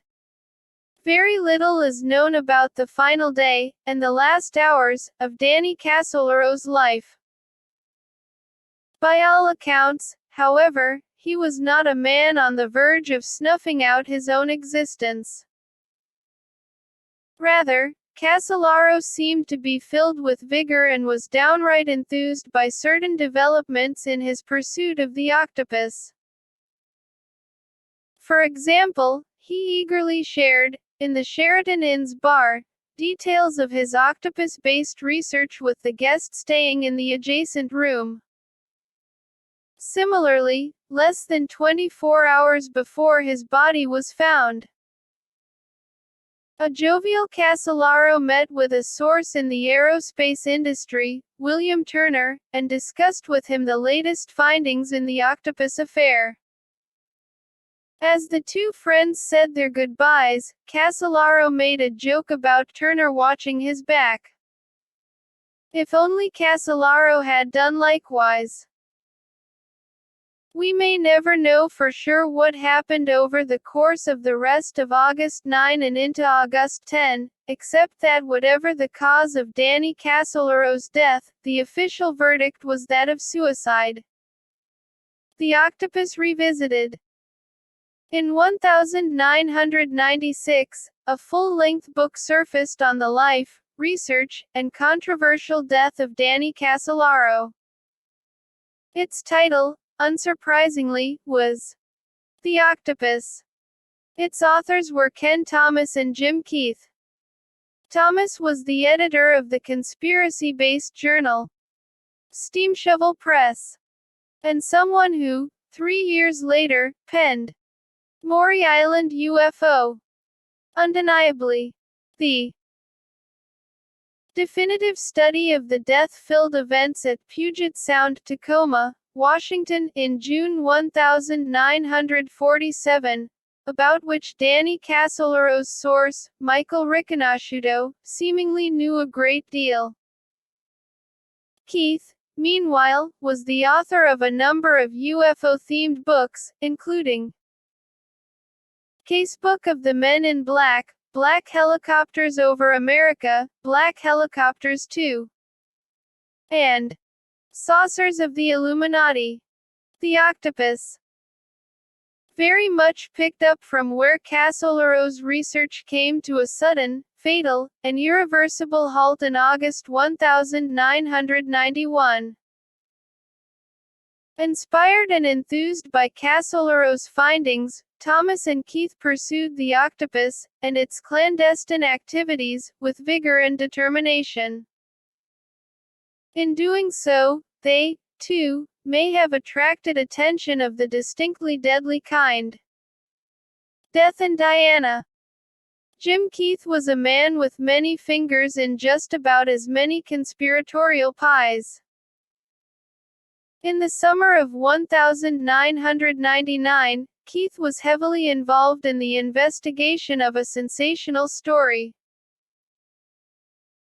It was one that suggested at the time of her controversy-filled death in August 1997, in Paris, France, that Diana, Princess of Wales, was pregnant by her lover, Dodi Fayed, a Muslim. The story was brought to Keith's attention by a powerful and influential disciple of Sufism, which is dedicated to the worship of Allah, the Arabic terminology for God. Keith's source made it clear that the British royal family, as well as the attendant, powerful British establishment, would simply not tolerate a half-Muslim child becoming a potential heir to the throne. The result? Diana had to be taken out of circulation, as in, permanently and quickly. And how did Keith's deep-throat-style informant know all this? He had met with none other than Dodi Fayed's physician, who secretly and quietly revealed all. Keith, recognizing the potential enormity of the story, prepared an article on the revelations for the online outlet Nitro News. Keith planned on doing a follow-up article, too, in which the name of the doctor who not only claimed that Diana was pregnant, but who asserted he had personally confirmed the pregnancy, would be revealed. It was not to be, however. Something intervened in shocking fashion: Jim Keith's death. Taking a fall. In September 1999, Jim Keith headed out to the Burning Man Festival, a yearly event held about 120 miles north of Reno, Nevada, in the Black Rock Desert. It's an incredibly popular celebration dedicated to radical self-expression and radical self-reliance. The roots of Burning Man date back to the 1980s, when two men, Larry Harvey and Jerry James, set fire to an 8-foot-tall human effigy on a stretch of San Francisco's Baker Beach. The reason, chiefly, was to help Harvey put behind him the memories of a romance gone wrong. Since then, Burning Man has grown to huge and arguably epic proportions, with its themes ranging from evolution to fertility and the American dream, and its attendance figures reaching close to 50,000. Even the fiery effigy itself has grown in stature, to a towering 50-foot-tall creation. Altered states, huge firework displays, and a celebration of all things alternative are the combined name of the game at Burning Man. The sacrificial aspect of the event, namely, the burning of a man-like figure, is something that was destined to take on a whole new meaning in the wake of Jim Keith's attendance Burning Man, 2013. While chatting with like-minded friends and souls on one of the stages at Burning Man, Keith slipped and fell to the ground, a significant number of feet below. He just about managed to make his way back home, despite being in significant pain. By the following morning, significant had been replaced by overwhelmingly excruciating, to the point where Keith had no choice but to call for an ambulance. He was quickly taken to Reno's Washoe Medical Center, today called Renown Health. X-rays determined that Keith had fractured his tibia, better known as the shin bone. The only available option was surgery. Having been advised by the attending doctor that a local anesthetic was utterly out of the question, Keith's paranoia began to grow, and perhaps justifiably so. Before he went under the knife, Keith told his nephew, Chris Davis, who had come along to the hospital to see how his uncle was doing, he feared if he was anesthetized he would never wake up. Incredibly, and tragically, that is exactly what happened. The official story is that Keith's death, on the operating table, no less, was caused by a significantly sized blood clot that, having previously been lodged in Keith's lower leg, became loose and, upon reaching one of his lungs, killed him. The nature of the terrible event was quickly played down by the authorities. Anjanette Damon, of the Reno Gazette-Journal newspaper, was told by the Washoe County Deputy Coroner that Keith's death was accidental and nothing else. But is that really all it was? It's very curious that Keith died at the exact same time he was planning to reveal what he was told concerning the 1997 death of Princess Diana. It's even more curious that for 2 weeks around the time of Keith's passing, the website of Nitro News, the outlet due to publish Keith's never-written follow-up article, mysteriously crashed. Or it was made to crash. Hacked to pieces. There is another aspect of the complex and strange controversy surrounding the death of Jim Keith that is most assuredly worth mentioning and that may have a bearing on the online problems that plagued Nitro News.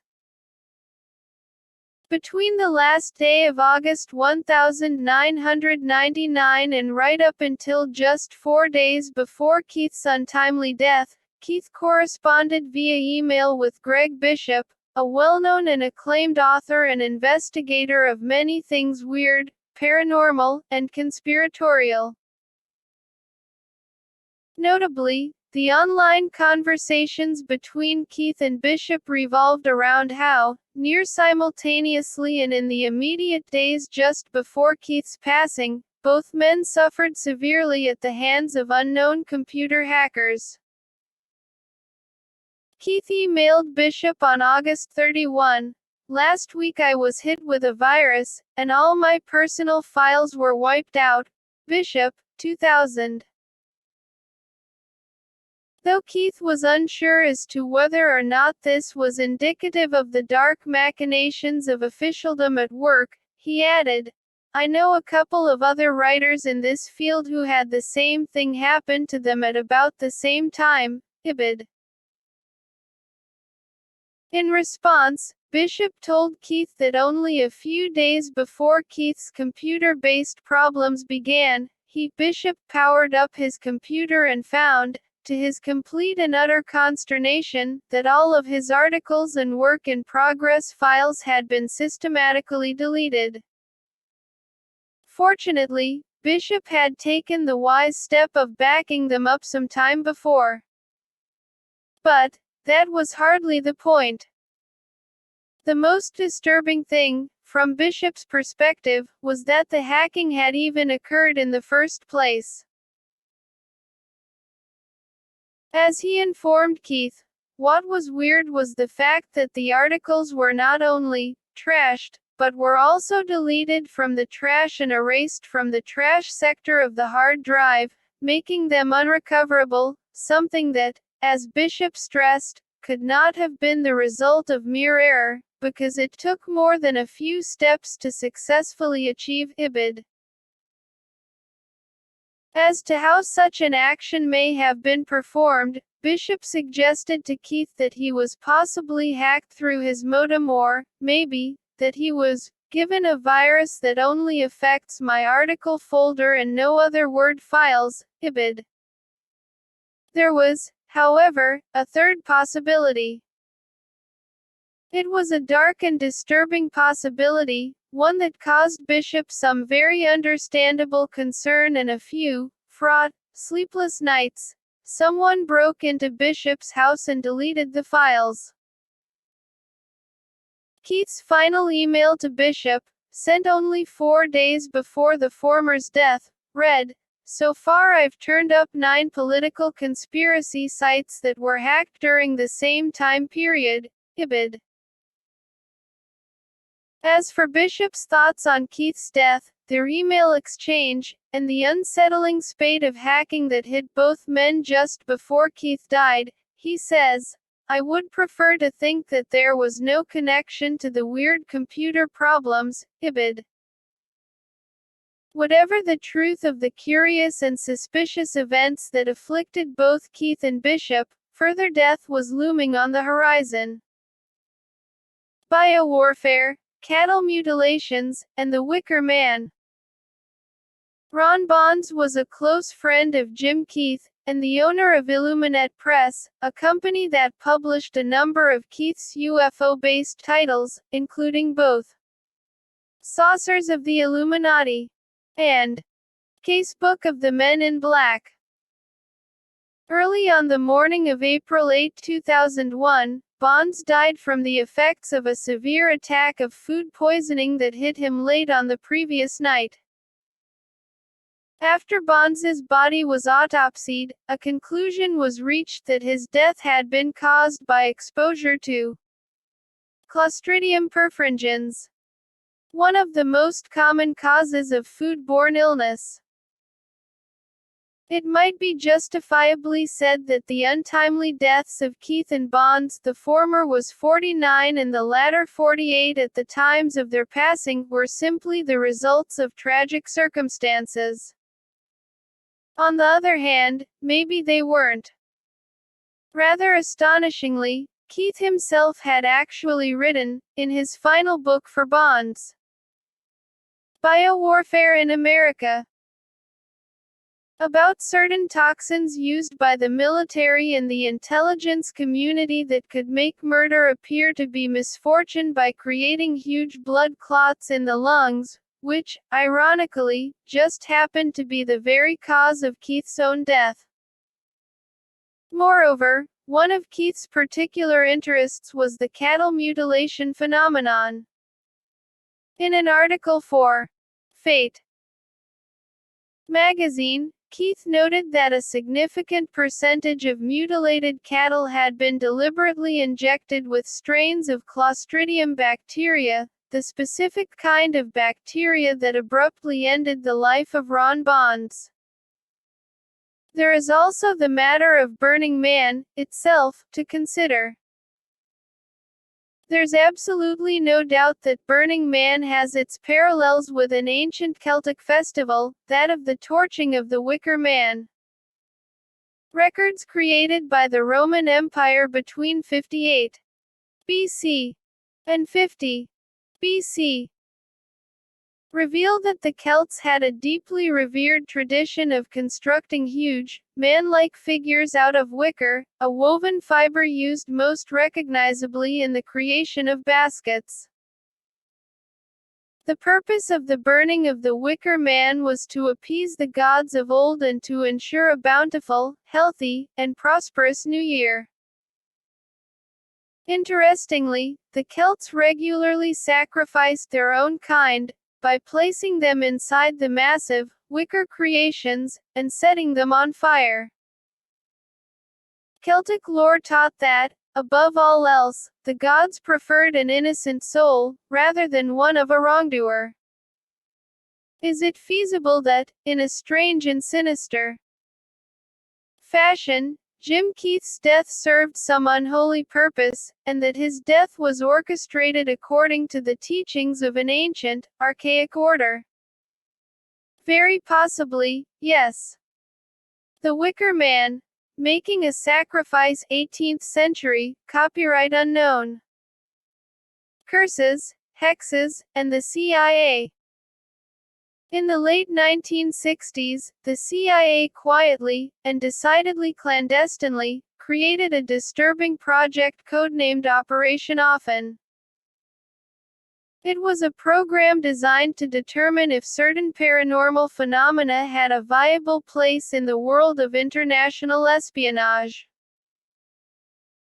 The 20 to 30 personnel assigned to Operation Often spent their workdays focused upon a wide range of supernatural phenomena and tools, including Ouija boards, poltergeist activity, life after death, astrology, seances, and tarot cards.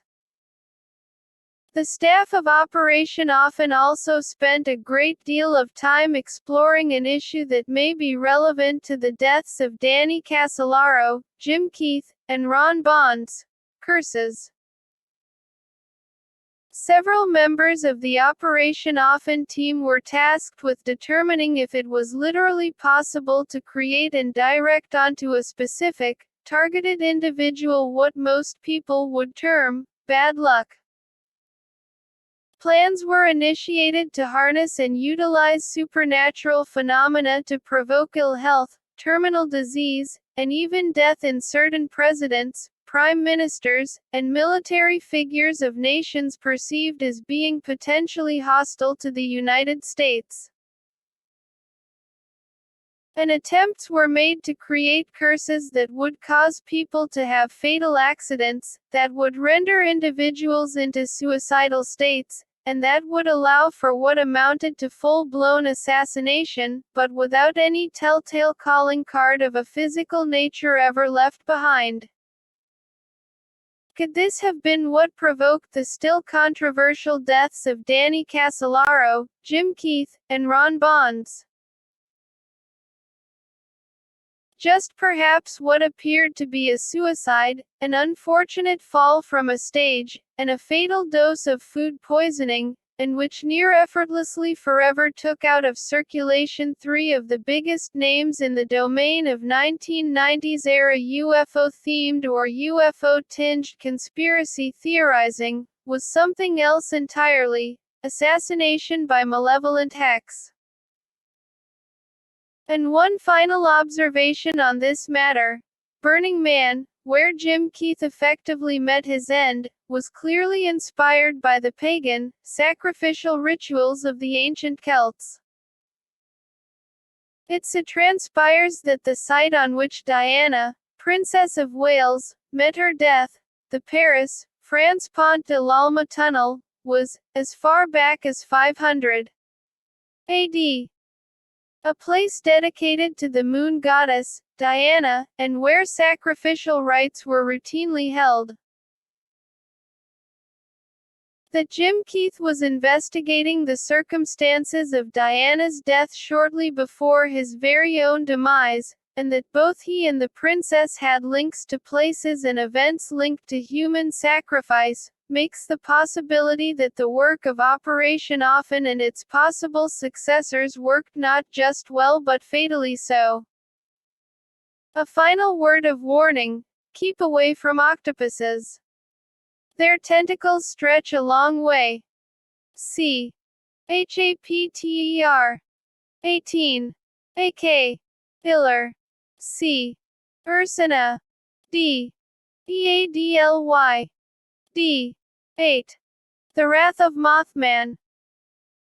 Mothman was a beast that dwelled in the eerie shadows of the West Virginian town of Point Pleasant from November 1966 to December 1967. Its macabre exploits were chronicled on screen in the 2002 hit Hollywood movie that starred Richard Gere. The Mothman Prophecies. Named after the book of the same title written by paranormal investigator John Keel. A winged, humanoid-style entity, Mothman was most noted for its fiery red eyes, which struck cold fear into those that caught sight of them. At the time that Mothman dominated Point Pleasant, the town was also hit by a wave of encounters with alien entities, sightings of UFOs, run-ins with the nightmarish Men in Black, and a wide range of paranormal phenomena, such as poltergeist activity and the gift of prophecy. Things came to a crashing halt, quite literally a crashing halt, on December 15, 1967, when the town's Silver Bridge collapsed into the Ohio River, killing dozens in the calamitous process. The creature's curse. It must be stressed that, because the Mothman encounters at Point Pleasant, West Virginia, occurred almost half a century ago, the inevitable passage of time has claimed the lives of more than a few players in the saga.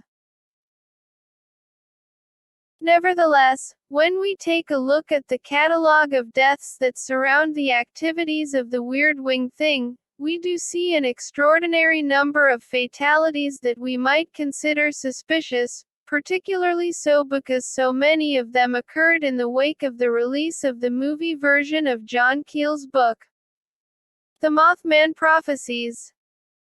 Not only that, a number of those same fatalities involved people actually linked to the movie itself. Both Jim Keith and Ron Bonds, who, as we have seen, died under questionable circumstances in relation to the so-called octopus affair that also claimed the life of journalist Danny Casolaro, had connections to the Mothman enigma. Keith dug very deeply into the Point Pleasant events while researching the Men in Black controversy in the mid-1990s and came to a thought-provoking conclusion, though he did not entirely rule out the possibility that genuine paranormal activity may have occurred in and around the town all those years ago. Keith felt that the most likely point of origin for the mystifying encounters was officialdom. In Keith's scenario, government agents, dressed in black, and using drugs, flash guns, electronic harassment, electronic visual effects, and ultralight aircraft simulating both UFOs and giant birds, were the likely cause of all the mayhem. Keith, 1997. As for Ron Bonds, in 1991, he republished John Keel's definitive study, The Mothman Prophecies. And Casolaro's place of death, Martinsburg, West Virginia, is only a 4-hour trip by car to Point Pleasant.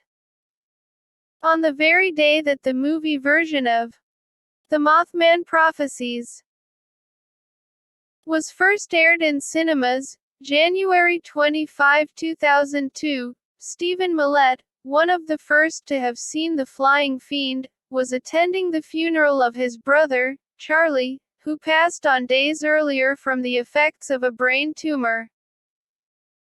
Over the course of the next week, 5 people were killed in car crashes in and around Point Pleasant. Less than 2 months later, the executive producer of The Mothman Prophecies, Ted Tannenbaum, was dead from cancer.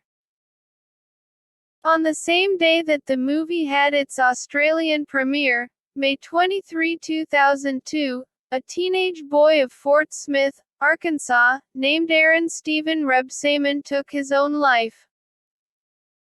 He was the son of artist William Rebsamen, whose striking artwork adorns the cover of a book entitled Mothman and Other Curious Encounters, which was written by Mothman authority, Lauren Coleman.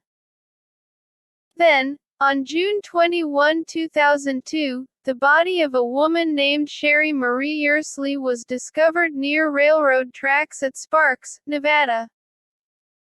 A victim of murder, Yersley was the former partner of none other than Ron Bonds. 6 months later, a Mothman researcher, Susan Wilcox, was no more. A brain tumor that developed with astonishing speed took her life. Jessica Kaplan, a scenic artist on The Mothman Prophecies movie, was killed in a plane crash on June 6, 2003. Actor Alan Bates, who played the character Alexander Leak in the movie, a character based upon John Keel, died in the final days of December 2003. He was battling inoperable pancreatic cancer when a fatal stroke brought his life to an end. And, in July 2004, 42-year-old Jennifer Barrett Pellington passed away in California. She was the wife of Mark Pellington, the director of The Mothman Prophecies.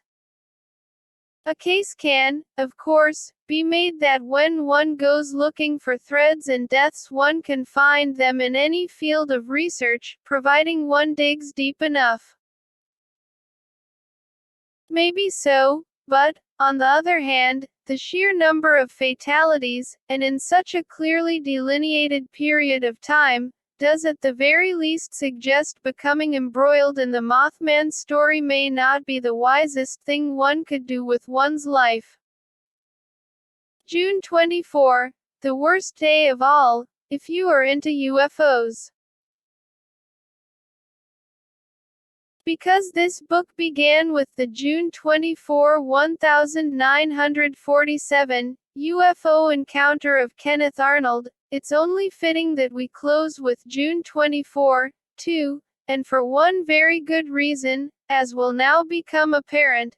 In 1971, UFO investigator Otto Binder well and truly said a cat or several among the pigeons when he revealed the results of his inquiries into numerous mysterious deaths in ufology.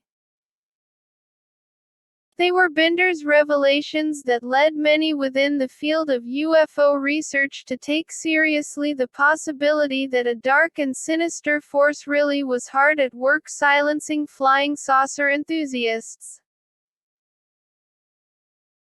One of the weirdest things that Binder discovered during the course of his studies was the wealth of UFO-related deaths that occurred on June 24, which, of course, just happened to be the date of Kenneth Arnold's famous UFO encounter over the Cascade Mountains, in Washington state, in 1947. Back in 1950, Frank Scully, an American author and journalist, wrote a book titled Behind the Flying Saucers. The book was the very first title to deal with the emotive topic of crashed UFOs and alien bodies allegedly held by elements of the U.S. military. Although Scully did not reference the Roswell, New Mexico, event of 1947 in his book, he did cite other New Mexico-based crashed UFO incidents, something that, as the Freedom of Information Act has shown, led Scully and his informants to be watched very closely by the FBI. Scully passed away on June 24, 1964. As we have already seen, none other than Edward Bryant, the central figure in the Skoroton affair of 1965, died on June 24, 1967. Bryant's case was hardly an isolated one. A young and promising researcher named Richard Church died suddenly, and from undermined causes, on June 24, 1967, too.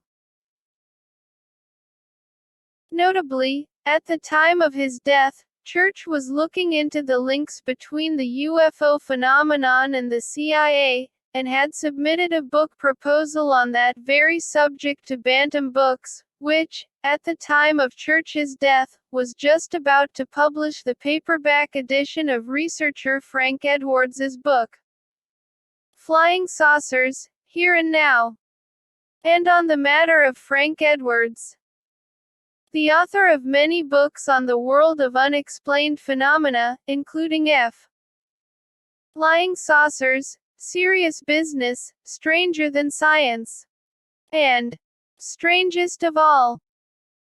Frank Edwards was scheduled to speak at the World UFO Convention in New York on the very same day that both Edward Bryant and Richard Church died. Unfortunately, Edwards was unable to deliver his lecture, or, indeed, any lecture, ever again. He died of a heart attack only hours before the event began. The conference organizer, Jim Moseley, broke the news to the shocked audience. Edwards's death was the result of a fatal heart attack, at age 59. Of course, he may simply have been unlucky to die at such a young age. The story, however, is not quite over. A well-known researcher of that era, Gray Barker, whose 1970 book, The Silver Bridge, chronicled the strange series of Mothman-connected deaths at Point Pleasant, West Virginia, in 1967, received several days in advance of the World UFO Convention a series of anonymous letters and phone calls warning him that Edwards would not survive the conference. That Edwards did not survive, it makes the communications to Barker even more sinister. Shades of the fatal heart attacks of Captain Edward Ruppelt, of the U.S. Air Force's Project Blue Book in 1960, and remote viewer Pat Price in 1975, perhaps. And moving right along. Although Eric von Daniken is considered the heavyweight of the ancient astronauts controversy, before he came along there was someone else championing the theory that extraterrestrials visited the Earth thousands of years ago and may have deeply influenced humankind's legends, mythologies, and religions. That someone else was a Frenchman named Robert Charroux. His books included Legacy of the Gods, Forgotten Worlds, The Gods Unknown, and Masters of the World. He left this world on June 24, 1978. And we're still not done. Without doubt, one of the strangest of all UFO-themed stories revolves around the acclaimed comedian and actor Jackie Gleason, perhaps best known for his 1950s television show, The Honeymooners. It is not widely known that Gleason had a major interest in UFOs. His huge library on the subject ran to thousands of books.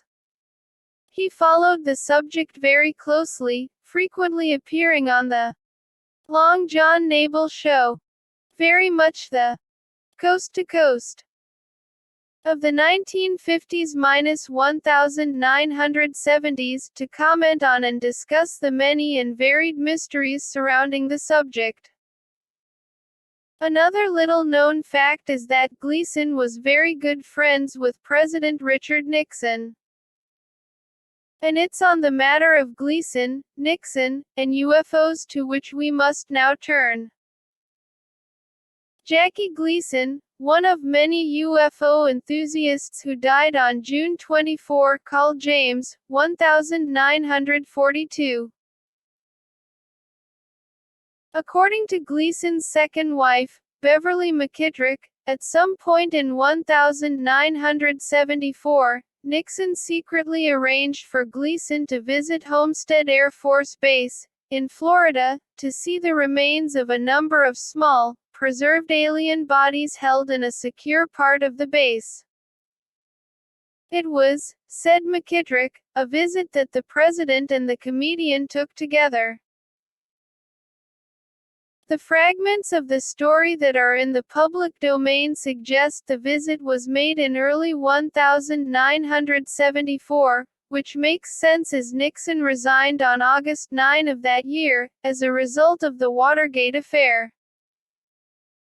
Supposedly, very late one night, after a day of Gleason golfing with the president, there was a knock at the door of Gleason's Florida home. It was Nixon, minus any security personnel, and all alone. As researcher Mac Maloney notes, this was not so unusual. Nixon was famous for giving his Secret Service detail the slip. Maloney, 2013. Nixon told a somewhat puzzled Gleason that he wanted to show him something, surely an understatement of mammoth proportions. With Nixon at the wheel, they hit the road for Homestead, Ibid. As the commander-in-chief, Nixon had no trouble accessing the well-guarded base, including its inner sanctum, where, apparently, something incredible was held under tight security. Even at that point, Gleason was puzzled by what was afoot, as Nixon was still saying nothing. Just a few minutes later, however, Gleason would know the reason for the clandestine, nighttime excursion. Nixon motioned his golfing buddy toward 5 or 6 freezer-like containers held in that same inner sanctum, each of which had a clear, glass top. As Gleason peered in, with a high degree of trepidation, he was shocked to see a number of small, humanoid figures, with large eyes and gray-hued skin, preserved within. Looking aged and not in the best of conditions, they appeared to be something definitively otherworldly. Although Gleason, a firm believer in the UFO issue and a noted authority on the subject, was pleased to get vindication that his beliefs and research were not in vain after all, actually seeing the eerie evidence up close and personal was too much for even Gleason to stomach. It wasn't long before Nixon and Gleason were back in the road. The journey back to Gleason's home was reportedly made in stone-cold silence. Aside from confiding in his wife, Beverly, Gleason told very few people of his experience, one that should have been exciting, but that turned out to be wholly horrific and fraught. It's ironic that Jackie Gleason, having had such a deep and extensive interest in UFOs, and maybe even having seen hard proof of the reality of the phenomenon, died in 1987 on June 24. We could speculate endlessly on the matter of whether or not the many UFO-linked deaths that occurred on June 24 amount to mere coincidence or something more unsettling, but, instead, we will close with the words of Otto Binder: something must account for the high death rate among ufologists. That something may either be the secret machinations of the UFO hierarchy who decides which Earth people, know too much about flying saucers, or the planned removal of UFO crusaders who have done their job nobly. Take your choice. Binder, 1971. C. ONCLUSIONS. Our journey into the controversial world of mysterious deaths in ufology is now over, which means it's time to try to formulate some observations and conclusions about our catalog of countless fatalities. Those of a skeptical mind, and who are doubtful of the theory that immersing oneself in the UFO issue can lead to an early, tragic, or violent death, would likely say that first and foremost we are all people, and that fatalities happen to people all the time. They would be absolutely right. Every single day, people die from the results of sudden heart attacks, muggings, car accidents, and terminal illnesses. Indeed, one can find such deaths in any walk of life. Those are, after all, the hazards of being alive. That said, there are very good reasons for believing that the cases addressed within these pages fall into a very different category, one where accidents are not quite what they seem, where heart attacks are induced, and where suicides are anything but. Let's go back to the beginning. If the events of March 4, 1946, involving Brazilian João Prestes Filho happened as we are assured they did, then very little room is left for a conventional explanation. As for the Maury Island saga of June 1947, the death and near-death rate was impressively grim, to the extent that coincidence seems unlikely. 2 dead pilots, a pair of dead journalists, a near-fatal accident for legendary UFO spotter Kenneth Arnold, threats to the life of Harold Dahl from a proto-man in black, and, finally, the Dahl family's dog. Can all of that really have been down to coincidence and nothing else? From my perspective, no, it certainly cannot. Then there is Roswell, New Mexico, July 1947. Early deaths, lives plunged into depression, severe alcoholism, despair, and suicide, or assumed suicide, as a result of exposure to whatever it was that really happened on the Foster Ranch, all those decades ago.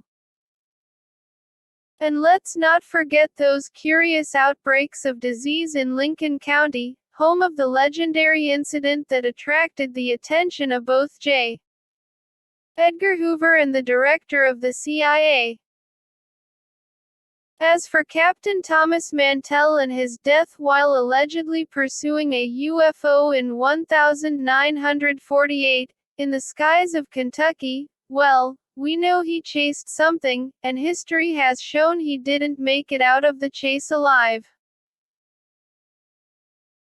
Moving on, is it merely coincidence that both Secretary of Defense James Forrestal and MKULTRA player Frank Olson fell to their deaths from windows on high, at a time when the CIA was actually instructing its agents on how to commit murder, and make it look like suicide, in this very manner?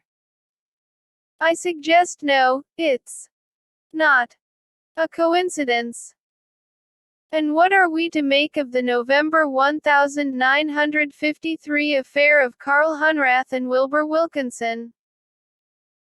Not only did they vanish into oblivion, but just a couple of weeks later, no less than 4 U.S.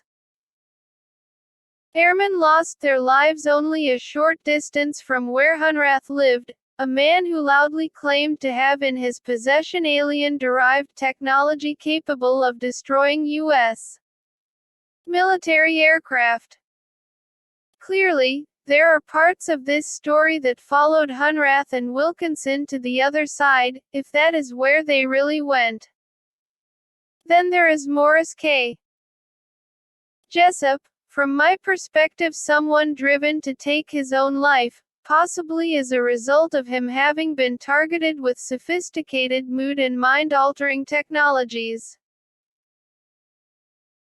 Moving right on up into the 1960s, there is the UFO-dominated matter of the JFK assassination, which tells us one thing more than anything else. If powerful individuals were willing to have the President of the United States of America taken out of circulation for what he knew about the UFO controversy, the idea that the average ufologist could lose his or her life, too, becomes more and more likely. As for Edward Bryant's 1967 death in England, after an encounter of the very close variety, this seems to have been due to the overzealous and reckless actions of government personnel utilizing sophisticated mind-manipulating technologies, rather than a deliberate act. That hardly mattered to Bryant, however, malicious or mistake, he still ended up dead. Into the 1970s, we see the beginnings of an entirely different trend, the apparent targeting of people working on sensitive and highly secret projects for the military and the intelligence community. I am talking here about the highly suspicious passing of remote viewer Pat Price and the deaths of Marconi personnel in the UK, a program of termination reactivated in the 1980s in relation to President Ronald Reagan's Star Wars project. Rather disturbingly, the fact that many of the individuals unfortunately caught up in these sorry affairs appeared to have been subjected to highly advanced mind control technologies, heart attack-inducing weaponry, and murders made to look like suicide, shows just how far certain people will go to keep a classified secret exactly that. As for the 1978 death of Kenneth Edwards and that of Zygmunt Adamski in 1980, though the probability is high that their deaths were UFO-connected, we do not know if this was due to deliberate acts on the part of the intelligences behind the UFO catastrophic mistakes. If, however, we accept the accounts of Gordon Creighton on the matters and goals of Jinn, then it would be very wise to avoid these menacing, cold-hearted killers at all costs. One death that almost certainly was not planned for, and that can be categorized as a terrible error, was that of Betty Cash, who, as a result of crossing paths with a UFO and a veritable squadron of helicopters in Texas late one December 1980 night, had her life cut short by cancer. That Cash was exposed to something of deadly proportions as she walked toward the unknown craft, whether one of ours or one of theirs, as a scenario of more than likely proportions. Then there is the really dark side of this story, human mutilations and deaths by alien viruses. If these issues have even a modicum of reality to them, and the evidence strongly suggests they do, then to say that the UFO phenomenon is one of life-threatening, and life-extinguishing, proportions is not in any doubt. We have also seen that sometimes death is not confirmed, but only presumed, because we lack a corpse or corpses. The case of the aforementioned Carl Hunrath and Wilbur Wilkinson is a perfect example, though certainly the most famous is that of Frederick Valentich in 1978. Dead, kidnapped, or a new life somewhere else, we just don't know. What about Danny Casolaro, Ron Bonds, and Jim Keith in relation to the Octopus saga and its UFO links? All the evidence here suggests the work of hired assassins, possibly, and incredibly, mixed in with the deadly, occult techniques born out of the CIA's Operation Often. Still on the matter of the occult, we have those cases that seem to have almost paranormal overtones to them, such as the many and eerie deaths that surround the Mothman phenomenon, and more than a few deaths on the date on which the flying saucer phenomenon was born, June 24. I wish I could bring myself to believe these latter deaths were all down to bizarre coincidences and nothing else. Unfortunately, I cannot. What all of the above tells us is that the reasons why countless people, all allied to the UFO phenomenon in one way or another, and dating back to the 1940s, have met their maker are many and varied. On occasion, when someone has gotten a little too close to the UFO truth for his or her own good, death has occurred at the hands of hired guns and agents of officialdom. In other cases, being in the wrong place at the wrong time can snuff out a life in an instant, or over the course of years when lingering illness develops and overwhelms as a result.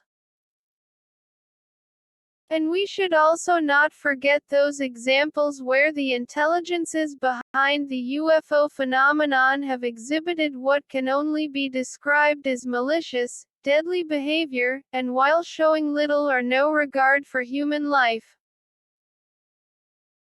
To UFO witnesses, investigators, abductees, researchers, and just about anyone and everyone thinking of immersing themselves in the world of the flying saucer, I say this: tread very carefully, lest you tread no more. Ever. B. Catastrophic mistakes.